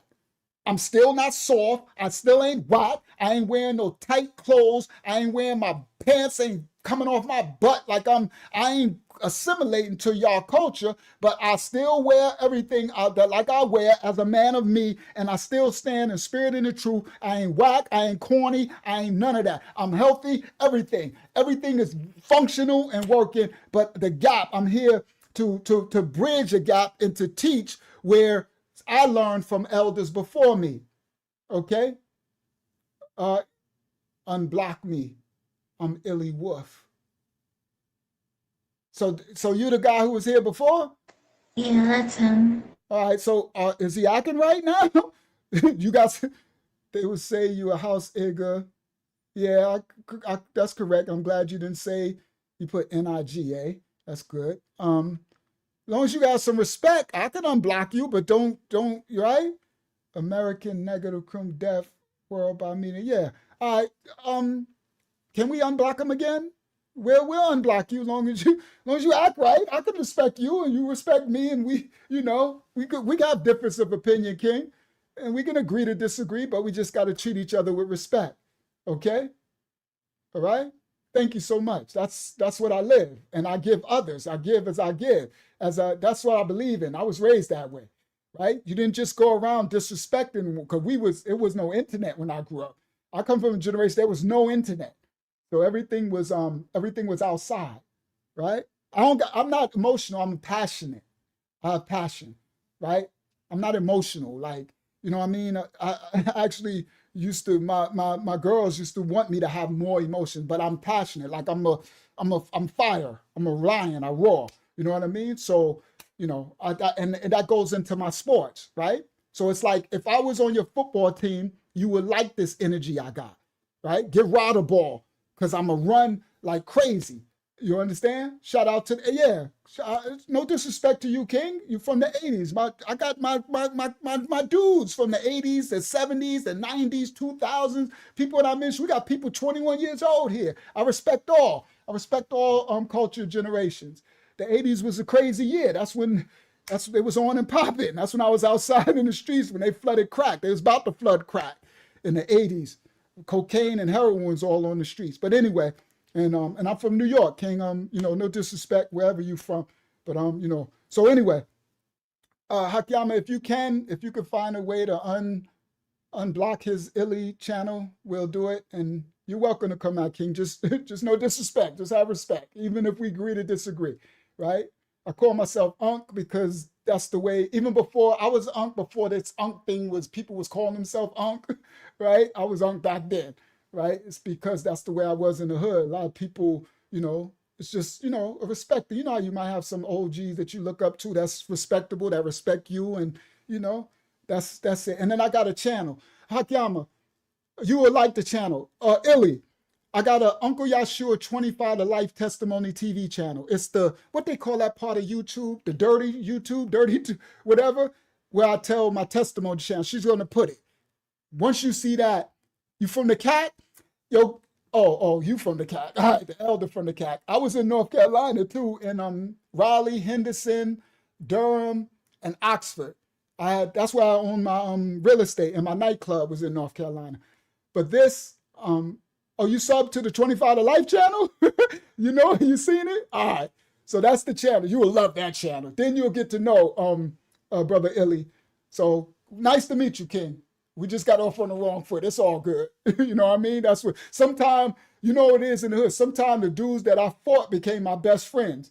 You know what I mean? The ones that we actually fought when we first, next thing you know, later, we back to back. He became my comrade. You heard? So I'm not emotional. I'm just real. Kings Mountain, shout out to North Cat.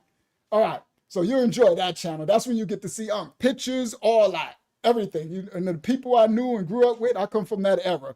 The Fat Cat, Supreme Team, called. I used to live on South Road, right, with the Supreme Team, where they had the strip on 115th and all that. I know all of them back then. So anyway, I ain't trying to glorify that stuff, but you'll like that channel. All right, so let me close out. I gotta close out, guys. He's not blocked. He was just put on timeout.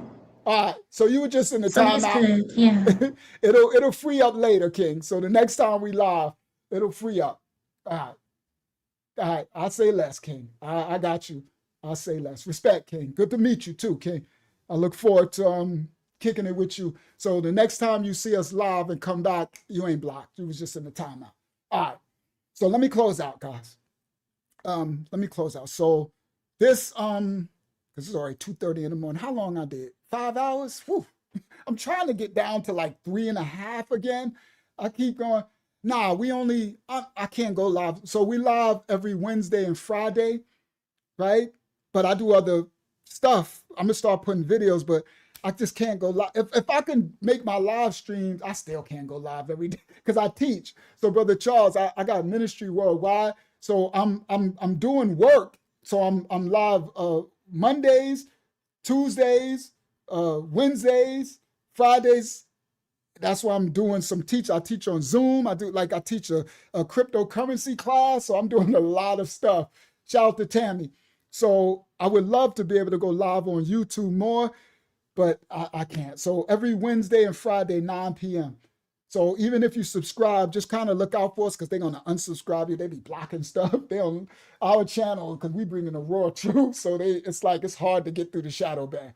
But when you see us live, it's always going to be popping. You're going to get some stuff. I try to always bring stuff that nobody has, that ain't really out there, and just bring the truth. All right. So welcome all that's finding us from the vertical live stream.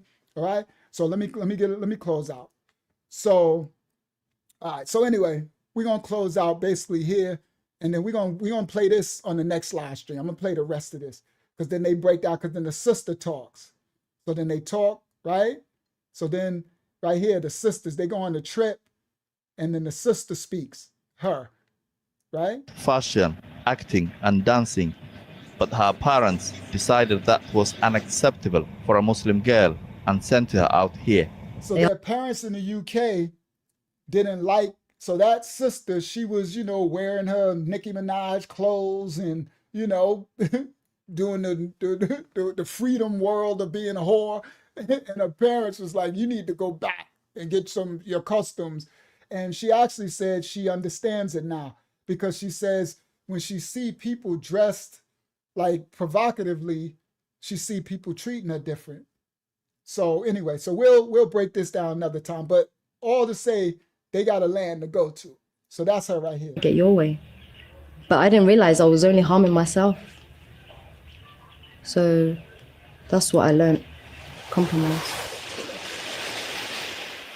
So then she learned she don't have as much freedoms there either, because in that land, only the men could go to the beach. So the men could go to the beach, but because she don't have citizenship, she's a refuge, what they call it, a recovery or whatever they call it. She couldn't go to the beach, so she didn't like that. Unfortunately, us girls can't swim because they said girls and boys can't swim together, so we're trapped in the bus. Well, that's good because I believe that too. See, I'm old school. Y'all wouldn't like me. That's right. I would say it too. Now you could go to the beach, you go to the other side. and wear something. Don't be wearing your butt all out, your thong, and nobody needs to see your body. Rehab community. I agree. Boys and girls should not be swimming together. That's how you get in that mess. That's how I got in the mess. That's how I was smashing stuff, right? Sin, okay? I agree, right? Ain't nothing wrong with that. Going to the other side of the beach and y'all girls stay with each other and don't y'all, now it's so bad that y'all got to watch girls with girls. Yeah, she's a recovered Somalian. They going back to get rehab. They need to send Ilhan back. They need to send all them to Minnesota. They need to go back. They need to send this dude back. Let's close out with this. Watch this. Copyright disclaimers are in effect. Let's close out. I'm not black, fam. Man, Somali, bro. You get me, blood? We're not no fucking black people, bro. Somalis are... I'm not black, man. I'm Somali, bro. We're not... The fact that you say bro and all that, you idiot juice. Sorry, let me calm down. That's why the brother Illy like, bro, emotion, sorry. It's just that raw. I just, and I'm more quiet, Illy. Usually I'm quiet. Like in the street, in the hood, I'm like, raw. I'm like once I get, if I get going, then it's on. I'm that type. I'm not the loud dude. I ain't the dude walk up in the dorm or the tier in the jail and all. I'm the dude in there. Most people know me. Yo, Rod, what up? What you doing? What up? I'm quiet until it's on. Once it's on, then I gotta control my energy. Well, I guess you could say it is emotion, but it could be right. I gotta control it because then it could get me. Because a wise warrior is still in the midst of the storm. He's got control over his. You're right, emotion, right? So some of us that got a lot of adrenaline and passion, right, testosterone, sometimes it could get out of control and then you react before you think. And the true warriors are strategic chess players, right?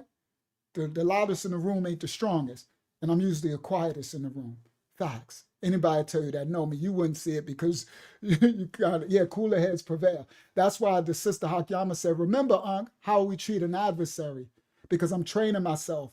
When a person comes at me, still treat them with still treat them with calmness. Calm and calculated, but strategic. Kill them with, that part. Not kill them with kindness because we ain't unaliving. But anyway, so I'm working on that because that's how I was in the street. And it got me in trouble. I've done things and I've been in jail. I'm like, I should have just said nothing. I should have just walked away. But this is accountability for each of us to know our strengths and weaknesses. None of us are perfect, right? My little son, Illy, he mad calm. I wish I had his strength, no matter what it is. But I don't know. Maybe that could hurt him in certain instances where he need to have more energy. I don't know, right? But anyway, it's about balance. So, yeah, these dudes. Not black. Let me explain why. Looking at me right now, chat. Am I black? I'm literally brown. I'm literally brown. I don't care if I'm the first. I'm brown too, idiot Jews. See, they need to go back to Somaliland. These dudes. This is what you call American privilege, right? That they didn't came to America and got Americanized, right? I'm not black. Let me explain why. Looking at me right now, chat. Am I black? I'm literally brown. I'm literally brown. I don't care if I'm the first person to say this, but us Somalis are not black. Imagine you're standing in line at an... We're not black. You need to go back to Somaliland and get a wake-up call. Okay? Idiot juices. All right. We're going to close out. I was going to show my long stuff. Look, I got some stuff. Look, guys, I got stuff. But I can't show it because we don't got time, right? I got some stuff for us. So I got so much stuff, right? I got stuff stacked up, guys. All right, so anyway, we got to close out. All right, so next Wednesday, and then there's going to be more stuff. The reason why I get backed up, because by the time the live Wednesday, we're going to have a whole new world of events that happen. You understand? And the Most High got us now on current events. And I get it now, because he's opening up for us to get through some of the shadow ban from the vertical stream. So others are finding us. You understand? Slowly but surely. And it's funny, I kept telling y'all, and I ain't even do the thing I'm going to do yet. I kept telling y'all we're going to be getting through the shadow ban a little bit to the world stage. All right? Yeah, I do need to do some short. That's what I'm about to start doing too. But I got to find the time, y'all. I need to make video clips of the other stuff and start. I just wish I had time. All right? All right. So let's close out. I want to close out with this word. I'm going to leave us with a word. All right? A very important, powerful word, though. Right? Not no corny. Everybody listen up. To my brother Illy, listen up, King. We are living in a moment now. All right, let's close out with the thumbnail. Stop share. We closing. Right? I'm going to close out with a word. Let's close out with a bang. Share screen, window. Let's close this the right way. Where's crazy girl at? Where the thumbnail? There she go. Share screen. All right? Ilhan, the co-defendant, that girl done snitch. Aimee the snitch. She done did a 6ix9ine. What's his name? The rapper Rainbow 6ix9ine or something. These people are snitching. Tekashi. Yeah. Shout out to Illy. Illy, well, you born in the 80s, so you ain't come from that snitch generation. That's later. You come from the 80s. All right? Brother Charles, I'm going to close with this good word. We are now living in a moment where lawlessness is being rebranded as righteousness, and division is being sold as courage. So they're dividing us, and they're making these protests and this stuff think that this lawlessness are them being righteous. I was going to show some violent clips. I'm going to have to do it on Wednesday. This would have hit much harder if I would have got to be able to show my because after I did this, I was going to go to the violent clips and break. Oh boy, I got some stuff for y'all. Right? But we're living in a weird time in existence. Right? So they're exposing all of this fraud, right? And the revealing of all of the stolen money, right? But something far more dangerous is happening. They're secretly dividing our nation, and they're secretly creating a civil discourse. They're calling one the left, one the right. Pro-Somali immigrants, down with the government, down with Trump, and they're saying ICE, and it's like, it's still prophecy playing, but it's you got to be careful. What we are witnessing right now in America is a deepening divide, a political, cultural, and ideological divide. A divide where all of us that are Americans are being trained, conditioned to hate one another, to distrust everyone, one another, and justify our lawlessness if it benefits the side that we choose. So the rioters and the protesters are hating anyone who don't agree with them. And they're causing harm. They're wishing death to them. It's literally doing a civil war. They're still at it. We're being trained to hate one another, to divide, but it's actually strategic. Come on, Brother Ill. He's talking about the freedom, so I know you understand what I'm talking about. They're still, the puppet masters still pulling strings. Some has openly called for civil war. Those calling for war from the comfort of their homes don't really understand what war is. That's what I was telling my brother Illy about. They are calling for war, but they really don't know what war is, right? Because they don't understand, unless they really been in a war, that you haven't buried your children from war. You haven't had to rebuild your cities from war. You don't really know the cost of war. And the Safariyah that they call the Bible never endorses rebellion disguised as righteousness. So some of them thinking that what they're doing is righteousness, but it's just rebellion, right? Obedience to the laws of the land is not weakness. Everybody, The Safariyat that they call the Bible says we are to respect the laws of the land that we're in as long as they don't go against the laws of the Most High. It says give Caesar's what Caesar's. So obedience to the laws of the land is not weakness. It's actual order, structure. And when the people intentionally defraud, sabotage, or destabilize a nation they live in, they are not resisting oppression. They're actually corroding the foundation that is actually can be a protection for everyone. Now, a nation cannot survive. This is an uncomfortable truth. A nation cannot survive when its people excuse fraud. So you have all of these protesters that are saying down with ICE and all that. I agree. I don't agree. I understand, right? I can agree to disagree or whatever, right? But they're ignoring and excusing the fraud. That's why I show later they have signs that say protect the Somalis. It's like this. The reason why ICE is in there and doing this is because of the fraud and the illegal acts. There are still laws in the land. For any immigrant that's here illegally, hopefully you are not committing crimes and you're trying to be righteous, and be very careful out there because they're going to try to find you, right? So be very careful if you're here illegal and you're trying to live righteously and do the right thing and somehow you couldn't get legal status. That doesn't mean what you being here is not illegal. I know, and I'm from the streets, so I broke the law and I went to jail. You understand? And I paid the consequences for my actions. You understand? Didn't snitch like Aimee and none of that. There are laws of any land that you live in. There are laws and we are to abide.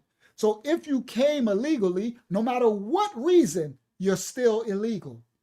But if you're here illegally in America, and I'll say this because I'm a man of the Most High. Others are like, if you're illegal, get out. You're wrong. But I'm a minister, so I have to meet people and I understand the different variances, nuances of it, right? Some could have been fleeing an oppressive country and couldn't get their stuff legalities right, but they ain't here to commit crimes and they're actually productive and trying to be peaceful. And I would say to you, just be careful where you go because ICE is out there and this government is looking for anybody. It's just with the law of the land it's the time we in. So I would say, just be careful where you go. Be careful, look at everything, because if you're here righteously and you're trying to do, I don't want to see you deported. I know others like, get them all out, but I don't have that mind state. You understand? I know there's righteous and unrighteous of every nation. Just because you're here legal don't mean you're righteous either. You got people born here in America legal, and they the most wicked people in the world, right? We locked them up right in prisons, right? All right. Now, I'm not talking out both sides of my mouth. I'm just speaking. I respect that, Timothy. I'm just speaking my truth, how I really believe. It's not, okay, let me explain. I'm a minister. I am a minister, so I have to have a grace because the Most High gave me grace. I have to have empathy and compassion and understanding of circumstances. Let me explain, Timothy. I was raised without a mom and a dad, right? In the projects. So I committed crimes. I sold drugs. I did things, right? But I've been given a second chance. I understand that my environment, because I was raised and they pushed crack into my neighborhood. I watched my neighborhood turn into zombies. I literally watched it, right? So let me explain. Now, I'm not speaking out of two sides of my mouth. I'm speaking my reality. As a minister, let's say if I have a church and people come and they're running from something. It's not that I'm condoning your sin or your transgression, but I have to meet you where you at and try to have you recognize your sin and your ways and transgression and see if you can, make it right. Right? I'm not condoning it. That's what I said. If you came here illegally somehow, right, and you've been trying to do the right thing and you was trying to get your papers together and somehow now you can't, then you're probably going to get caught sooner or later. Just be careful what you're doing. That don't mean you are unrighteous. It meant just because you break the law, just because you what's the name? You run through a stoplight, right? You ran through a stop sign, you broke the law. That don't make you that don't make you a wicked killer. That don't make you an unrighteous person. It might mean you did something and broke the law. None of us are perfect. So I'm not speaking out two sides of my mouth. I'm speaking reality. I don't live in a bubble. I'm from the hood. I'm from the streets. Ain't nothing changed. So I can't condemn everybody because there's a righteous remnant of every nation, kid, and their tongue. You got people that are born right here, and they ain't the most wicked criminals. They'll unalive you before somebody else who didn't get here legal and might help you. You understand?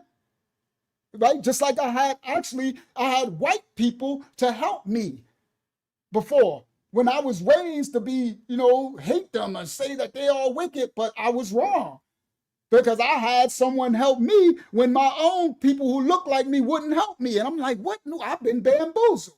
So I found out you got to treat everyone as an individual basis because each of us are individual spirit on this earth.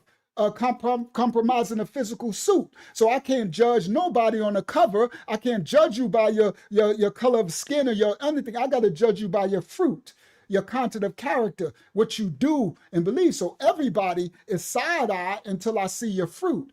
And then once I see you a stand-up man or woman, I don't give a crap if you purple. Then I can rock with you because I know what you stand in if you stand for something.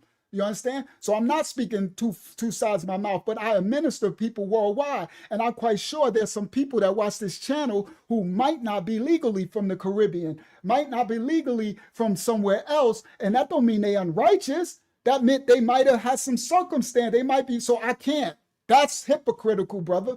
I'm not a hypocrite.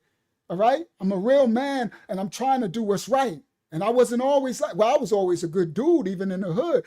But I didn't always make the all right decisions. But I was always a dude that fight bullies and stuff. So I was always had righteousness in there, even when I had to be, I had to be a wolf. I had to be a lion in the jungle, in the streets, right? I come from the concrete jungle, from the crack era, all that.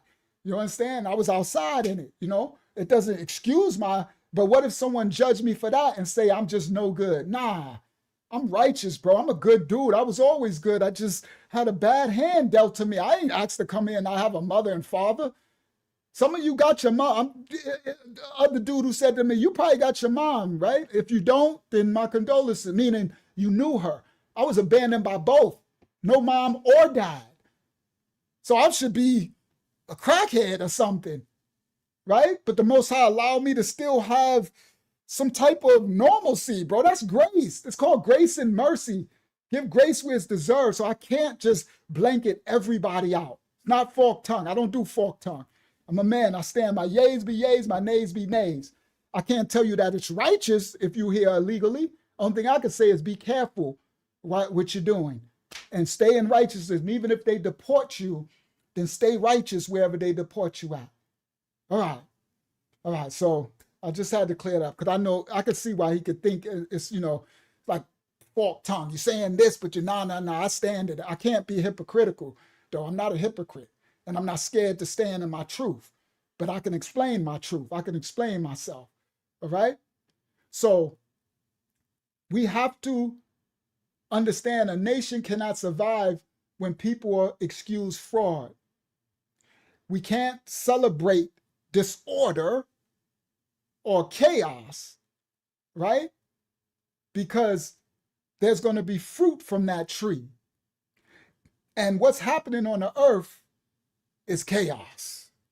But we know prophecy's coming, so only thing we could kind of do, guys, is kind of, traverse this new terrain and be adaptable, adapt what's going on, but don't let none of what's happening make you unrighteous. That's the key. The key, I'm going to close out with this, right? The key, guys, is to hold on. Thank you, Brother Charles.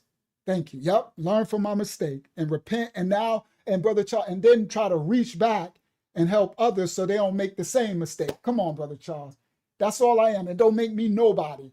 It just makes me somebody who learned from their mistake, that's what Brother Charles said, rose from it, which I did, and I try not to repeat mine and try to help others so they don't go through them, because I got a lot that I can teach. That's why I got the 25 to Life channel. It's all of my, from the 80s, 90s, and then we got people there telling testimony. I got a brother, one of the first videos on my 25 to Life channel was L, and he had just came home from doing 26 years in prison. On the channel, Brother Charles, the first video, the Most High made me do that channel to show my testimony, right? I didn't even want to do it. And one of the first videos, L just came, I ain't seen him since 1996 when we was outside. I put the picture on that video. You see me in my big Benz, my 500 SEL, for those who understand, with all the big chains. This is the 80s, with my MCM suit on, and L was there. And from that picture, he's on my video. He just came home from 26 years. We have a brother, Illy. I'm going to close with this. Everybody listen. There's a brother in our ministry right now. He's in his early 30s. He just got convicted for 47 years. Y'all going to hear from him. I'm going to play an audio recording of him speaking from jail right now. He just got convicted. What was that, last month? This young brother, a black brother, shout out to Gabaria. He found the ministry through YouTube. Listen, Illy, this is how free this is. He joined the ministry about 8 months ago. I've been administering to and everything. After about 7 months of being in the ministry, he let me know he's going to trial. I'm like, what? He like, yeah, Unc, I just ain't want to, I ain't want to, put a dark damper on it, but I go to trial next month and they're trying to give me life in prison. What? He committed a crime 2 years ago and he unalived somebody. But he's repented and he's found the Most High, and somehow the Most High allowed him to find our channel. And he found the channel, and we've been administering to him, and he's become family. He went to trial about a couple of months ago, and they gave him 47 years in prison. This is right now, everybody. Illy. Everybody, the other dude who said 2 sides of my mouth. Listen clearly. I couldn't judge him. I didn't know who he unalived or what he did. Maybe he'll tell y'all, because I'm going to, when he calls, right, I'm going to record so he can talk to y'all. He's in jail, now in prison. Now he made it to prison, and he's teaching in the prison. Come on, that's Illy. Come on, Illy. And he got Illy, he got hope. He like, I'm not gonna be here for 47 years. The Most High wants me to be here to teach these brothers in here, where I learned in the ministry. And when the Most High sees fit, I'm gonna come home. Charles, they just gave him a fresh 47 years. I'm about to show it. I'll show y'all. I'll put the thumbnail up. I'll do everything, and y'all going to hear from him. And every now and then, he's going to give a word and his testimony of what he's teaching them in the prison right now. So our ministry has made it. He's in South Carolina, Brother Charles. He's in South Carolina State Prison, whatever it's prison, he'll say it, and where he's at right now. And he put the connect system where he could call and everything. He got a fresh 47 years. I couldn't reject him because he's unalived someone. I had to see the person, and I had to still pour into him and lead him and guide him. And he's grown so much that he's now a light in that place. And when I'm talking to him right now on the phone, he called the other day. When I called, they're recording, and everything's recorded, and they can hear us, me a black man, him a black man, pouring in and saying about how he's helping people and guiding and leading. This is the real ministry and the fruit. And they gave him 47 years, bro. Right now. Not old stuff. Today. And his mother in South Carolina and his sister, they contact and everything. And I remember his mother said, she said, please just y'all, hopefully y'all don't leave him. I said, we're not leaving him. If he do 47 years and I'm alive to live another 47 years and this ministry alive, we're going to be with him for 47 years. As long as he want to be in righteousness, as long as he want to do the right thing, I'll do this. I'm doing this 47 years with him as long as I live on this earth. I don't know how long the Most High going to allow me to. That's real talk. That's the outside. That I'm going to show it. That's the difference. So to the other brother, I'm not speaking from a forked tongue. We actually really live this. Real life living. I know y'all been fooled by all these fake pastors and ministers and mores and teachers and religious whatever. We don't, none of that. That's why I'm shadow banned. That's why it's right. You see him by the fruit. So you're going to hear this, brother. Matter of fact, he'll tell you out his own mouth from prison with 47 years. I don't have to tell you nothing. Let him tell you. He'll tell you himself. And that's outside. That's real wild application right now. The brother's strong, and I'm like, my goodness, bro, 40. I'm like, and then everybody in the ministry know. When he got, so he went to the trial and he said, Unc, if I don't join the Tuesday Bible study, then you know I'm in prison. So when he finally got in the jail part and was able to make a call, he said, Unc, they gave me 47 years, bro. Do you think it broke my heart? Yeah. Because young Gabariah became my little brother, Charles. I think he like 30, 31. That's our little brother. We family. That's why at the beginning of this, the sister, Eliza Yah, I think she's an elder. She said she found this ministry about 6 months ago, and she's so thankful that the Most High she's been learning, and she see us as family, because that's the Most High do got some real people on this earth.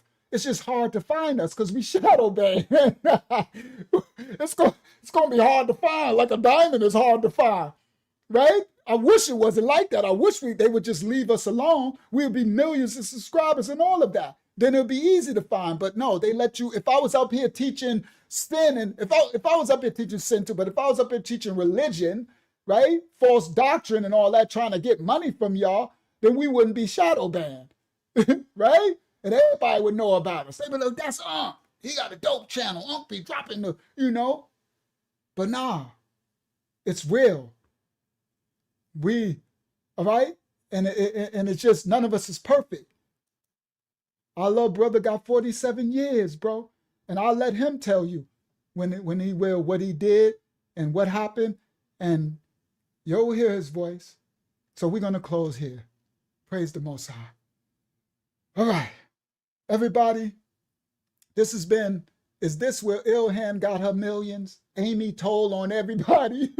This girl on the screen, she went there and told on everybody. She telling on Tim Walz, the governor, Fry, the mayor, what's his name? I wrote it down. Keith Ellison, the attorney general, all this Minnesota fraud, and Ilhan, you going down. You going down, little girl, for your sin and iniquity. You done stole all the 330 to 40 million from America, right? All this money y'all done stole. The Most High gonna cover all that. Y'all going down. Send her back to Somaliland, right? This little white girl, she got her. They about to give her 33 years. She gonna do her time. So while everybody else need to, right? I did my time, right? All right. So anyway, now may the Most High cover and bless you all. I thank y'all all for joining us tonight. We live again Wednesday, Eastern Standard Time, 9 p.m. All right, I'm closing now. I done went 6 hours or something. Thank you, Hakyama, for assisting me tonight. Thank you, Elder Tamayah, for your covering. Thank you, Young Yasha out there in UK, Canada, for your covering. Thank you, everybody in the ministry, for welcoming the new people. Thank you to the Rowdy Bunch over on the live stream for y'all keeping it a little PG. Y'all ain't get too dirty in the dirty section, right? The Rowdy Bunch on the live stream, the vertical live stream. May the Most High cover and bless you all. Go forth and be the light in this darkness. It ain't religion. It's righteousness. I don't care what you believe in. Believe in truth and righteousness and morality and try to do the next right thing and watch blessings come upon you. Watch supernatural favor happen in your life. You heard that part? And this ain't about religion. I don't care about all that. Hebrew, Israelite, Schmizraelite, Negroite, Christianite. I don't care what kind of light. You could be Bud Light. I don't care. Righteousness. Are you righteous light? You heard? Let your righteous acts outweigh your unrighteous acts. Welcome to the house of the Most High. We are your you are your brothers and sisters, and I'm Unc. We see y'all on the next live Wednesday, Eastern Standard Time, 9 p.m. Shalom means peace Shalom means peace, right? Peace and blessings of the Most High. It's a Habariyah word, original pictograph Hebrew, and Shalom and Shabbayah is the seventh day. It's the seventh day today. So Shabbayah, Shalom mean peace and blessings of the Most High to you on the seventh day that he said, remember and keep it holy forever. That's Genesis, day 1 to day 7. That ain't never changed. That's the 4th commandment of the 10, right? For those who don't believe in that, y'all understand, I live it, that part, all right? So don't worry about it. You ain't subscribing no Hebrew Israelite cult crap group, none of that crap. Forget those ISIS, L-ISIS, they ain't nothing but Negroites. Them Negroites, they over there hate group and all that kind of stuff. We are the house of the Most High in spirit and in truth. We understand his name and we live the actions, the words, the deeds of the Hebrew Habariyah Messiah. That one, that dude that they calling Jesus. That part. May the Most High cover and bless you all. We'll see y'all on the next live stream. This part. Have a blessed night. Everybody go forth and be the light. He adds secures and hooks us tight, a gift from Yah, eternal life. He sent his son a sacrifice to show how much he loves us. You are loved, you are loved. You are loved, you are loved.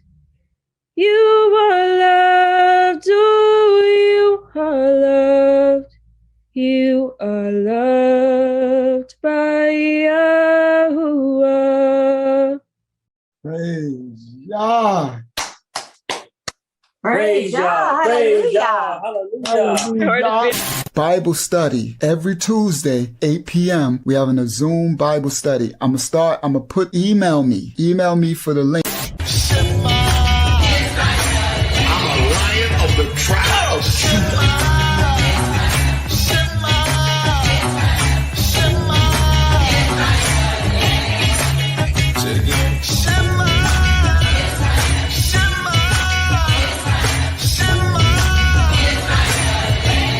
Precious chosen people of the Most High.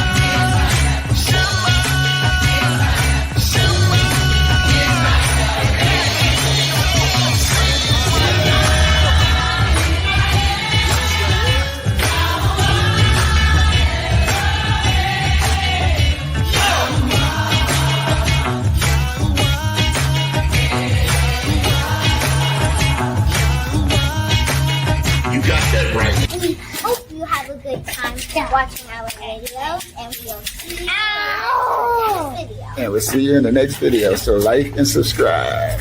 Our channel. Yeah.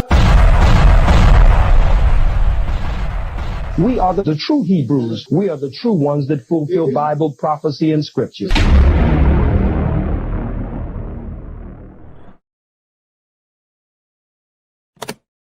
He adds